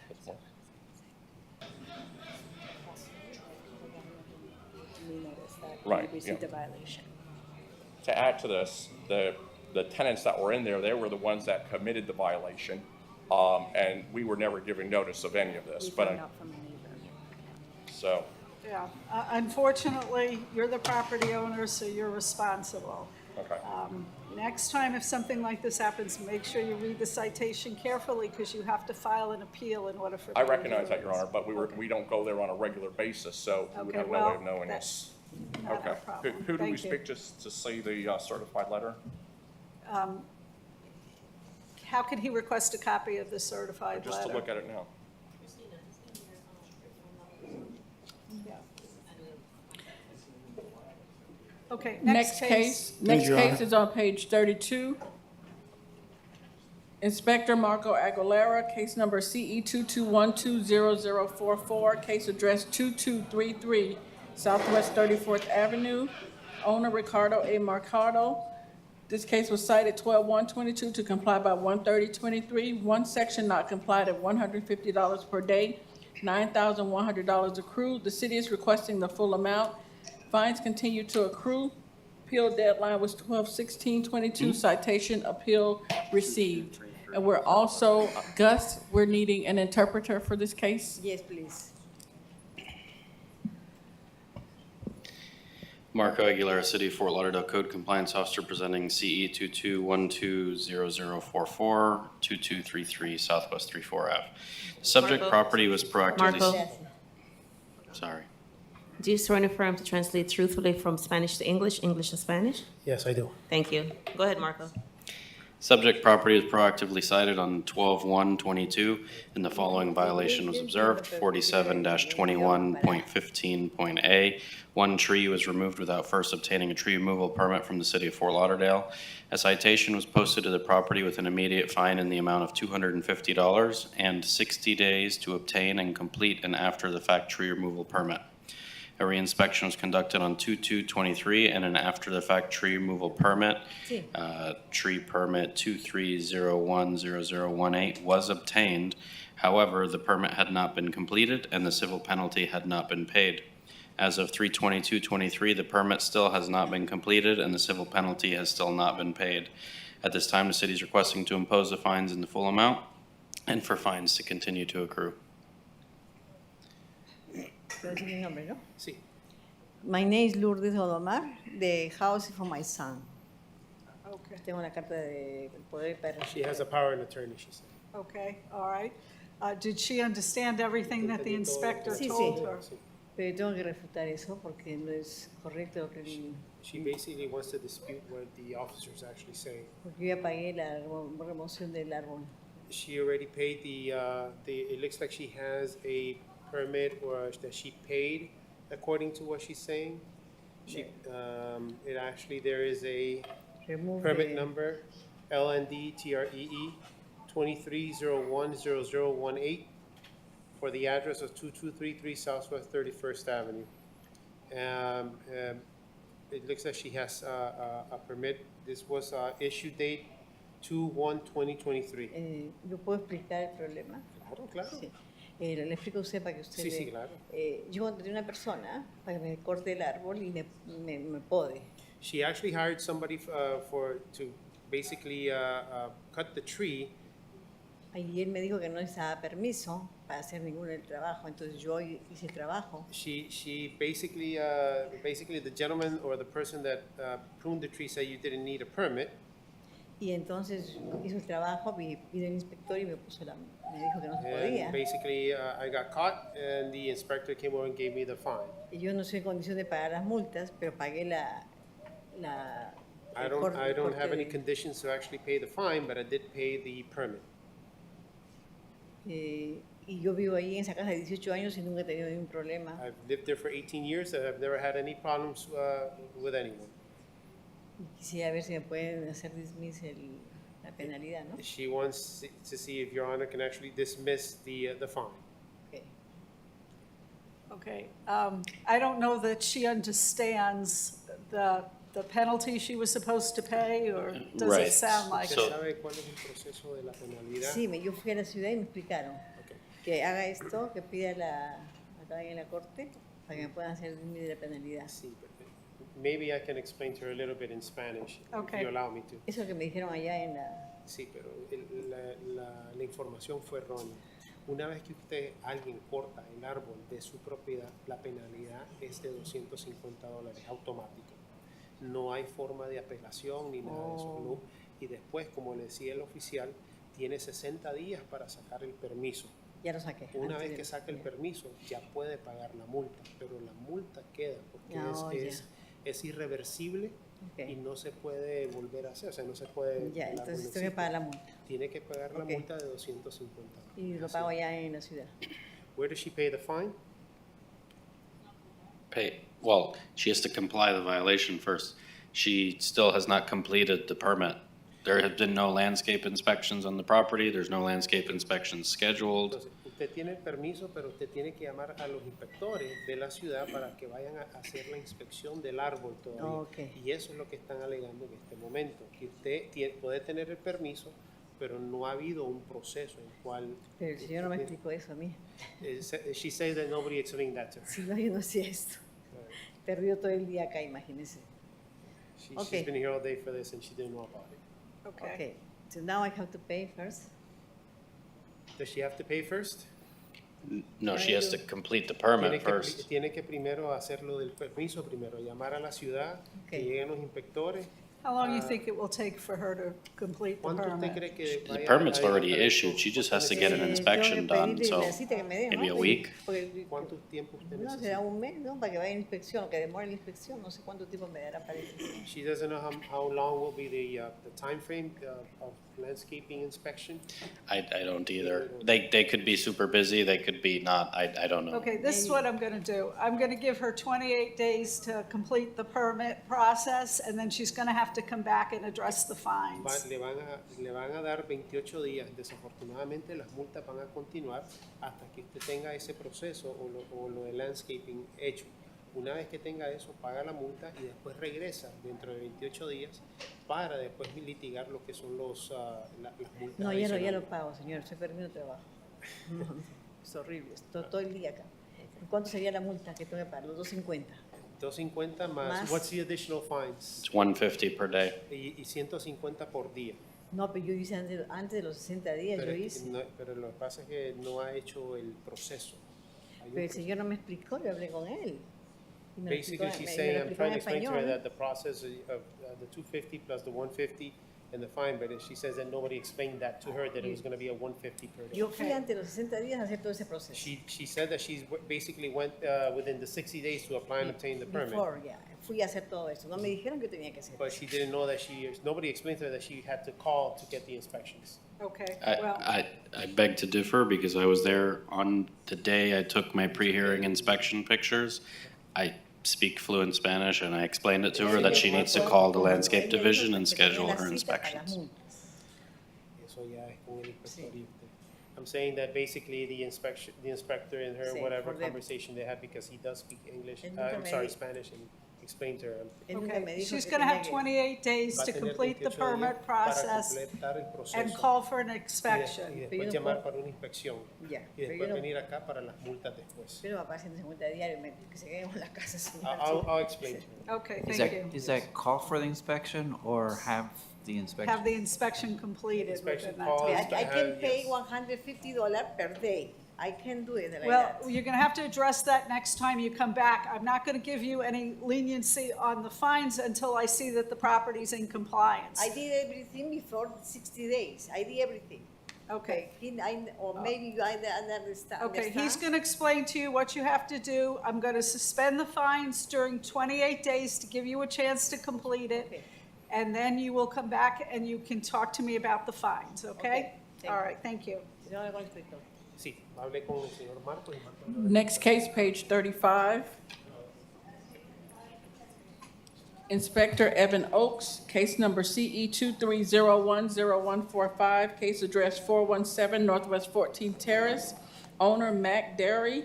This case was cited 1623 to comply by 12123. One section complied at $200 per day, $13,600 accrued. The city is requesting the full amount. The fines continue to accrue. Appeal deadline was 1/21/23, and no appeal was received. Good afternoon, Your Honor. Code Compliance Officer Evan Oaks, City of Fort Lauderdale Community Enhancement, presenting case CE 23010145, property address 417 Northwest 14th Terrace.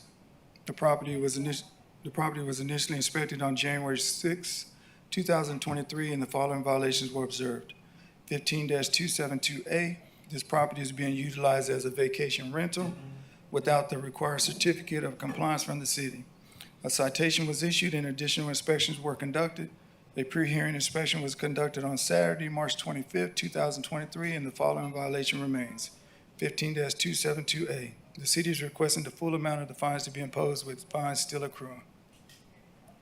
Sir, please state your name for the record. Hey, good afternoon. My name is Mac Derry. Okay, have you filed an appeal in this matter? No, I didn't file an appeal, but I did remove the property from the short-term rental sites. I was unaware of the process of having to have a license Okay, all here in right. Fort Lauderdale. It looks like it's still on there as of, I actually did a check yesterday, ma'am, Uh-huh. and the property was still being listed on Airbnb. yeah, whatever you did, didn't take. So the only reason why it was still active is because I still had guests, but it's no longer active. It's no longer on there anymore. Okay, but you tell him that he can't just make it inactive. Yeah, He's it got to has to take be it down. totally deactivated. You have to totally take the site down. You can't snooze the listing. Okay. You have to totally deactivate it. And I will check this afternoon. If I find that it's totally deactivated, then I will comply as of today. All But right, yesterday afternoon, it was still active. Okay. Yeah, that's because I did snooze it, Okay, but and like is you there said, an affidavit or something he also has to submit? He could send me an email letting me know that he totally deactivated, but I'm gonna go verify it. I verified in about a minute as soon as I get back to my computer, ma'am. Okay. I'll all get right. that done ASAP. Okay, so I have no alternative but to impose the fines because you didn't file the appeal. But once you've complied the property, then you can apply for a lien reduction, okay? All right, sounds good. Thank you. Thank you, Your Honor. Thank you. Next case, page 36. Inspector Evan Oakes, case number CE 23010296, case address 2711 Northwest 25th Street, owner Aleph Duarte Almeida. This case was cited 1/12/23 to comply by 1/27/23. One section not complied at $200 per day, $12,400 accrued. The city is requesting the full amount. The fines continue to accrue. Appeal deadline 1/27/23, no appeal received. Good afternoon again, Special Magistrate, Code Compliance Officer Evan Oaks, City of Fort Lauderdale Community Enhancement, presenting case CE 23010296, property address 2711 Northwest 25th Street. This property was initially inspected on January 12, 2023, and the following violations were observed. 15-272A. This property is being utilized as a vacation rental without the required certificate of compliance from the city. A citation was issued and additional inspections were conducted. A pre-hearing inspection was conducted on March 25th, 2023, verifying that the violation is still in non-compliance. The city is requesting the full amount of the fines to be imposed. Okay, please state your name for the record.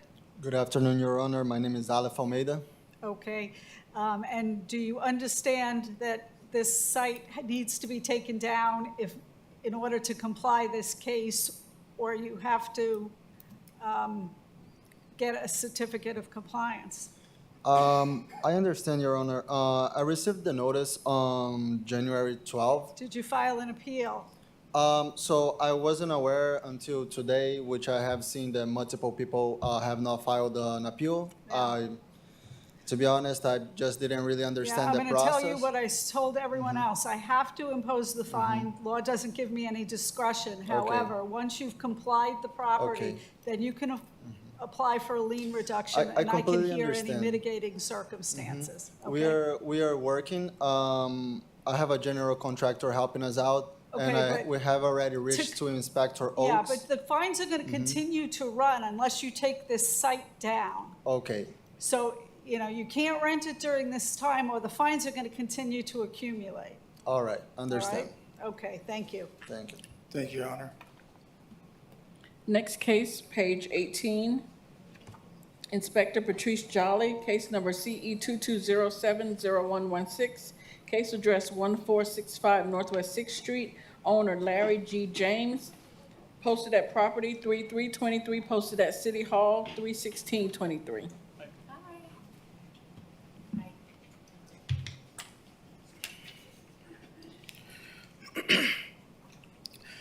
Good afternoon, Your Honor. Senior Code Inspector Patrice Jolly presenting case CE 2207-0116 for the property located at 1465 Northwest 6th Street in Fort Lauderdale. This property was first inspected on July 8th, 2022 and cited for the following violations.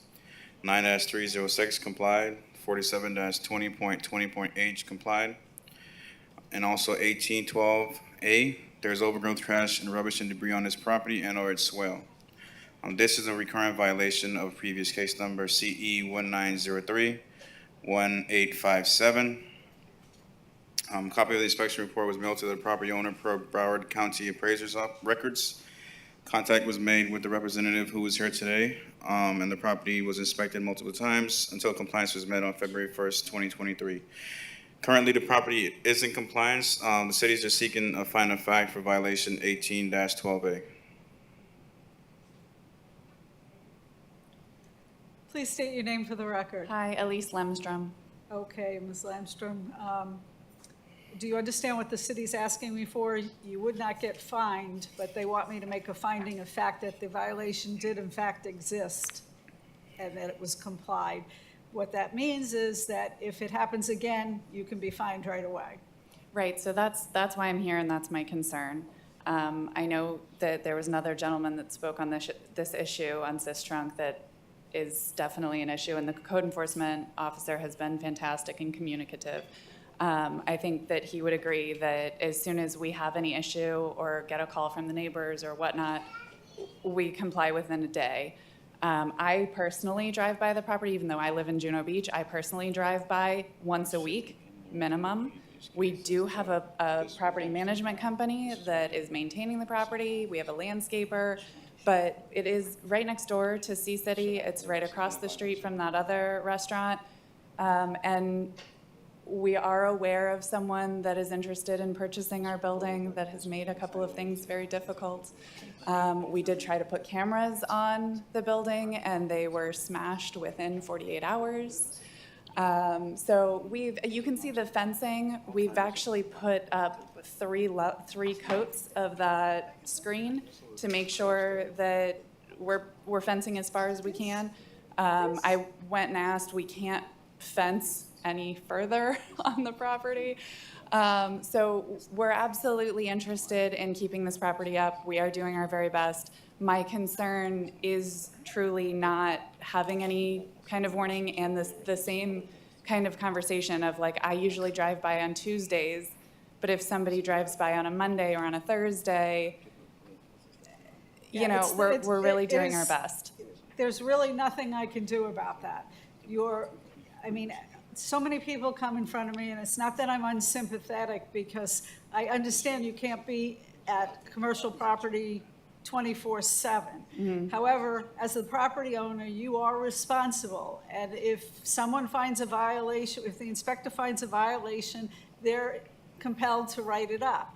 So this is a repeat violation. It's just recurrent, it's not a repeat. So it's just Recurrent. like, the basis of it is just so that the property owners maintain these properties along Sistrunk and other places. It's not a penalty to like, and we understand that people are there and they do a lot of things and they can't control everything that happens there. But just to be, you know, to stay on top of some of the properties that kind of be more proactive rather than reactive to us having to cite you is the whole premise of it. And I think we can agree that when I was notified last time, so the other issue is really the building. There's a lot of foot traffic. So in all of the notifications that have ever been posted, even when I'm driving by several times a week, by the time I get there, there's definitely not a notification there. So by the time it goes through the mail process and I get it in the mail, I always call the day I receive it. Certified mail, I call the day of, I make sure that somebody's been there. Usually by the time I get the notification and I go to the property, our property maintenance team has already dealt with whatever situation might have been reported. So if this were anything else other than trash, I would say I completely understand, and it's definitely not the city's job to be managing our property. That's not my standpoint at all. But even if I were just to be given a day or 2 days after the notification, it's probably already taken care of by the time the mail comes in. But that's really all we're requesting is for fines to start the day of the sighting of trash. Is not really something that I would even know how to approach. I mean, it would literally, we have a board-up permit. It's not an active business. I can't place someone there 24 hours a day. But I think the officer knows that we're doing our very best, and we'll do whatever it takes. We're very, you know, everything that we've ever been asked for, we come into a compliance. There was one issue, this recurring issue a year ago that happened during COVID, and my office simply did not receive the mail. We ended up accruing $11,200 in fines. We didn't fight it. We said, you know what, we missed that. Sorry, we wrote the check to the city. But this is something that I have a really hard time understanding how, even as a property owner, if you don't live on the property, how we're supposed to fight things like that where, I mean, people they park there. We have no parking permitted signs.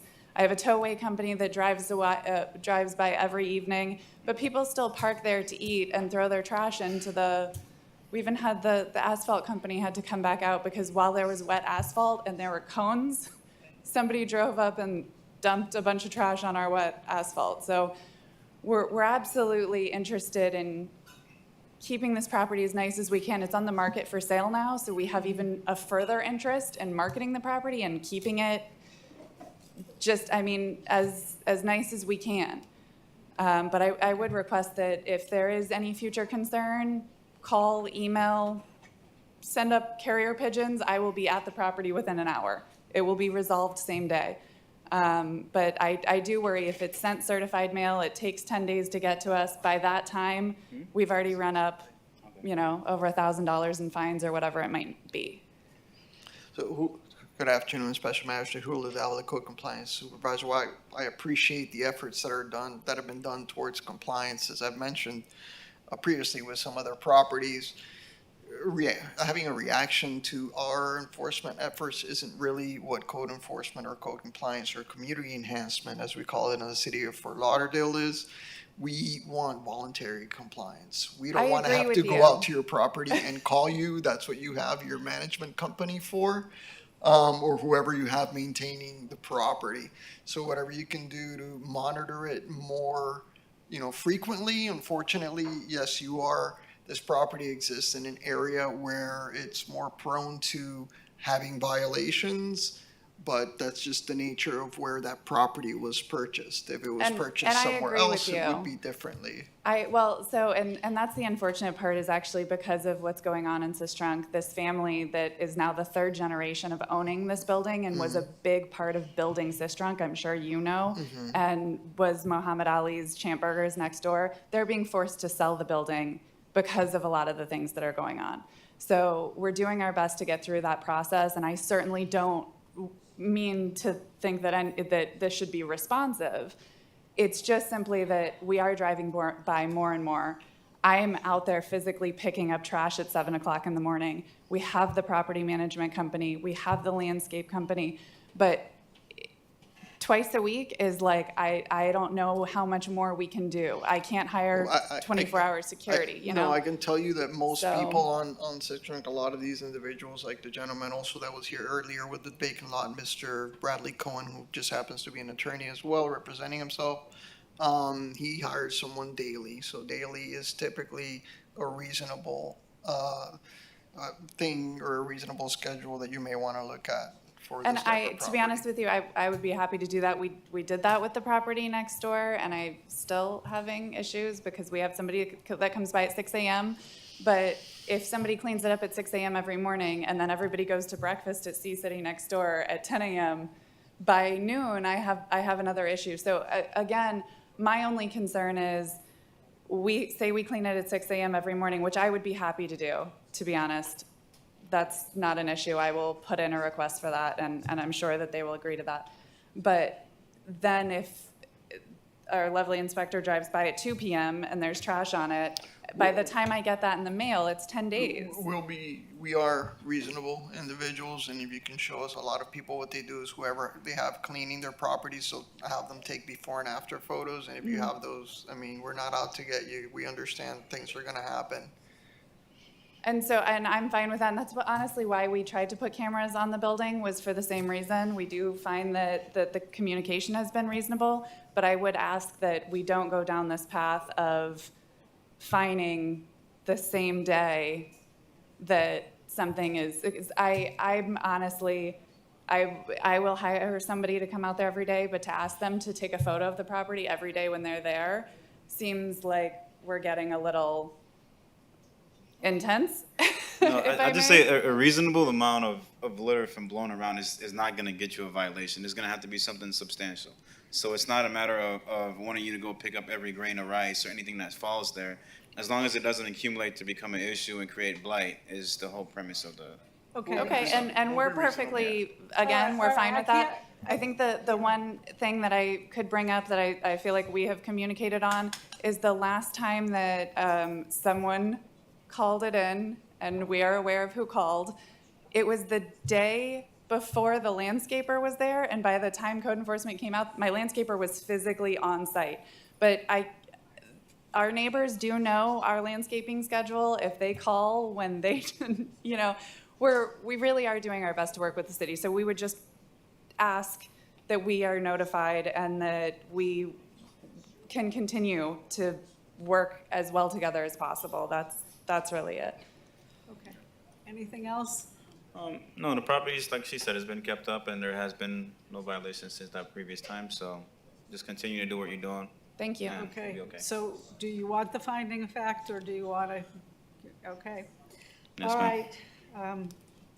I'll have to put in a finding of fact because I do find a violation existed, but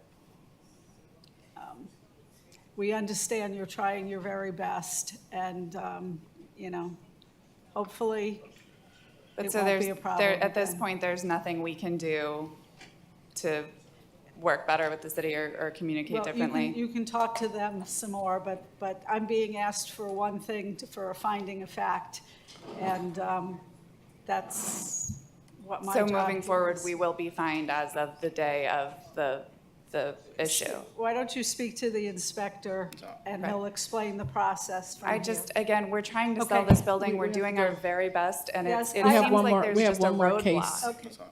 I understand that, but It does seem like the city is like Thank you, Ann. fighting us on trying to sell this building. I sympathize, but, you know, I'm being asked to make a finding of fact, and there is trash there, so. Thank you for your time. Okay, what was your ruling, your, Special Magistrate? Okay.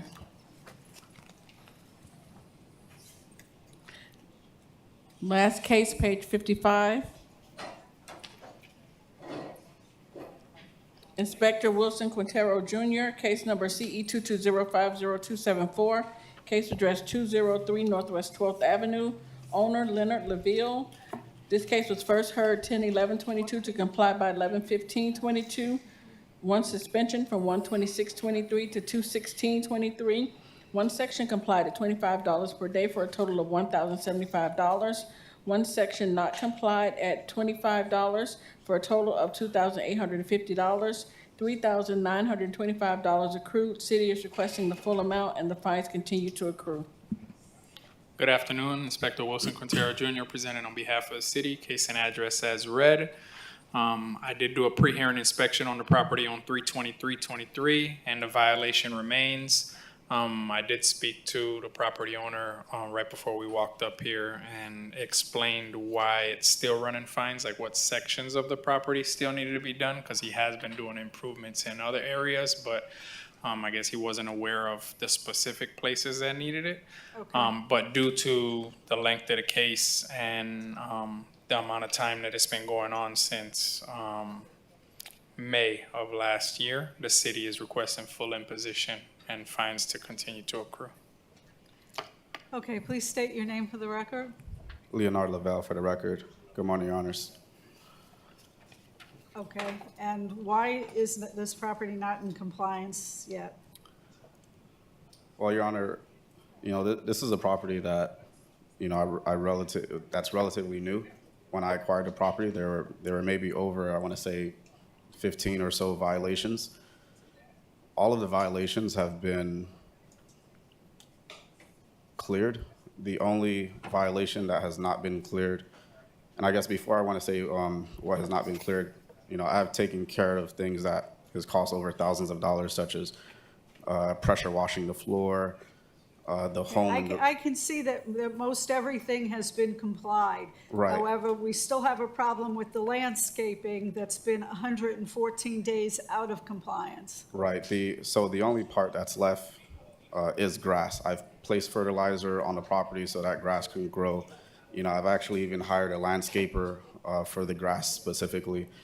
And, now we're coming to find out that, the sprinkler system, is also broken. So, I'm going to have to fix the sprinkler system and buy grass, lay grass on the floor, as well as some more fertilizer. But everything is done. There's only maybe just, I believe, according to the inspector, just 2 small areas on the property where there isn't enough grass, but everything else has been taken care of, and I am taking care of this property. Okay, anything else? Nope.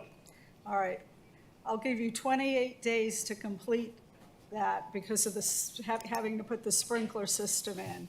But that's your last extension, okay? Thank you, Your Honor. All right. Thank you. Those are the end of the respondents. We'll go through the remainder of the agenda. No, I'm good. No, unless you guys need it. No. All right.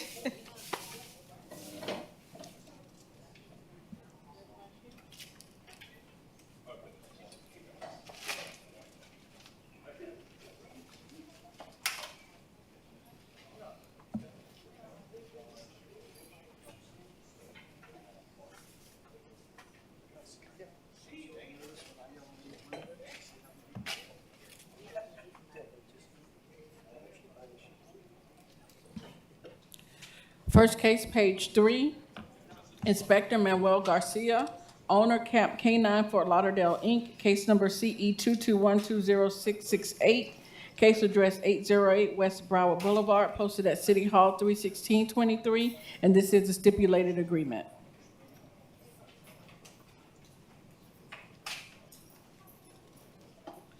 (18-12A), 10 days at $100, 47-20.20H, 56 days at $100, 47-22.11.A, 56 days at $100.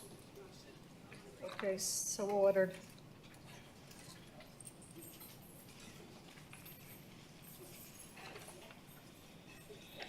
Next case, page 6, Inspector Gustavo Caracas, case number CE 23010231, case address 825 Progresso Drive, owner 825 Progresso Drive LLC, in care of J. Adams, posted at property 3723, posted at City Hall 31623. Good afternoon, Your Honor.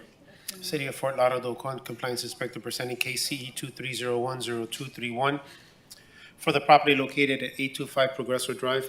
Inspection of the property was performed on January 9th of this year and cited for the following violation: 18-1 nuisance. There is miscellaneous trash, rubbish, and debris stored at this property, including but not limited to trash cans, shopping carts, wooden pallets, that is creating a public nuisance. It is being maintained in such a manner that the property is or may reasonably become infested or inhabited by rodents, vermin, or wild animals, or may furnish a breeding place for rodents, varmints, wild animals, or may furnish mosquitoes, or threaten and endanger the public health, safety, welfare of, or may adversely affect or impair the economic welfare of adjacent properties. Your Honor, this is a recurring violation. It will be presented to you as a recurring violation for CE 22070274, CE 22040761, CE 21080587, whether or not it comes into compliance. Courtesy notice was mailed to the property owner listed on BCPA First Class Mail on January 9th, allowing 10 days to come into compliance. Contact has been made with the property owner, and special magistrate request form was sent on January 31st, scheduled for today's special master. Pre-hearing inspection was done on March 27. The pictures presented here were taken to confirm the violations have been brought into compliance. Again, Your Honor, this is a recurring violation. We're presenting to you as is. Pardon me? We're just presenting it to you as a recurring violation. Okay, so you're looking for a finding of fact? That is correct, Your Honor. Granted. Thank you very much. You're welcome. Next case, page 7, Inspector Dorian Cologne, case number CE 22120499, case address 3317 Northeast 15th Street, owner Tarntangic. This case was posted at property 31623, posted at City Hall 31623. Good afternoon, Senior Inspector Cloyne for the City of Fort Lauderdale. Case number CE 22120499, case address 3317 Northeast 15th Street. This property was first inspected on 9/28/21 by Senior Inspector Garcia, and the following violations were found. 1812A, there's overgrowth, trash, rubbish, and debris on this property and/or its swell. This is a repeat violation. See case number CE 2106-0370, and we'll proceed to the magistrate whether or not the violations complied prior to the hearing. Also, there's derelict vehicles on the swale or on the property, including a white Chevy van, white Dodge pickup truck, and a silver Honda Civic 4-door. This is a recurring violation. See case number CE 1803-2286, and we'll proceed to the magistrate whether or not it's complied prior to the hearing. The violations remain as depicted on the photos, and I also went by yesterday to do a pre-hearing inspection, which I'm going to turn in these photos for the record, and it's still in violation. And for 1812A, the city requests $100 a day starting from the time that it was first observed on 12/20/22 until compliance is met. And for violation 18-4C, the city is requesting 10 days to comply or a fine of $50 per day thereafter. So ordered. Thank you. Next case, page 9, Inspector Wilson Quintero Jr., case number CE 22110512, case address 729 Northwest 20th Avenue, owner L. Vignoble LLC, posted at property 3623, posted at City Hall 31623.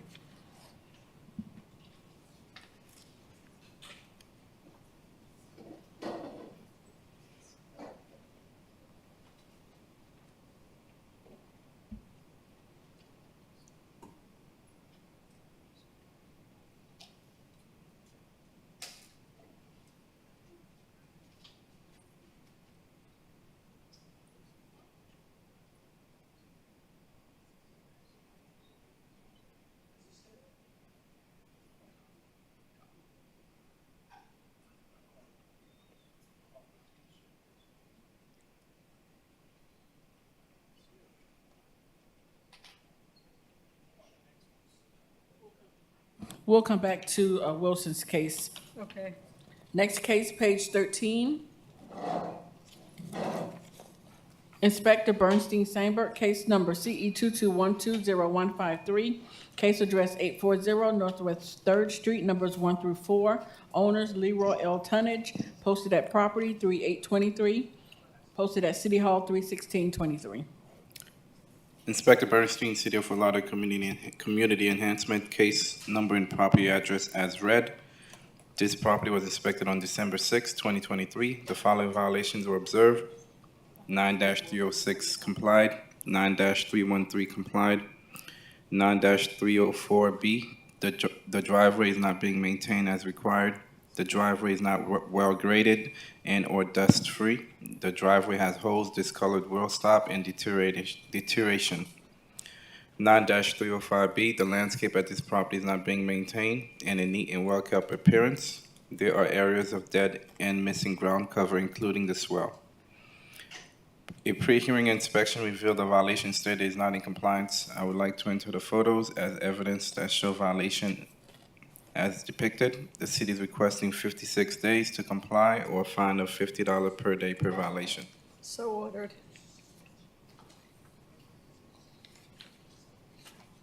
Next case, page 14, Inspector Marco Aguilera, case number CE 22120032, case address 3101 Southwest 15th Court. Owner Jimmy Prudhomme, posted at property 31523, posted at City Hall 31623. City of Fort Lauderdale, Code Compliance Officer Marco Aguilera, case and address is read. Property is proactively cited on December 1st, 2022, and the following violation was observed. 9-280H1, the fence at this property is in disrepair and is not being maintained as required. The chain link fence is bent, rusted, and has missing parts. A reinspection was conducted on 1/6/23, and the property remained in violation, and a request for hearing was submitted. 4 additional reinspections have been conducted since then, and as of 3/22/23, the property remains in violation as per the photos depict. At this time, the city is requesting 28 days to come into compliance, or $25 a day thereafter. So ordered. Thank you. Next case, page 15, Inspector Marco Aguilera, case number CE 22100239, case address 501 Southeast 19th Street, owner Lisa Ladziver. This case was posted at property 31523, posted at City Hall 31623. Marco Aguilera, City of Fort Lauderdale Code Compliance Officer, case and address is read. Property was cited on 10/7/22, and the following violations were observed. 9-305B, the landscape of this property is not being maintained in a neat and well-kept appearance.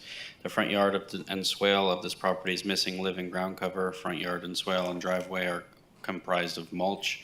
9-304B, the driveway of this property is not surfaced with a hard dustless material. The driveway at this property is made up of mulch.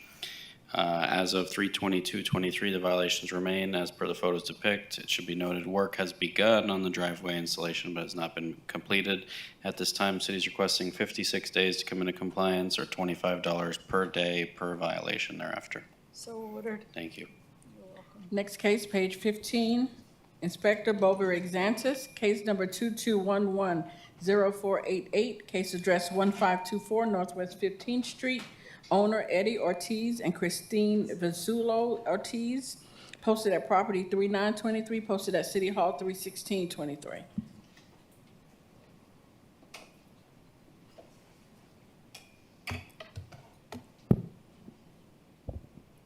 Good afternoon, Your Honor. Officer Xensis on behalf of City of Fort Lauderdale Community Enhancement.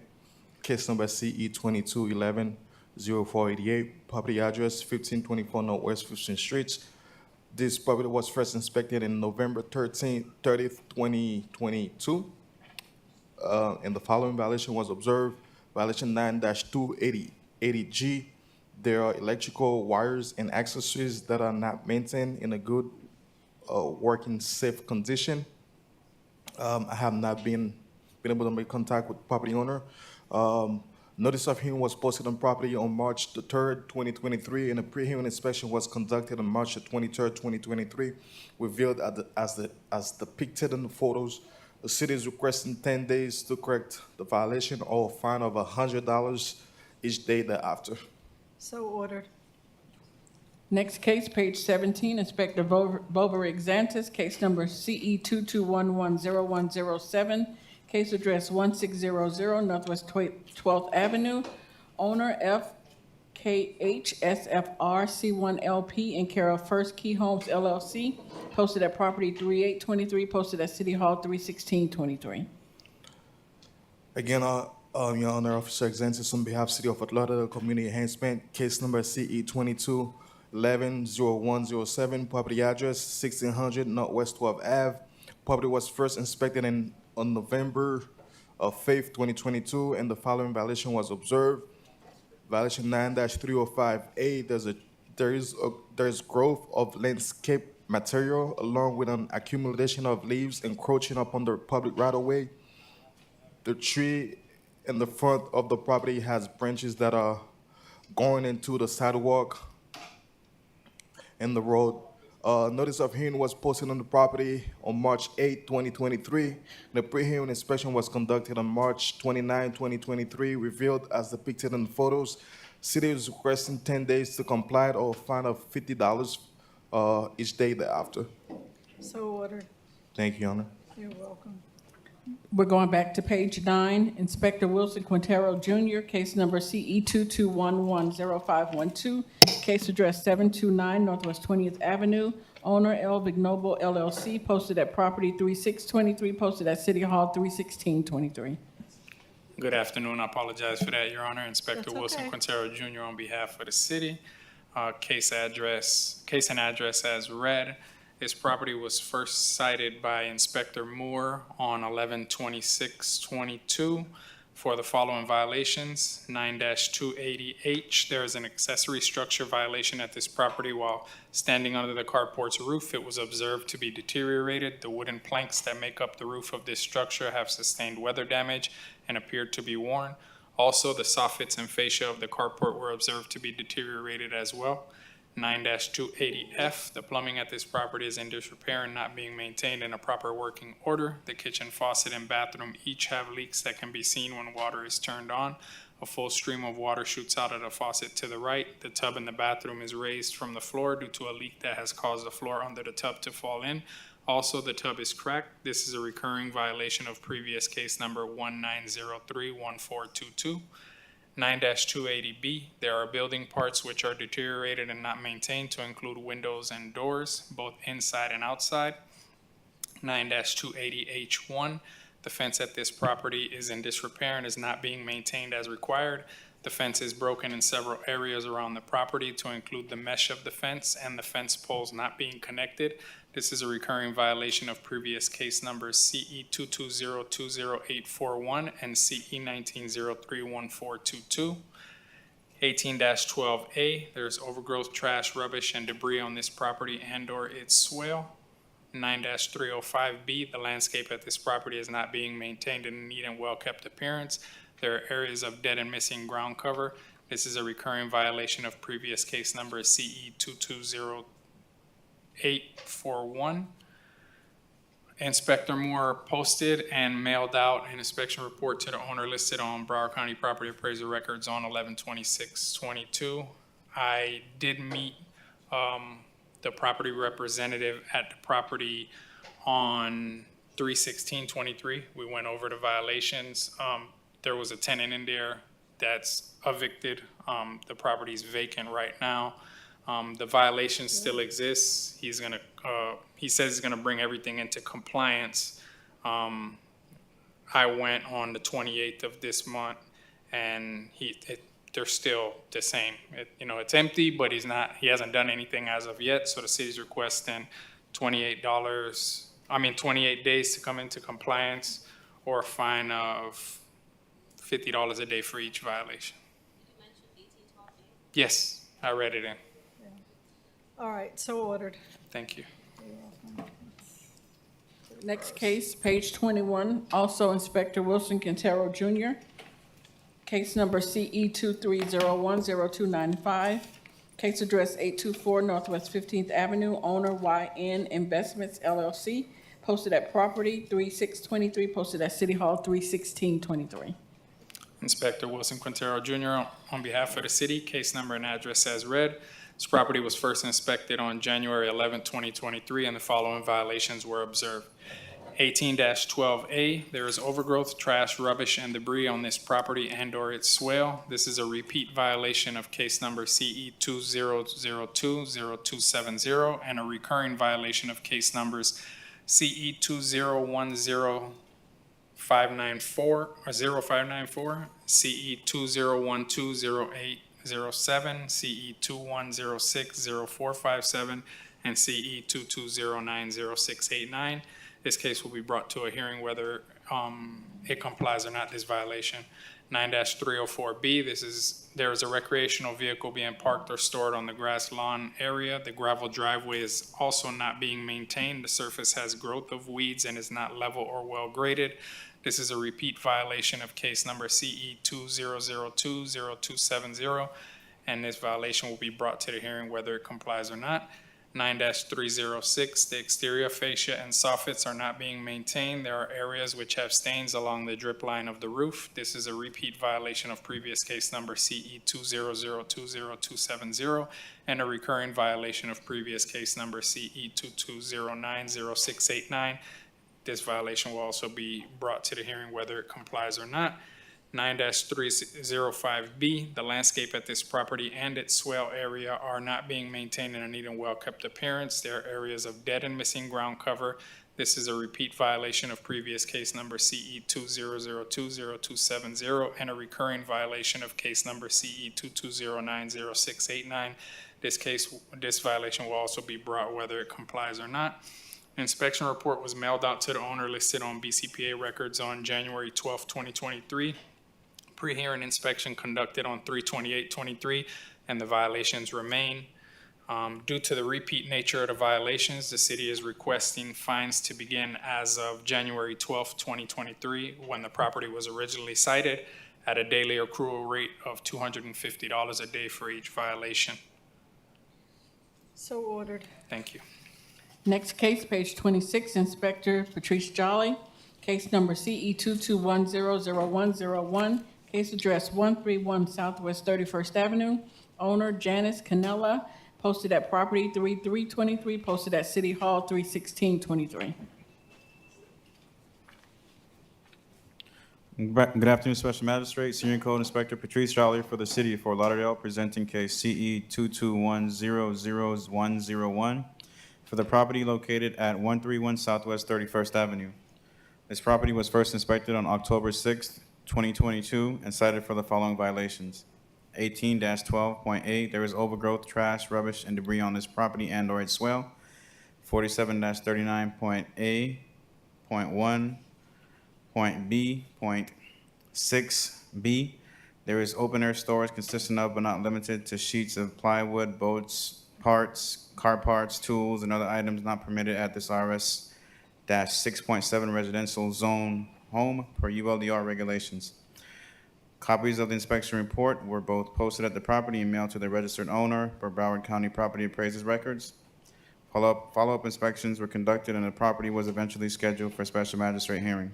A pre-hearing inspection was conducted on March 25, 2023, in which the violations remain as depicted in the photos. The CD is requesting 10 days to comply for violation 18-12A and 28 days to comply for violation 47-39.A.1.B.6b at $50 a day per violation thereafter. So ordered. Next case, page 29, Inspector Patrice Jolly, case number CE 22110013, case address 649 West Evanston Circle, owner Stacy Eggleston, Jason Richard Eggleston, posted at property 3323, posted at City Hall 31623. Good afternoon, Special Magistrate. Senior Code Officer Patrice Jolly with the City of Fort Lauderdale, presenting case number CE 22120013 for the property located at 649 West Evanston Circle. This property was first inspected on November 11, 2022, and cited for the following violations. 18-12A, there is overgrowth, trash, rubbish, and debris on this property and/or its swale. 9-280H1, the chain link fence at this property is in disrepair and not being maintained as required. There are sections with the sagging mesh and missing support poles. Copies of the inspection report were both posted at the property and mailed to the registered owner per Broward County Property Appraiser's records. Follow-up inspections were conducted, and the property was eventually scheduled for special magistrate hearing. A pre-hearing inspection was conducted on March 25th, 2023, in which the violations remain as depicted in the photos. The city is requesting 10 days to comply for violation 18-12A and 28 days to comply for violation 9-280H1 at $50 per violation per day thereafter. So ordered. Next case, page 30, Inspector Leonard Champagne, case number CE 23010713, case address 1418 Northeast 53rd Court, owner FL2 Day, Inc., posted at property 3723, posted at City Hall 31623. Good afternoon, Your Honor. Leonard Champagne for the city for case number CE 23010713, address 1418 Northeast 53rd Court. Okay, this was cited for violation 15282 .D1B. There is a qualified number of violations at this vacation rental property to request a certificate of suspension for 365 days before the special magistrate. As a background, Your Honor, case CE 22110324, we had a hearing on that on 12/13/2022. And it was ordered for a 6-month suspension. And then we also had case, the fourth violation, CE 23-10021, okay, for 15282D2B. There is an operation of a short-term rental during the suspension period at this location. That has been complied, and the case, the fine has been paid, and the case has been complied. That would give us the fourth violation. Okay, all right. Suspended for 365 days. Thank you, Your Honor. You're welcome. Next case, page 36, Inspector Evan Oakes, case number CE 23010154, case address 805 Southwest 22nd Avenue, owner Rui Sandoval, Diego D. Sandoval, Sandra Sandoval Soto. This case was cited 01723. To comply by 12223, one section complied at $200 per day, $6,600 accrued. City is requesting the full amount. Appeal deadline was 12223. No appeal received. So ordered. Next case, also page 36, Inspector Evan Oakes, case number CE 22120715, case address 2465 Bimini Lane, owner Dominic Pardo. This case was cited 12/28/22 to comply by 112/23. One section complied at $200 per day, $4,000 accrued. City is requesting the full amount. Appeal deadline 112/23. No appeal received. So ordered. Page 37, Inspector Evan Oakes, case number CE 22120834, case address 1617 Southwest 17th Avenue, owner 1617 Shady Banks Villa LLC. This case was cited 12/30/22 to comply by 12/30/22. One section complied at $200 per day, $200 accrued. City is requesting the full amount. Appeal deadline 114/23. No appeal received. So ordered. Next case, page 38. Inspector Marco Aguilera, case number CE 22100564, case address 2401 Cat K Lane, owner Kevin Michael Wolfer. This case was first heard 12/13/22 to comply by 12/23/22.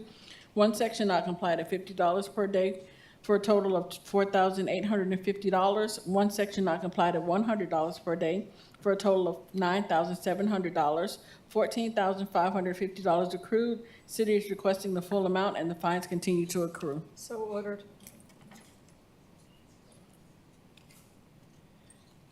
Page 39, Inspector Marco Aguilera, case number CE 22110339, case address 2810 Riverland Road, owner 2810 Riverland Road LLC. This case was first heard 126/23 to comply by 28/23. Two sections complied at $50 per day, $2,900 accrued. The city is requesting the full amount, but this case is going to be rescheduled.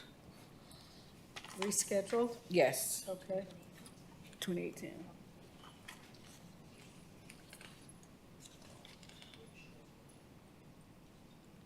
Next case, page 41, Inspector Rachel Moore, Case number CE 22070108, case address 131 Southwest 29th Avenue. Owner Bhagwantia Gosin Vakan. This case was first heard 1/11/23 to comply by 2/8/23. 4 sections not complied at $50 per day, $5,000 accrued. The city is requesting the full amount and the fines continue to accrue. So ordered. Oh, hold on, the inspector has something. No, I'm good. I'm good. Full imposition. Okay, good. It's not complied? It's now complied. It's complied. You need to read it? Oh, all right. Let's do it then. Okay. Rachel Moore for the City of Fort Lauderdale, presenting case CE 22070108, address 131 Southwest 29th Avenue, at the Special Magistrate Hearing 111. Special Magistrate Ansborough ordered 28 days to comply or $25 thereafter for the following violations. 18-4A, which is complied. There is an abandoned vehicle, a Lexus, on the right-of-way of the subject property. 18-4 parentheses 2, there are derelict vehicles consisting of but not limited to a Dodge Caravan, Volkswagen Beetle, and a motorcycle on the property. 47-34.1.A.1, which is also complied, stating there is a illegal land use occurring at this RS8 zone property. 18-1 is also complied. There is outdoor storage under the carport at this property that is creating a public nuisance. 9-305 parentheses B, which is also complied. The landscape at this property is not being maintained in a neat and well-kept appearance. And then 9-306 is also complied. The exterior building walls have not been maintained. There are areas of exterior that have stains and missing peeling paint. During the pre-hearing inspection on March 17th, conducted by Supervisor Davila and Senior Inspector Jolly, all violations were observed as complied. The city is requesting the full imposition of fines in the amount of $925. Okay, so ordered. Next case, page 42, Inspector Manuel Garcia, case number CE 22120850, case address 1781 Southwest 30th Place, owner Hungry Duck LLC. This case was cited 12/31/22 to comply by 1/15/23.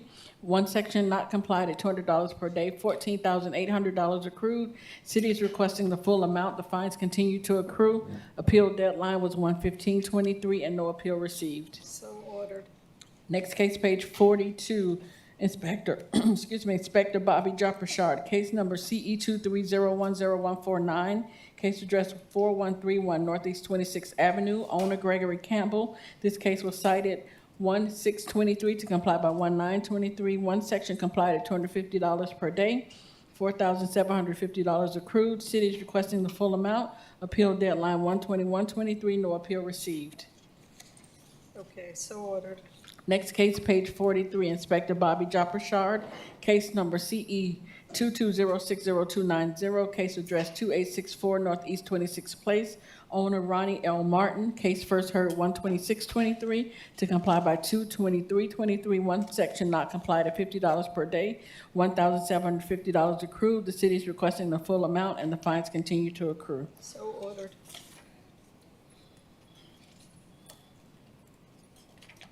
Next case, page 46.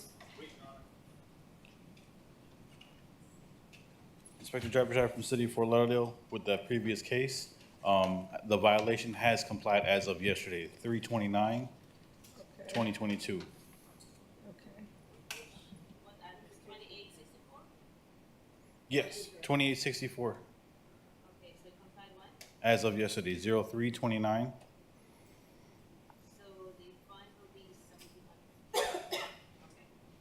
I have 1750. No, yesterday, so I took away $50. Oh, okay, all right. That's it. Thank you. Next case, page 46, Inspector Rachel Moore, case number CE 22010399, case address 180 Penn Way, owner 800 LLC. This case was first heard 05/10/22 to comply by 5/24/22, 1 suspension from 7/12/22 to 7/22/22, Two sections complied at $100 per day, $12,800 accrued. The city is requesting the full amount. So ordered. Next case, also page 46, Inspector Patrice Jolly, case number CE 21100869, case address 1071 Tennessee Avenue, owner William Robert Wissett. This case was first heard 1/26/23 to comply by 2/5/23. One section not complied at $50 per day, $2,650 accrued. The city is requesting the full amount and the fines continue to accrue. So ordered. Next case, page 47, Inspector Rachel Moore, case number CE 220600725, case address 1000 Tennessee Avenue, owner Barrow Sergeant Estates. This case was first heard 1/26/23 to comply by 2/5/23 and 2/23/23. One section not complied at $25 per day, $900 accrued. One section complied at $25 per day, $1,150 accrued, $2,050 total. City is requesting the full amount. Fines continue to accrue. So ordered. Next case, page 48, Inspector Rachel Moore, case number CE 220800731, case address 450 West Evanston Avenue, owner James E. Smith Estates. This case was first heard 1/26/23 to comply by 2/5/23 and 2/23/23. Three sections not complied at $25 per day, $3,075 accrued. The city is requesting the full amount and the fines continue to accrue. So ordered.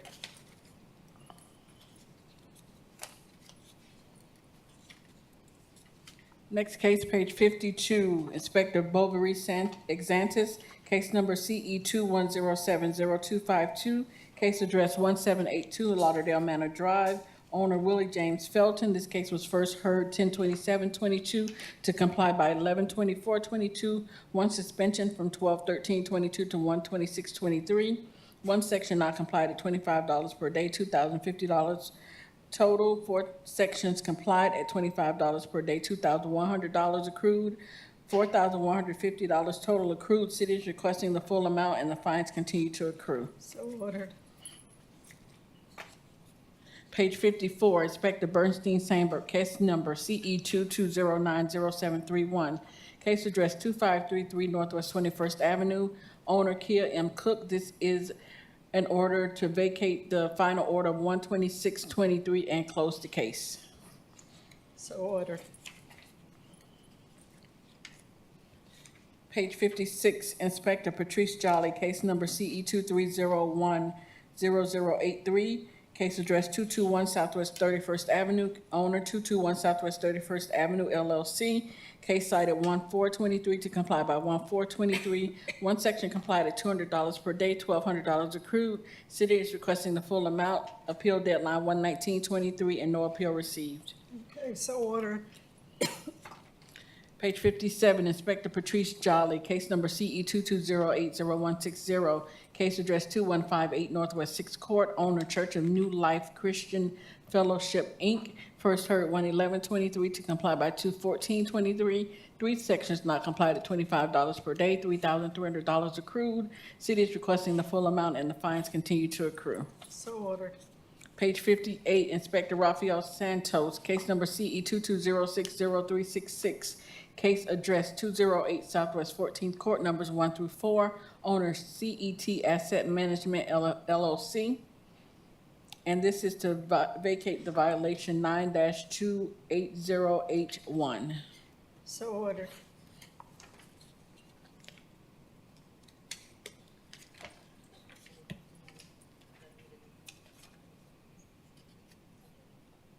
Okay, page 59, Inspector Bernstein Sandberg, case number CE 220600546, case address 5301 Northwest 31st Avenue, owner Fort Lauderdale Commerce Center Service Associates, in care of Commercial Florida Management Service. This case was first heard 1/11/23 to comply by 3/14/23. One section complied at $50 per day, $350 accrued. The city is requesting no fines. So ordered.